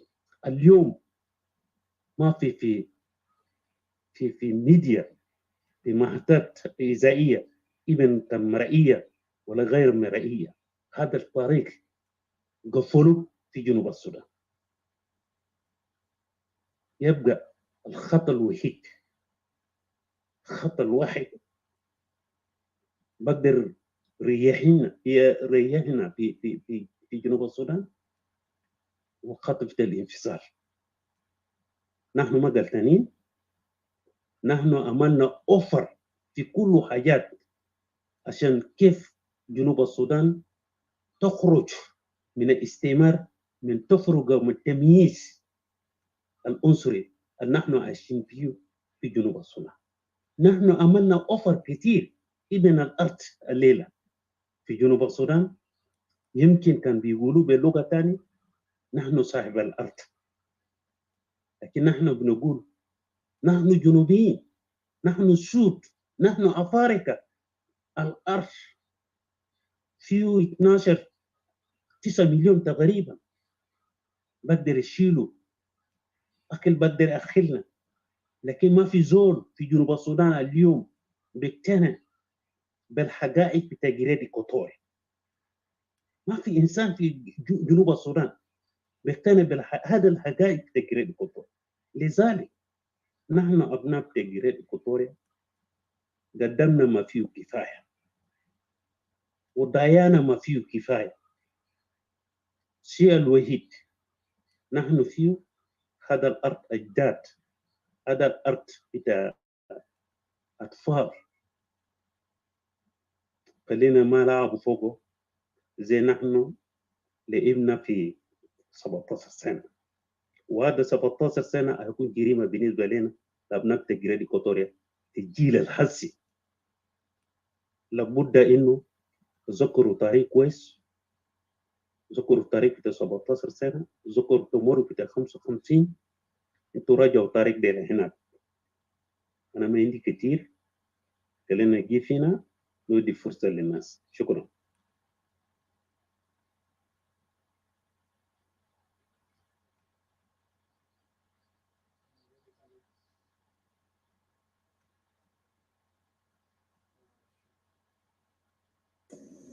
All right, thank you so much. Oh yeah, go ahead. Sorry, Mike Robert. Go ahead.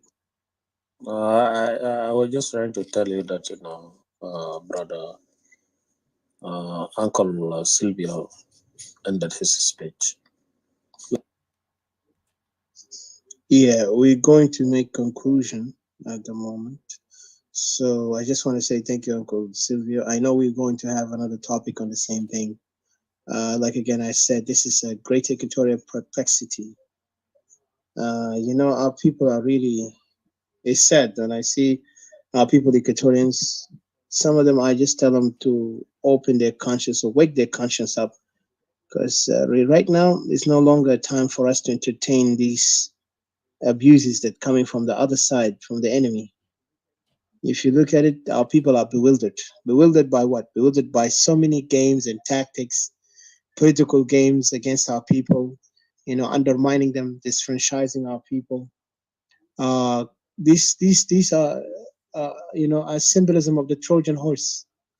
When they come up from all sides to make sure Equatorian cannot stand for themselves, is similar to what happened, like I said, the ancient Trojan conflict, when they suddenly disarmed themselves by believing that this Trojan horse is a offering for peace offering, and also an offering from the enemy. But what happened is the enemy actually had a sinister plan, and then later the people of Troy are woken up with the rude awakening, and it was the end of them. And today you could see Troy is just a myth,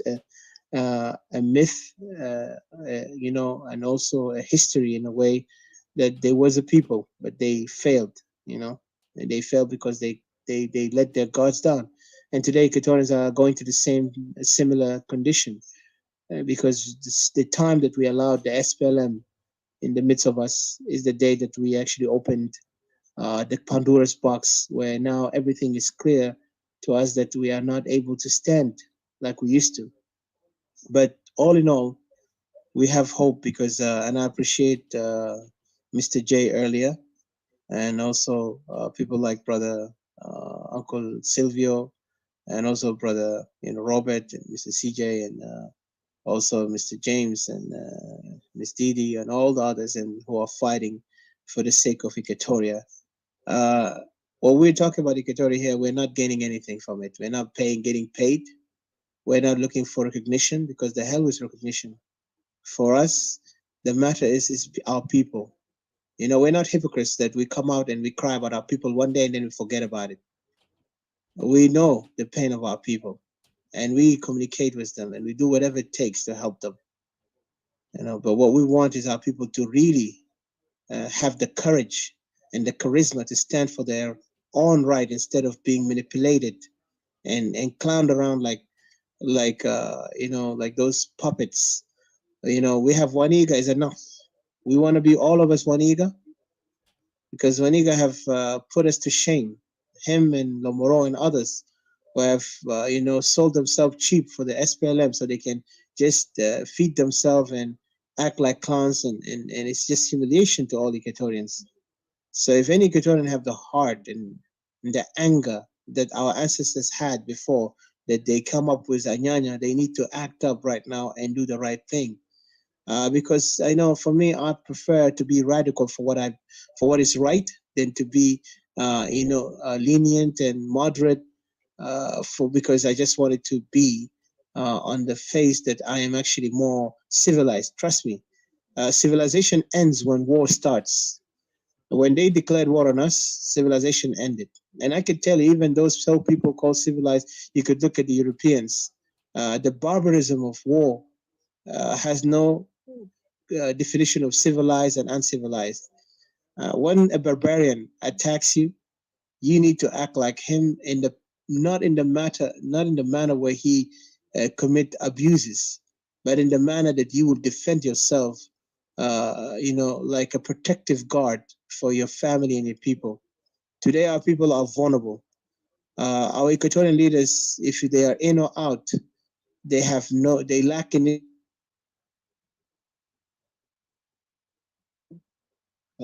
Oh yeah, sorry, my network. I said they lack the capacity to speak for the people or even stand firm and say, this is our people. We don't have to worry about anybody else. Even with Riek Machar, let me tell you this one thing is interesting about Riek Machar. I've noticed, like, by analyzing him, during the time when they killed his people, the Nuer, he actually defected and he went to his people and he made sure that he rallied his people for the sake of what happened in those houses that they killed the Nuer. And he evoked the spirit of Nuerism to the people to actually fight for their land, fight for their people, revenge for what happened. And they almost succeeded. But of course, Riek Machar later, he got involved with others to play a politic game because he felt like he can beat two birds with one stone. But actually he messed up. If he stood in the side of his people, like what he used to do before, he would have gained some momentum there. But what happened, he actually tried to be the president. He had this ambition of being president, and that's why he lost himself. And then he began to rally Equatorian deceitfully by telling Equatorian, I'm going to make sure we're gonna achieve the federalism. I will force this regime to accept federalism, while he himself go into his people, talk about what happened 2013 is a crime against their people and they need to take action and revenge for it. But he betrayed them, and he betrayed even the Equatorian in a way, because what he did, the Equatorian were used.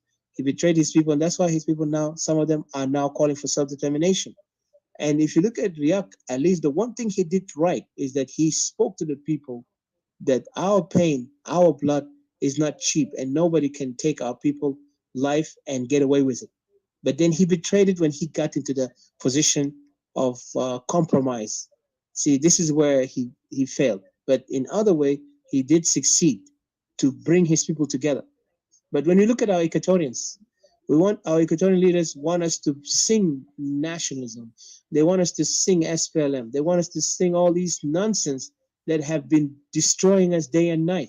Today, we have never seen any salvation, neither from South Sudan nor from the SPLM. The only thing we see is hell coming from those sides. Upper Nile, Bahar Ghazal, they are different in their territory. They have their own issues. They need to solve it themselves.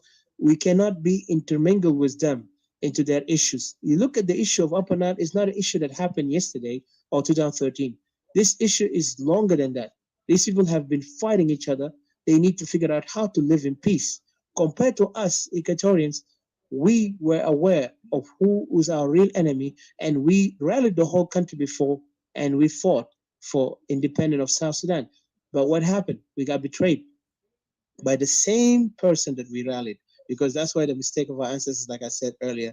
But this is a past tense. Now what we need to do as generation today is we need to rally our people. And I say this again and again. Equatorians, you need to have the dignity and the honor to stand for yourself and say there is no shame when I speak of Equatoria. I know they will demonize you. They will call you tribalist, but the hell with those people who call you tribalist, because they are the tribalists. They don't want to see Equatoria rise. They don't want to see Equatoria speak on themselves. Our women are crying, for God's sake. They're calling to us, where are you? And then we have some clowns earlier here telling us, how did Equatoria got invaded?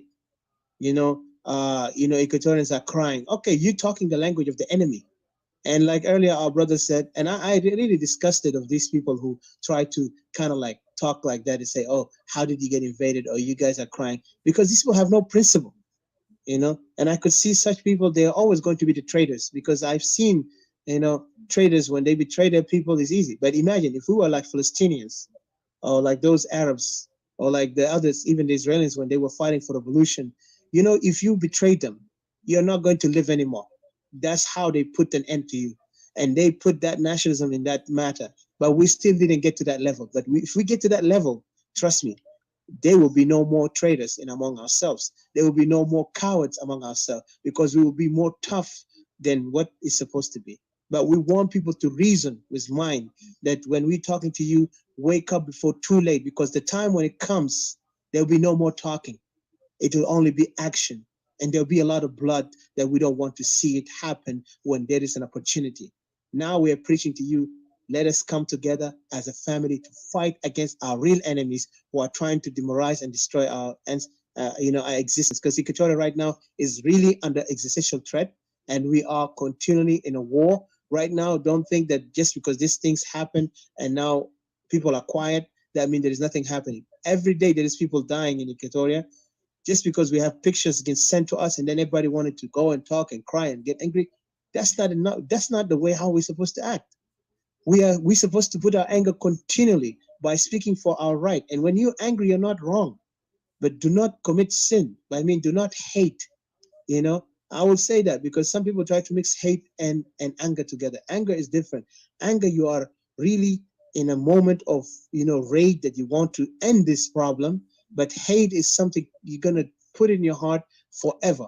But we're not going to hold hate against somebody who's foolish, because these people who are foolish, they never understood what unity means, what nation means. That's why you see them, they behave like wild animals, like barbarians. And they are barbarians because they never understood the meaning of nation. Look at the way they broke the whole, what do you call it? They break the social fabric in the community. Well, today we're divided. And let no one deceive you that we are united still. We're not. We're united only by mouth. In South Sudan today, there's nothing unity. Look at the people. Look at the groups. That you could see them. Even the intention, when they come out to you, they use us, because Equatorians, we're very simple and we're very kind.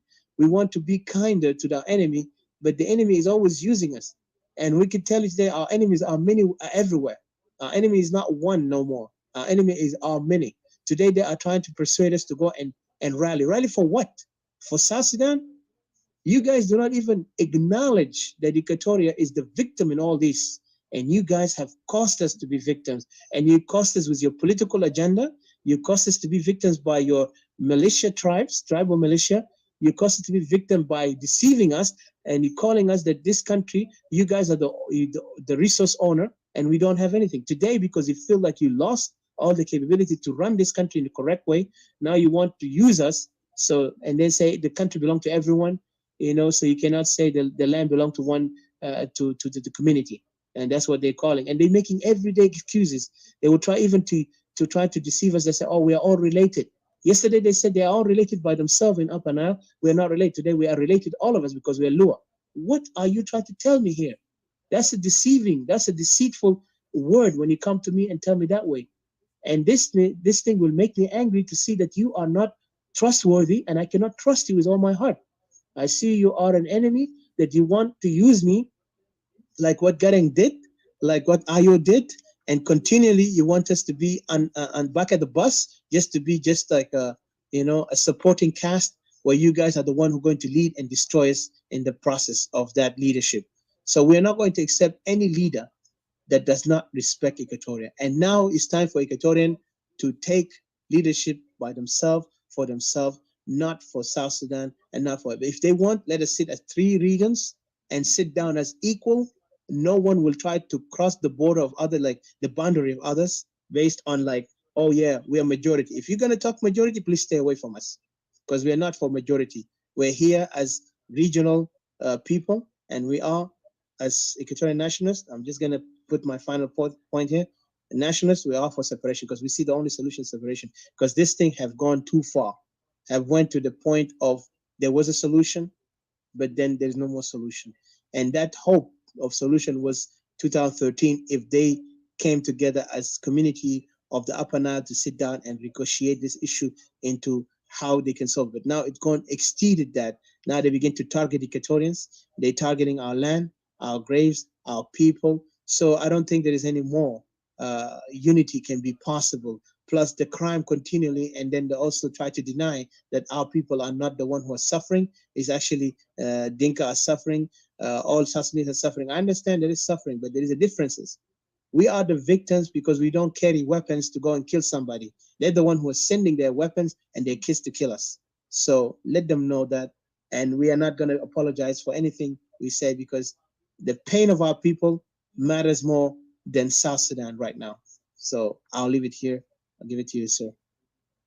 Didi or Mr. CJ, put your final thoughts. Thank you.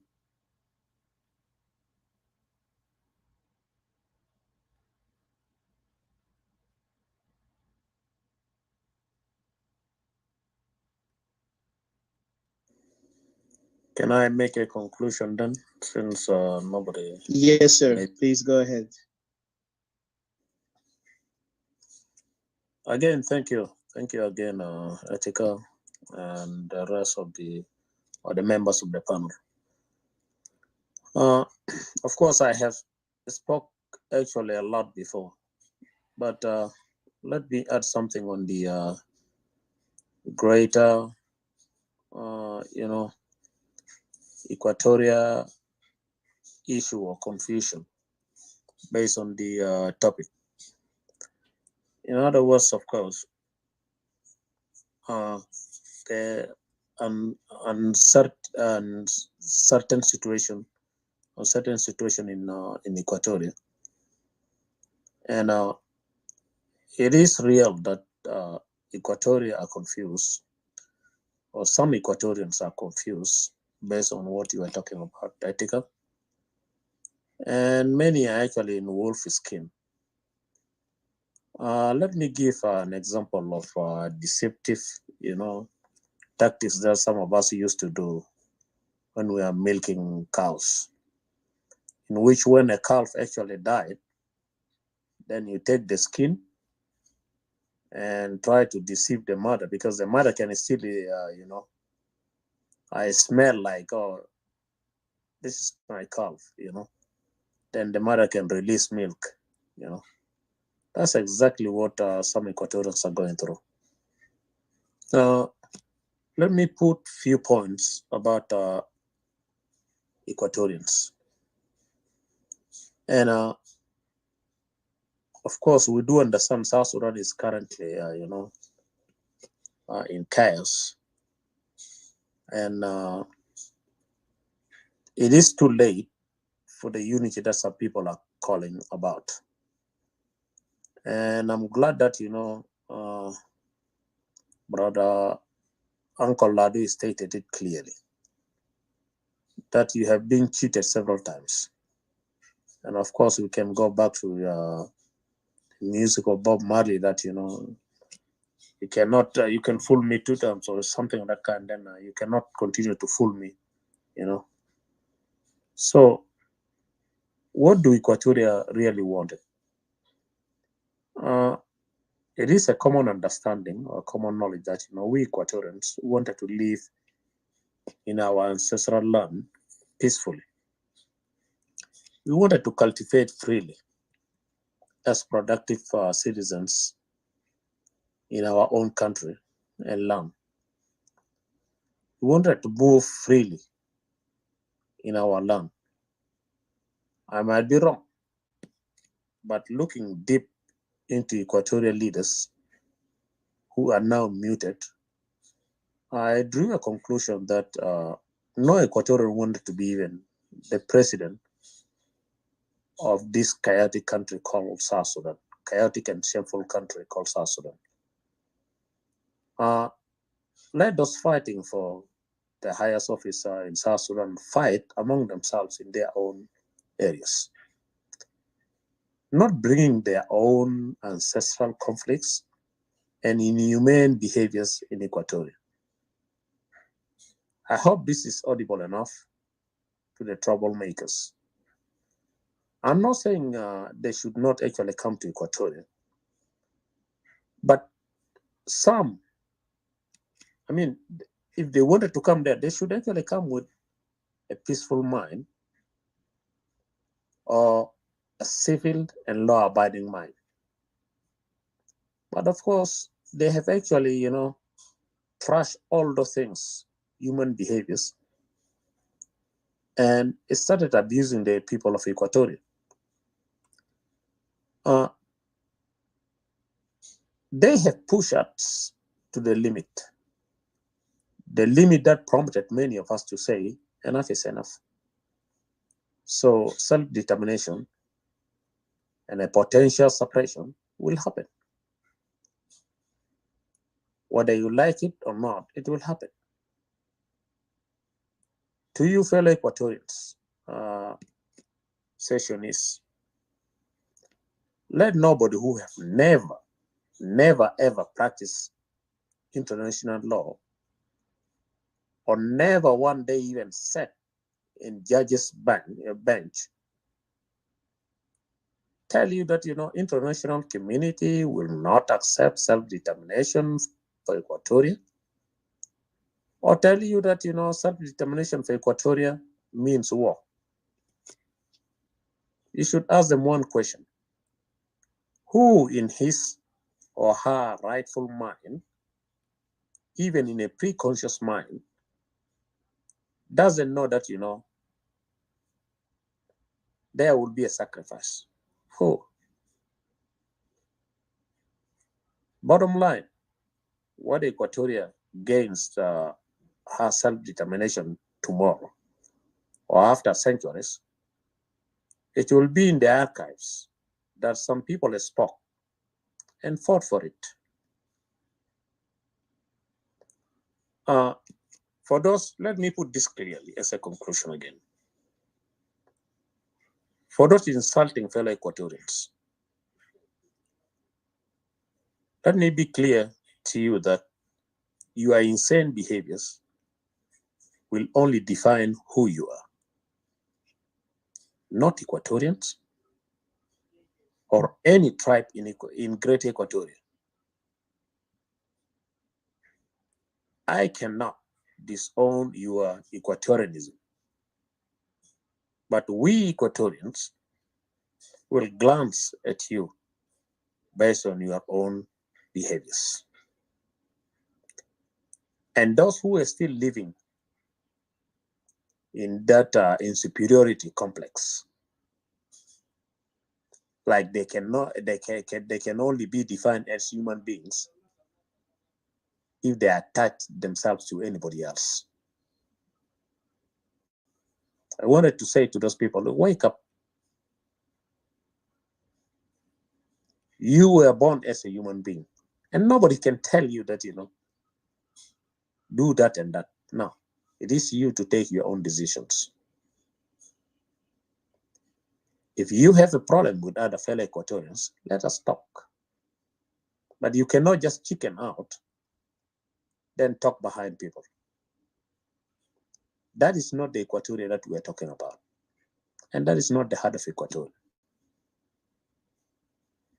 We're just saying we have reached to the limit, and we will continue talking about it. Whether it falls in deaf ears or on the ears of people who can hear it, our words will still go through and will not stop. And we, who are now clear as separatists, we also need to talk to those people. We need to address them. face to face. If they run from this room, well, there are so many other rooms. We will get them there. Not because of hatred, or we don't want to create any hatred like the way you put it, Etika, but we'll open our minds and talk to them. Because we don't want people to be double dealers. George W. Bush one time said during 9/11 that, either you are with us or you're with the enemy. Period. We have talked about this issue several times. But when we leave the room, people still go after some people. So it has to stop. Because if some of us start actually saying, okay, you wanted us to go public, we will go for public. Then we will see who will be the victim. But Equatoria will remain as Equatoria. And thank you. Good night.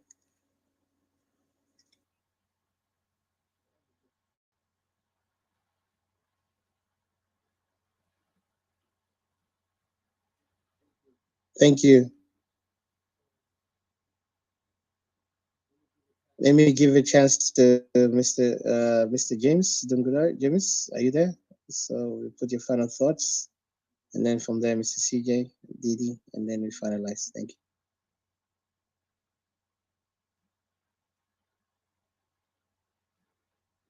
you. Allah James Dungula is good.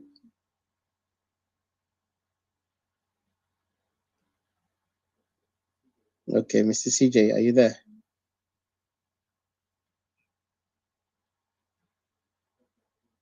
Okay, I don't think he's there. So, Didi, you have your final thoughts, please, and then I'll put my final thoughts and we end.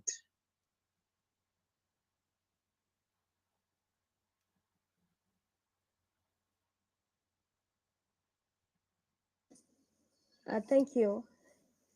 I was actually speaking while I haven't unmute myself. James Anwar, James Bait, come on, CJ. I just want to thank you guys for your time, for your patience, for being here, for everything that you have wrote down and you listen to us. Thank you very much. This is where we end, and we're actually glad that we sit here and we dissect the insight of what is happening in within South Sudan. That this politics of South Sudan is really a very dangerous one that has claimed so many lives, so much life, and yet people are playing the same solution, keep applying the same solution, as if when you applied something, a solution to, for example, to a wound, and then it's not healing, and then you just keep pouring again, and you just keep saying, let me apply it this way, let me apply it that way. You use the cotton, you used anything, it's not healing. So I think it's time we do things differently. We should not be afraid, to save our people. We should not be afraid, to try something that it's been left outside the box. We have tried this decentralization before, but it has never been given time. It was working in Equatoria fine, but it was not given a time. Quickly, SPLA was created to destroy everything, and has never given a lot of people to grow. Has never even, South Sudanese have never given a chance even to mature. You can see today people have been just dragged on, from politics to politics that are not really helping them. They cannot even make up their mind for themselves. They've been intimidated.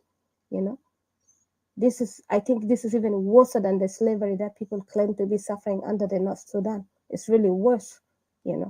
You can see the domination that has been projected over South Sudanese. Everybody wants to tell you that I am the way, I am the truth, I am the light. When they are not the light, they are not the way, they're not the truth. They usually elect themselves by themselves. They don't even allow South Sudanese to have their say. And when South Sudanese are having their say, they've been threatened. And that's when you know that this thing is wrong. Something that is right, you will have a say. and your say should be listened, your opinion should be respected. And this is where Equatorians draw the line here and say that we have put in a lot and we are losing so much. We lost so much that we couldn't even begin to count. And this is something that we shouldn't even be losing anything. We have already lost so much that we're put in SPLM. But then now our people are dying right in the middle of our land. They don't even have to lift their feet outside even the perimeters of Equatoria, but yet in that equator, they're dying. Their life has been taken off in that land. It's something that we want to put an end to it. We want Equatorians to have their rights. Nadarin Equatoria to carry on development and Humakan Fogu, the life that they have, the traditions that they know. We want them to live a life that they're supposed to live, a life that they're blessed to live. And we want them to continue to love each other and to continue to be who they are without even their demographic being changed. Without somebody coming from far away, somebody that has nothing in common with you, has no connection with you, want to have a say in your life. So if you ask these people, what is not good in your land? What is not good about you that you want to come and be me? Why should this union be forced by force? Today, love and unity is not modeled by force. It's not modeled by blood. Yani, Shino, today, if you force me to be with you, you think this is going to bring peace? You think I'm going to give up? No, I'm not going to give up. And the generation coming after me is not going to give up, because we're going to be continue to brainstorm our people. This is not going to end. Anything, it's like this. Like you see, I see these people, Kawajadalda, in their country. They're always weeding out, the weeds, or I don't know what they call it, in their gardens, or, in the pathway where people walk, Figeshkidal is not good, it's poisonous, and they're not really good for the land, and they're not good for the crop. They're always weeding them out, they're removing them out. And this thing, we shall do it. We will do it in Equatoria. Right now we might look like we are weak, but we are not. And this thing that is keeping us fighting, burning within us like fire, that even you don't even know when you're going to come out and talk, but you find yourself talking, whether you like it or not. This is the spirit of our ancestors. This is even God himself driving the spirit of our ancestors within us, convicting us within us, that we dare be quiet, that we should shine the light, because the light of God shine in the darkness, and the darkness will never understood the light. And this is how the freedom of Equatoria is going to be, in the mix of this darkness, in the mix of this turmoil that Equatoria is going through, this confusion that is being brought upon Equatoria. I had wished the people of South Sudan, after this secession, that everybody went to their home, begin to rebuild their home, carry on with their traumas in their own home. This would have been enough. But they say no.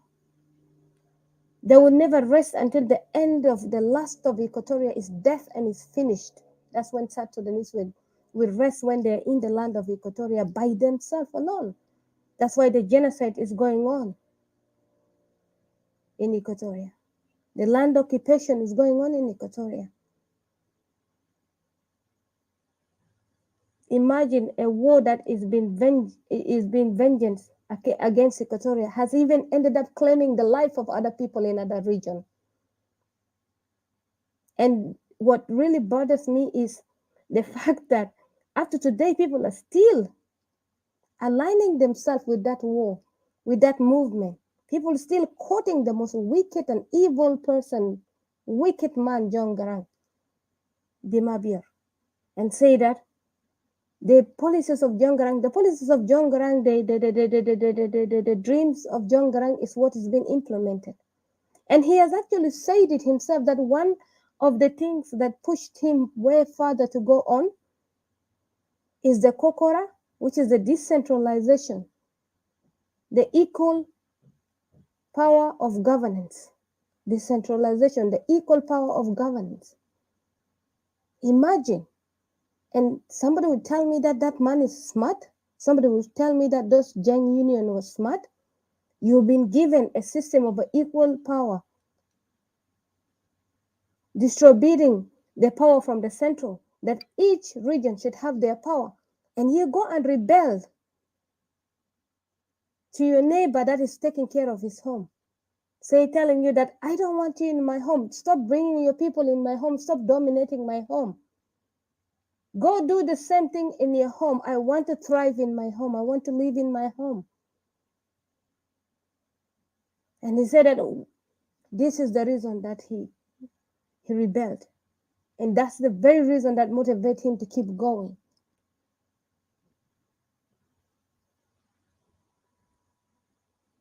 And the other one is the Addis Ababa Peace Agreement. Can you imagine? These are the reason SPLA went to Bush. Anybody that went to join SPLA has joined to massacre Equatoria. The war was waged against Equatoria.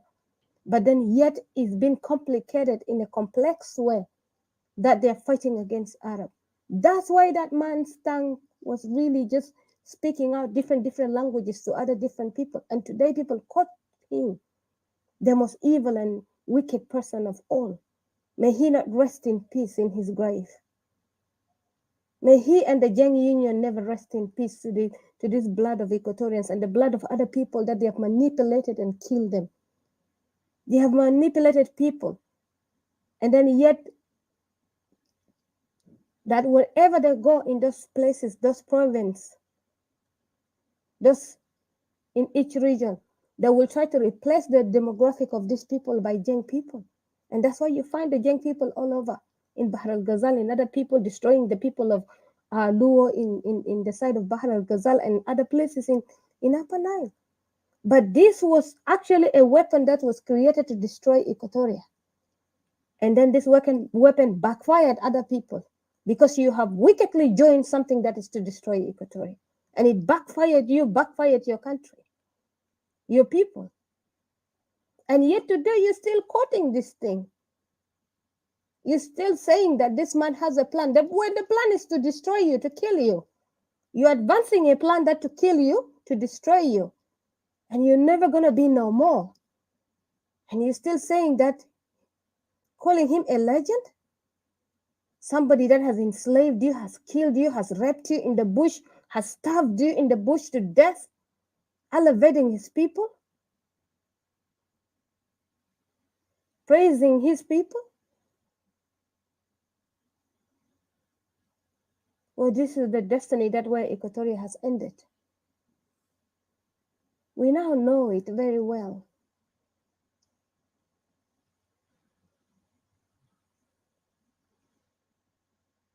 We know it very well right now that why was SPLA was created.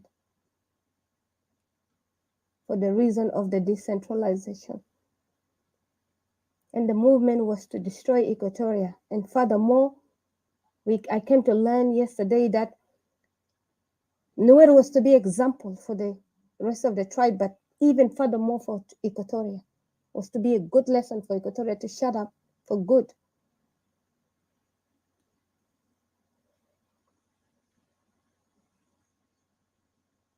But it is really sad. It is really sad. We could have lived life differently. We could have enjoyed life differently. Each person would have carried on differently, but yet the same. You would have been traveling to Equatoria, you would have been traveling to Upper Nile, to Bahr al-Ghazal so happily, without any grudges, without any hate. And we would have put everything behind us if we were given a chance, just chance. And right now we're asking, we just need a time to heal because trust is really so hard. Just like Freeman Gibel spoken, it's really hard. Even your own Equatorian Zato Tanin fi Equatorians Tanin to be trust is really hard. It's really hard. Can I imagine even somebody to call you right from from within the SPLA, they are gonna, you know, the one that is working over there, Naswaniga and Nasmuna. Can you trust them really? When they are silenced, when our people are really falling, they are falling to sleep, and these people are silenced, they never protest, they never say anything, they never done anything.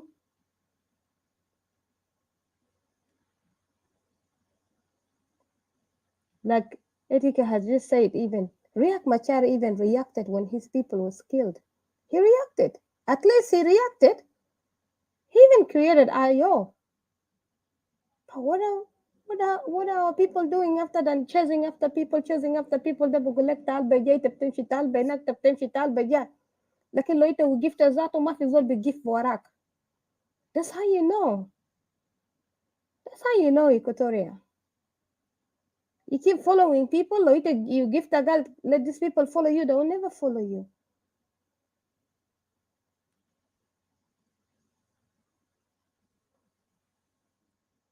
I just want to leave it here, and I just wanted to say that James, if you're ready, you can still have your last input, and CJ as well.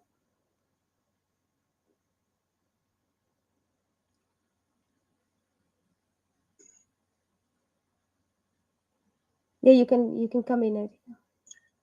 I think I don't know if they're not able to. We just can't finalize our room for today, but we're going to talk about this topic again next time. But you know, be part 2. But we're going to be extensive in some points, in particular the Trojan horses. Like I said, again. Yeah, indeed, it's really a very interesting topic that we will keep discussing on this topic. And like I said earlier, that an iron sharpen an iron. Like when we come out there and you find people like Jay Freeman comes in, you know, it makes so much difference. And this is what we're gonna keep, you know, doing. It's not about how many, you know, people want to listen to you, but it's about what you're gonna gain and what you're gonna say. And the important thing that is recording for our people to listen. You know, the things that we do is recordings for our people who are watching, because later on you see many of them coming, you know, to listen in their own time. Sorry for interrupting you there. Thank you. I mean, no problem. Definitely. We are more like to be honest. I'm more concerned with the people down there than the people out in the Western countries or whatever they are, because apparently some of our people in the West, they have forgotten themselves. To be honest, if they didn't forget themselves, they would be concerned like us in the point. And I'm being blunt here. We're not saying we are better than anyone, but this is the thing. If you understand the pain of our people, we don't make it as an occasion. season بس كل ما يكون في قتلوا ناس طوال نيجي نكورك برا.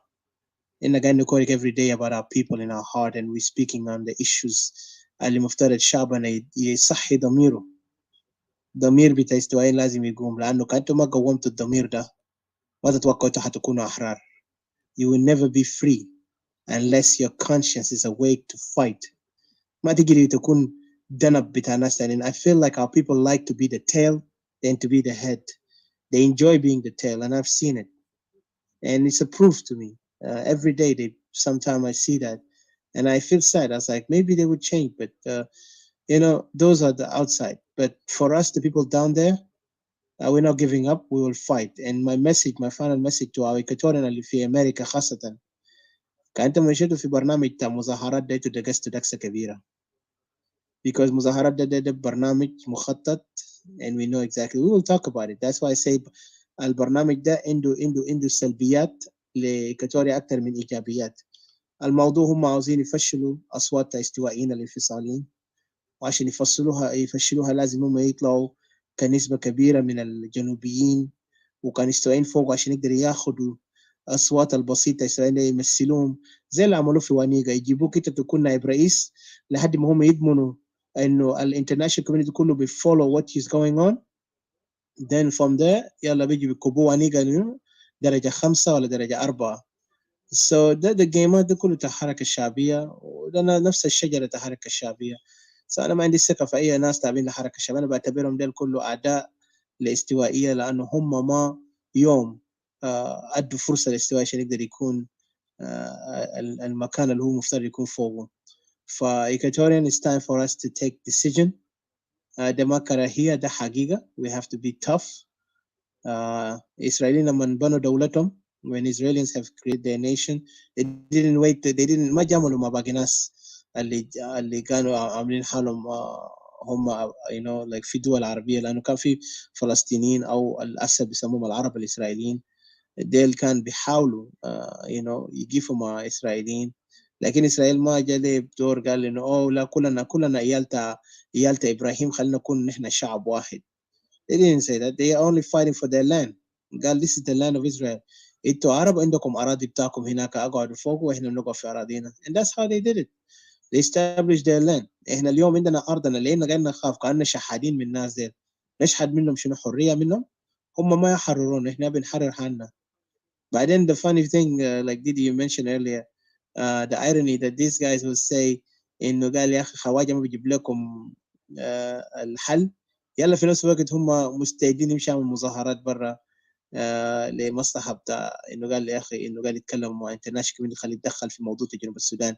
فأنت بتشوف هنا الايروني بإتساف, يعني ده السخرية ذاته للعقلية اللي هم قاعدين يفكروا فوقه. فهدفنا إحنا كإيكوتوريان ناشونالست we will fight for independence. إحنا ما في ثاني شيء برجعنا عشان نكونوا جنوبيين.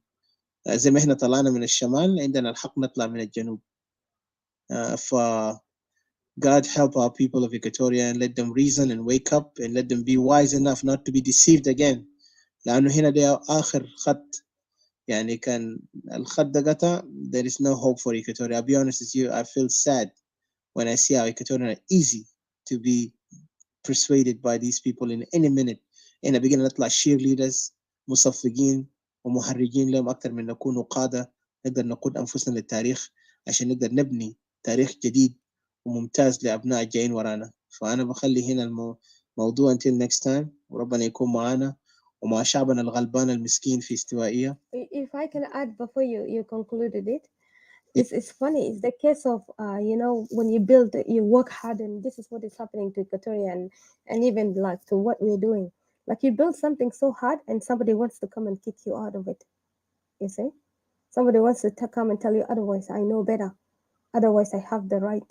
But they don't know what it took for Equatoria to be built on the sweat and blood. They don't know, and that these people doesn't even understood the capacity. Like is something that everybody is people fighting for recognition and power. That's what they're doing, But they don't understand the cause of what we're doing. They don't get it at all.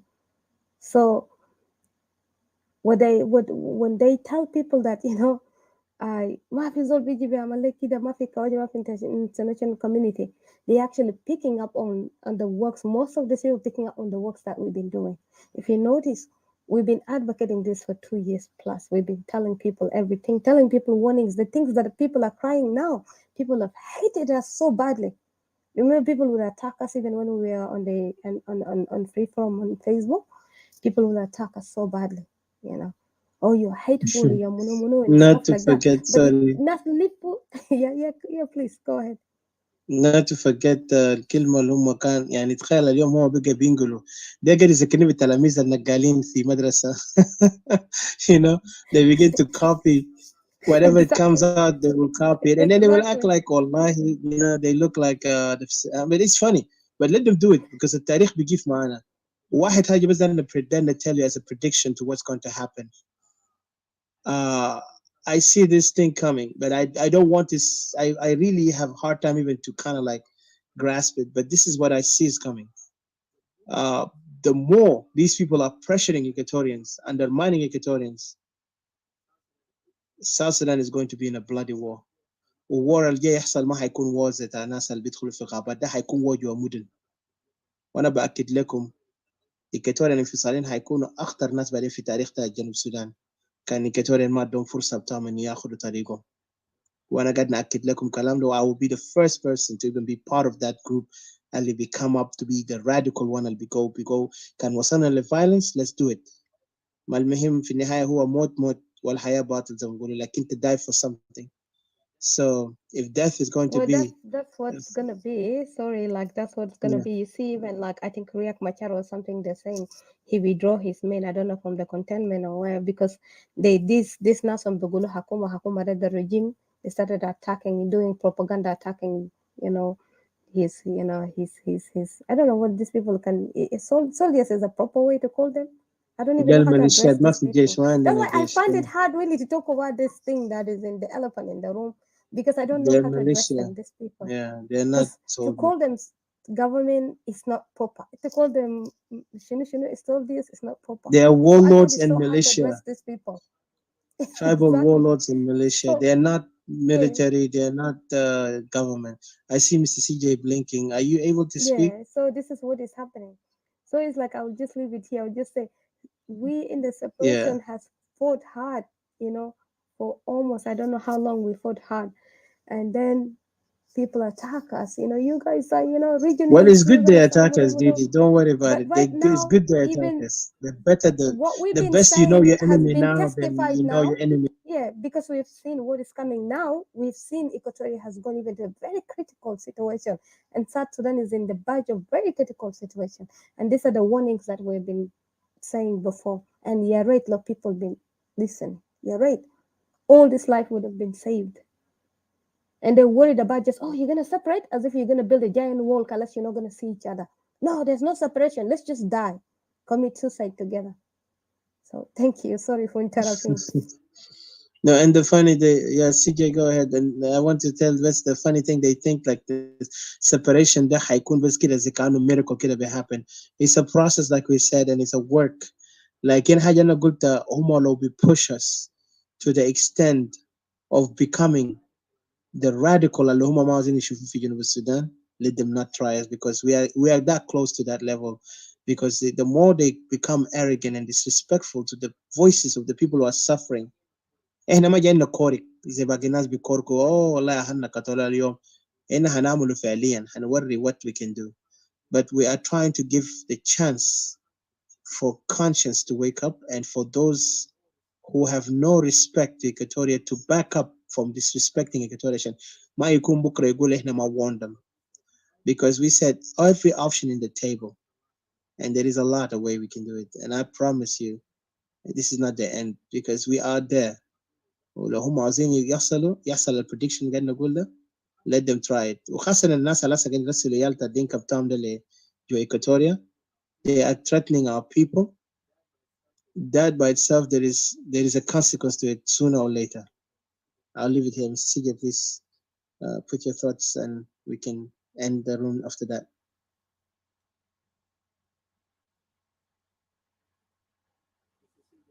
Mr. CJ, انت معنا؟ الظاهر ما معنا خلاص. All right, guys.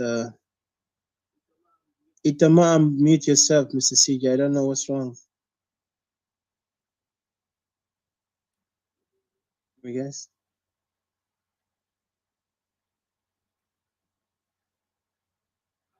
I can't hear you, Mr. CJ. You need to get out and come back.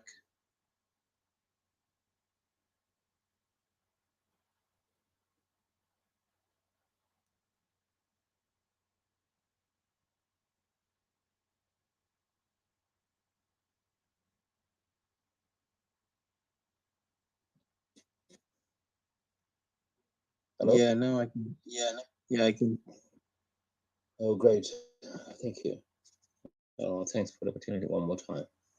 Let me say hello to everyone again. Yeah, indeed, as you have said, it's actually ridiculous, a nearly broken heart, totally broken heart. Hopefully, with all these contributions that our brothers have just spoken, hopefully some of us will listen to it and hear it. As it has been said, let those who have ears listen and hear and act. It's unfortunate. I wonder what Equatoria are thinking after all this siege of the Equatoria by the Young and their allies from within. the enemy from within, which is, Tabur Hamis. That's also called Tabur Hamis. After all this, what are Equatorian waiting for? What is the suitable time to do Equatorian thing that they could come out in numbers and protect themselves from this terrible enemy, the conspirators who have been hiding among us during the civil war, Sudan civil war. To this day, it's almost 40 years when Equatoria have been in hardship of terrible death,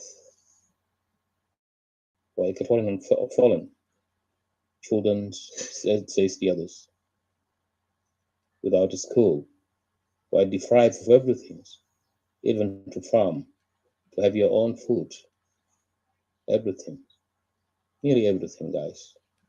I wonder if we have Equatorians who could wake up and say it's enough to the trick. I even wonder, how could I explain the situations? Are we under siege? Or else we're in the finishing line? I could remember. As instructed, people were working as builders, constructions while constructing buildings. There is a final line which says finishing. When you reach that point, that means the structure of the building is almost to an end. It's unfortunate to see Equatorians seems to be playing with themselves, because it is we Equatorians who have caused all these issues. Now they are inside. Are we waiting for peacetime? Or do we need to act right now? Peacetime, we will have no chance to look back and say, which. Equatorians need to come to their sense and understand that, we're in horrible situations. We shouldn't be shifting left and right. As we kept on talking, we could see none of them turning up. But if we leave to our enemies in numbers, in great numbers, coming to encourage each other. So, for me, what I have to say to Equatoria, please wake up, guys. This is the time where each of us has to know what is really going on in that country. It is a war of what? A war that, of dignity. A war that, we have to defend our land, our dignity, and also to stand for our children so that they will have a chance rather than leaving them fallen as a victim of the enemies. It is a time for us, guys, to wake up and look around us, that there's nobody other than you Equatorians who will have to defend your line, yourselves. If indeed you love Equatoria, you don't need to sleep. Enough is enough. Let's just put it that way. It's no more time to look back, to look to anyone around us. So without that, if you didn't wake up, then it's over for us. So let's come together. Let's wake up to the task and work as a family members, rather than criticizing ourselves and going after each other for no reason, other than trying to side with the enemy. The enemy has already been there. They are playing. They are loving. None of us would know, which each of us would know what is going on in the heart of the others and mine. None of us. So it's up to you guys. What we're doing is just only talking to you guys, try to bring you to our awareness that this is not a time where we have to sleep. It's a time that we have to wake up stand for our right. Because after all, in our situations, in a failed state, we need to take courage and stand for our rights. Else, we're gone. So I don't have to prolong. We have spoken. It looks like there's no words. There are no any longer words to persuade those who are out there. I believe, we'll be to the task. And I wish you guys all the best. Hopefully, you turn up and see and stand with your people wherever you are, if you're outside or inside the country, because that is how we can make a difference. But other than that, it is for us to choose our destiny, where the generations will have the opportunity to stand for ourselves. So those of Kir and Moshe, they are not to our sides, particularly Kir, they are not to our sides. They are now an open enemy, working to crush us down. So, Equatoria, please wake up and stand wherever you are. And I believe that there are voices who can hear us. There are people who can hear what we are talking about. There are those who will not ignore our calling. With this, and I'll say thanks be to you guys for listening. And for those who are going to listen to this, the conclusion of this program, I say to them, please encourage each other, tell each other, pass the words. Remember that, Equatoria have no access to the internet and to the media, but yet through you can be able to you can be a help to our people.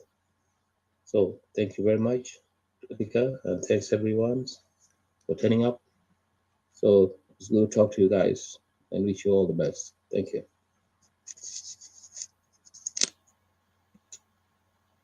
Rika? Okay, thank you, Mr. CJ. Just wanted to last word is like those who have ears, let them hear. Because at the end, it's up to you guys. Those who have the conscience and they love their homeland, let them act and decide. And right now, also, I want to say, Brother Hakeem Dario, we want to work and help him out because we want to work in a team. I mean, I will announce it soon. He wanted some, we work together for assisting, donation, all that. So, whatever you can contribute, that'd be great. Go ahead, contribute in his page. You can talk to him directly if you're a Facebook friend with him. If you're not, we'll try to give the detail.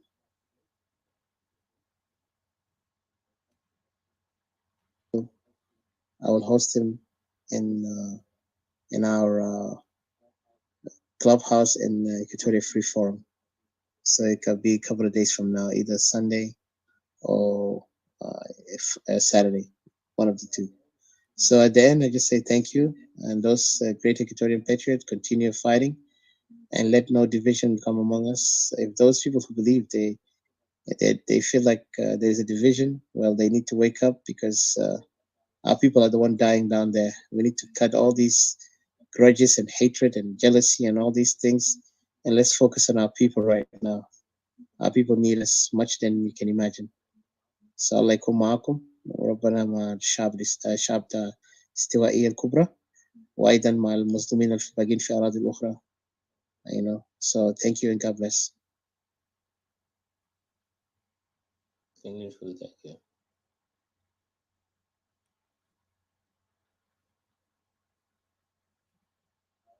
I'll end the room here, but the Facebook, I will end it with Didi over there.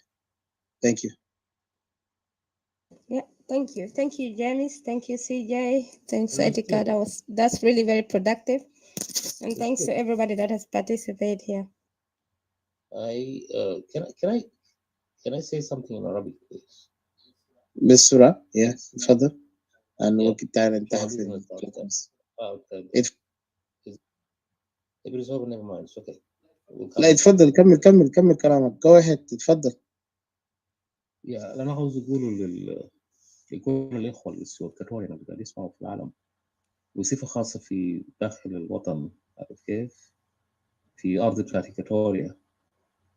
ما بالك الناس الواهمين for those who are dreaming أنه في حكومة في نظام وأنه علينا let's go and take off نزيح الحكومة وأي حاجة بيرجع لحاله، الوضع بيرجع لحاله، وأنه كل شيء حيكون كويس والقضية بتاعتنا بتنتهي. أنا قاعد أقول لكم أنتوا واهمين.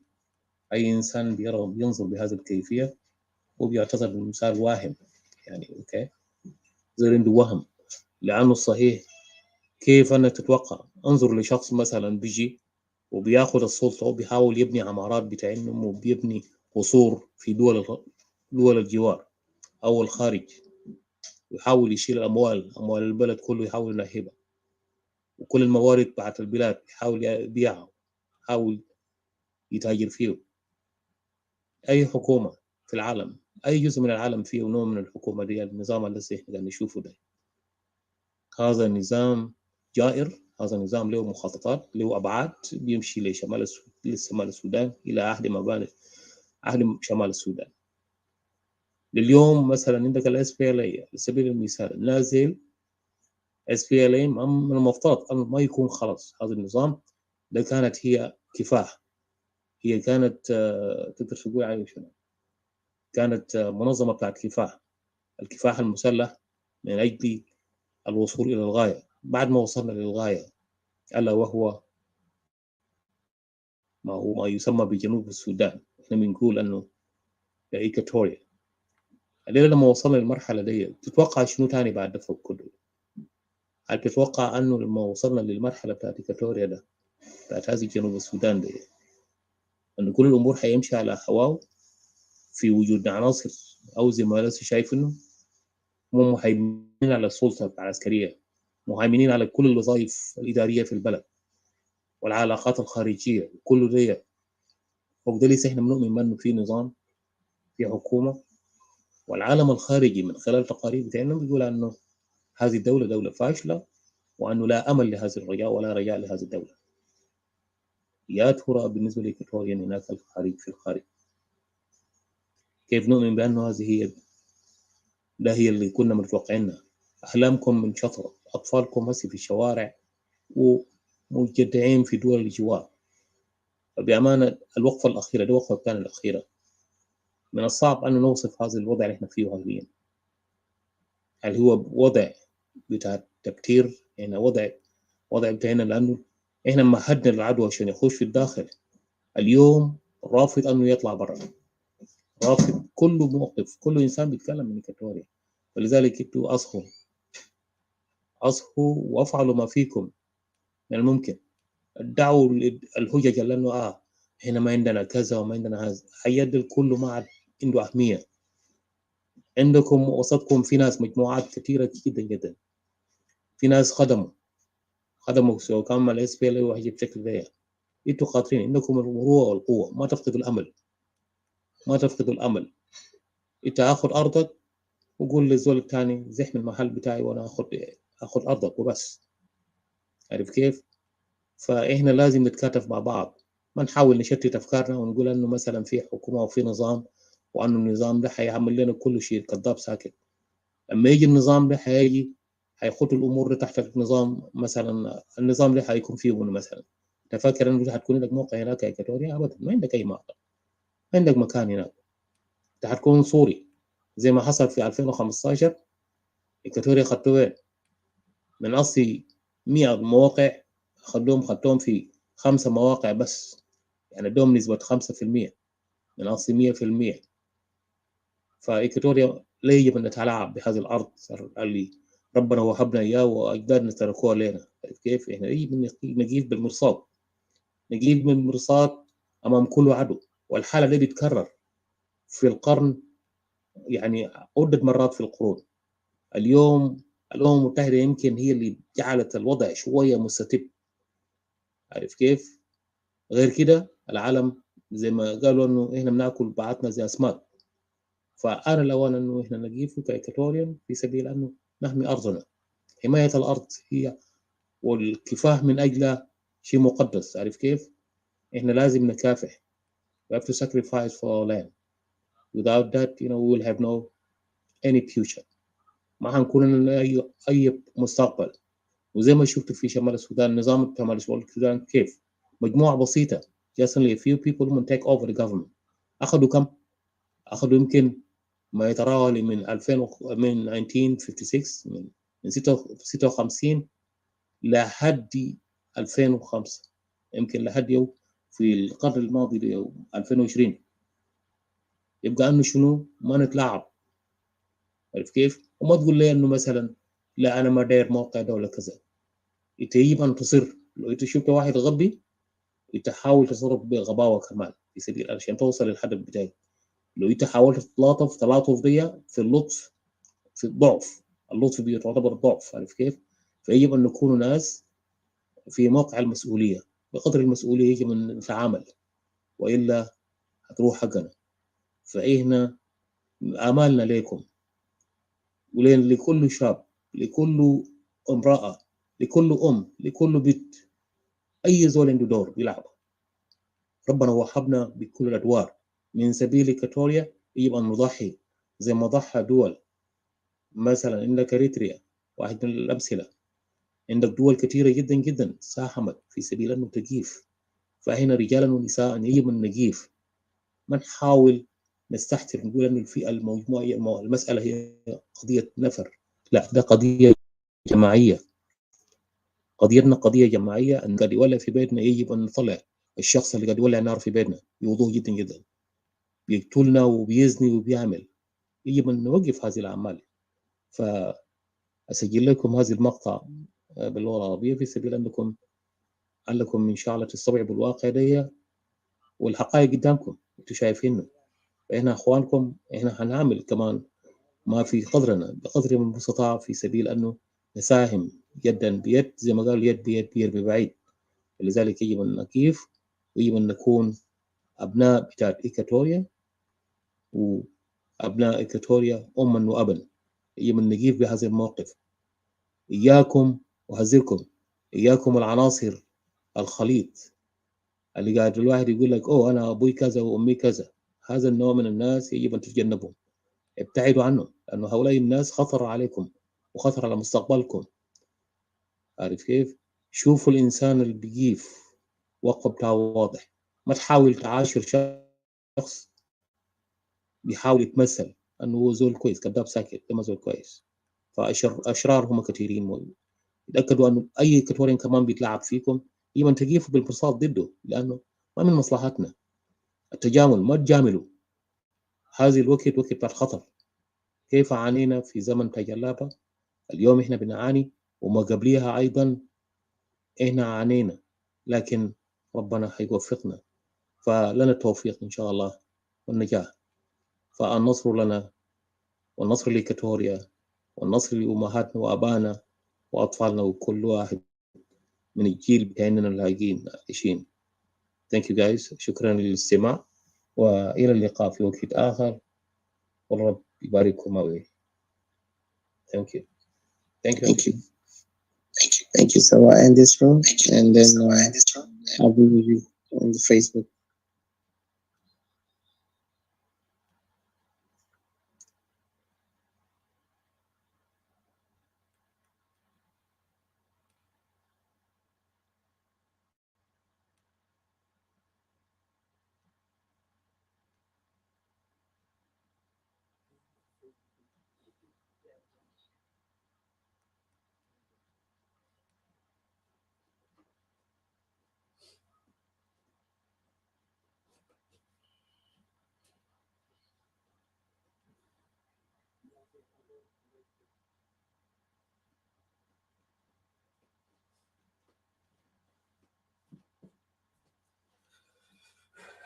All right, guys. Thank you so much for those who are here. I want to say we've been almost, 5 hours here exactly.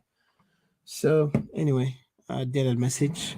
So those people who من لهم أذنا فليسمعوا واللي ما عنده أذان خليه يشتري له أذان صناعي عشان يسمع الحقائق، واللي ما عنده conscience ربنا يا بيساعدهم، ما في أكتر من كده. I know طبعا أعدائنا كتار because الحقائق لما نقول لهم ما حيقبلوها، دايما بيقولوا ده إهانة، بيفكروا ده شتيمة. But it's all good because at the end الحقيقة مرة. It's better to be tell the truth than to let them live in a lie and false notion that هم جنوبيين وعايشين في أوهام. زي ما انت شايف البلد ده ماشي لانهيار، already انهارت. So let's not waste our time with this nonsense of unity in the country. زي ما قلت, be careful of this so-called programs that الناس ده جاي قدام, because they are planning new programs. So I won't go far. I'll just end up here. Didi, are you there? Do you hear me? Are you in Facebook? Hello?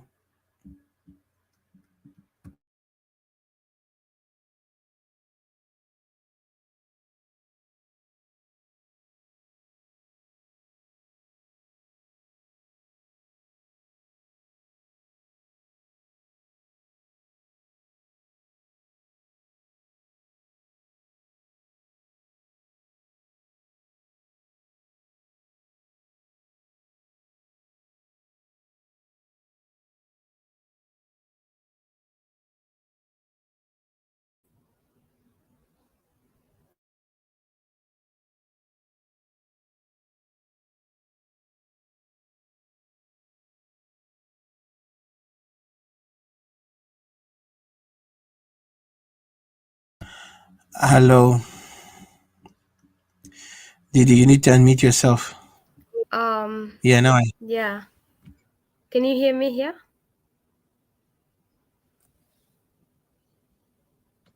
I just wanted to thank you guys who have been on Facebook. I hope you can hear me. Etika, I hope you can hear me over there as well. Thank you guys. And the show has finished, has ended there in Clubhouse. Thanks for your support, those who have been here. I read something like somebody was saying earlier, writing that, we and Nas, we're done. So I think I replied to him saying that I think he's at the wrong address. We are not Nas, and we cannot speak for Nas. I think if you wanted to speak for Nas, there's a platform for Nas. You can go and say that to Nas over there. And we don't have any issues. And I don't think you're in a position to say stuff like that. Nas is done or we're done. You're not in a position. But I'm just saying, if we are done, then I don't see the reason why you're here, really. You should have not been here. Unless it can out of you're afraid. That's why you're here saying these things. And I know that a lot of people are shaking right now. That's why you see people going around, attacking, the separation, and stuff like that. But at the end of the day, separation must power must power on. It must channel on. It will stop at nothing. It will stop at nobody's emotional cause or expression, or according to any individual needs. This separation is especially to free Equatorians, to give Equatorians their dignity back. Somebody timely Equatorians to mourn their people who died. Also to heal themselves from the ongoing trauma that they have been going through, for decades and centuries. Equatorians have suffered enough. And these are conflicts that have not been started by Equatorians, have been brought in by other people. If you ask now today, why are people in the land of Equatoria, no one could give you a direct answer. Other than you here, girl, we are all South Sudanese. We are all South Sudanese. It does not mean that you have to be in the house of your neighbor or in the house of a stranger. You're totally stranger in South Sudan. You speak differently. Your language is different. Your culture is different. You're different in appearance. We're so different. Even the fact that even it's shameful that we were Equatorian, we were just a nation by ourselves. We're not part of South Sudan. That should alone even give people, you know, a clue that they should how to deal with us as Equatorians. And that's why we're totally different from South Sudan, because we were a nation of ourselves. And this question has been really burning me inside for many, many years, asking, why are we different, Laki? The Equatorians are different from Nas Taninde. And to find out that we were a different nation, Nabelet, Dola, Equatoria de Dola Betulu, that has been destroyed. Yala Gumja Amolo joined South Sudan. It's really sad. I think Kidata Biligona different in behavior, in appearance, you know. We are very generous, very kind, very, very patient. But patient has not cause. We're sick tired of you, we don't want your colors. So I to my people and say thank you for listening. I know we have spoken for so long, but messages that later I should go kita kuikin mabarin kwais kita kun mas makalamata nasa lugija na dina skal protest almununu hini gali hadi pati mata kuna smahaja tanaze kita kun arfu wala haja tanas gipo wara parties shunu ne tabda gije jawara ita nas giraha min mahal mahal nasmuni yagi katun nasmuni yagi repo nasmuni yabe kamu asade that's the question you need to ask yourself very well. And then it make choices. Ita kun asuja, ita kun balad kebir futu bagi mahalat taninde. Mata kun kafo minasal. Nazabao magrud badon. Anu mungi katul badon kef. Magrud badon taman. Mata kun kafo piyaja. Kamita. Bigger than this paper. أنا بس بشكريتكم يعني. أنا بشكريتكم وأنا بشكر ربنا for the fact that even, you know, you're alive today and you listen to this message. I thank you so much.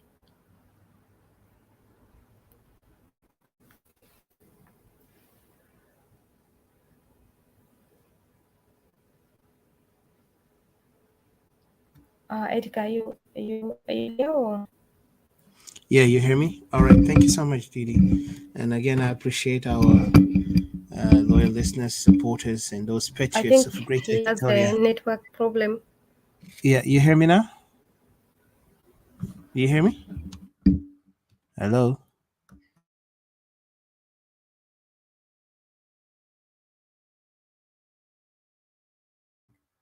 Do you hear me now? Do you hear me? Uh-oh. Hello?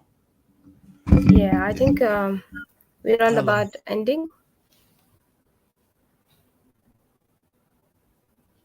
Hello?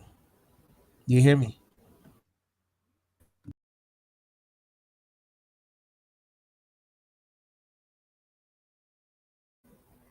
Jama, I think that will be in. That will be it. I think we'll just end here. Thank you, guys. You're back.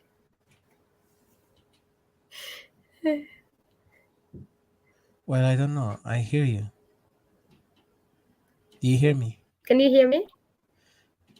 If you're talking, just in case I can't hear you, unless you not well, anyway, yeah. Yeah. Okay, so I'm just gonna say thank you, Didi. And if anybody can hear me, that's great. If not, I'll just put the music on there, and then until next time, bye for now.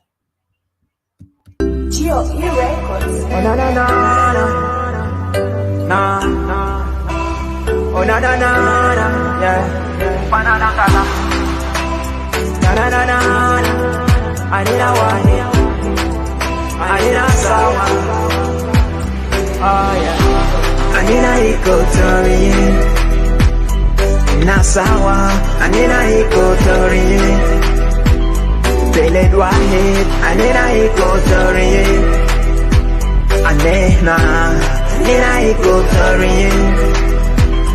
Oh yeah, kanita minyambio, kanita mintori, Well, later I'm in Juba, yeah. And then I Equatoria. Teresia Samagesi Malina. Oh shoot.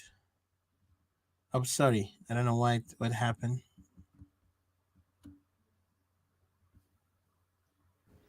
All right, guys. Thank you. I think the music stopped by accident for me here. Just give me a second.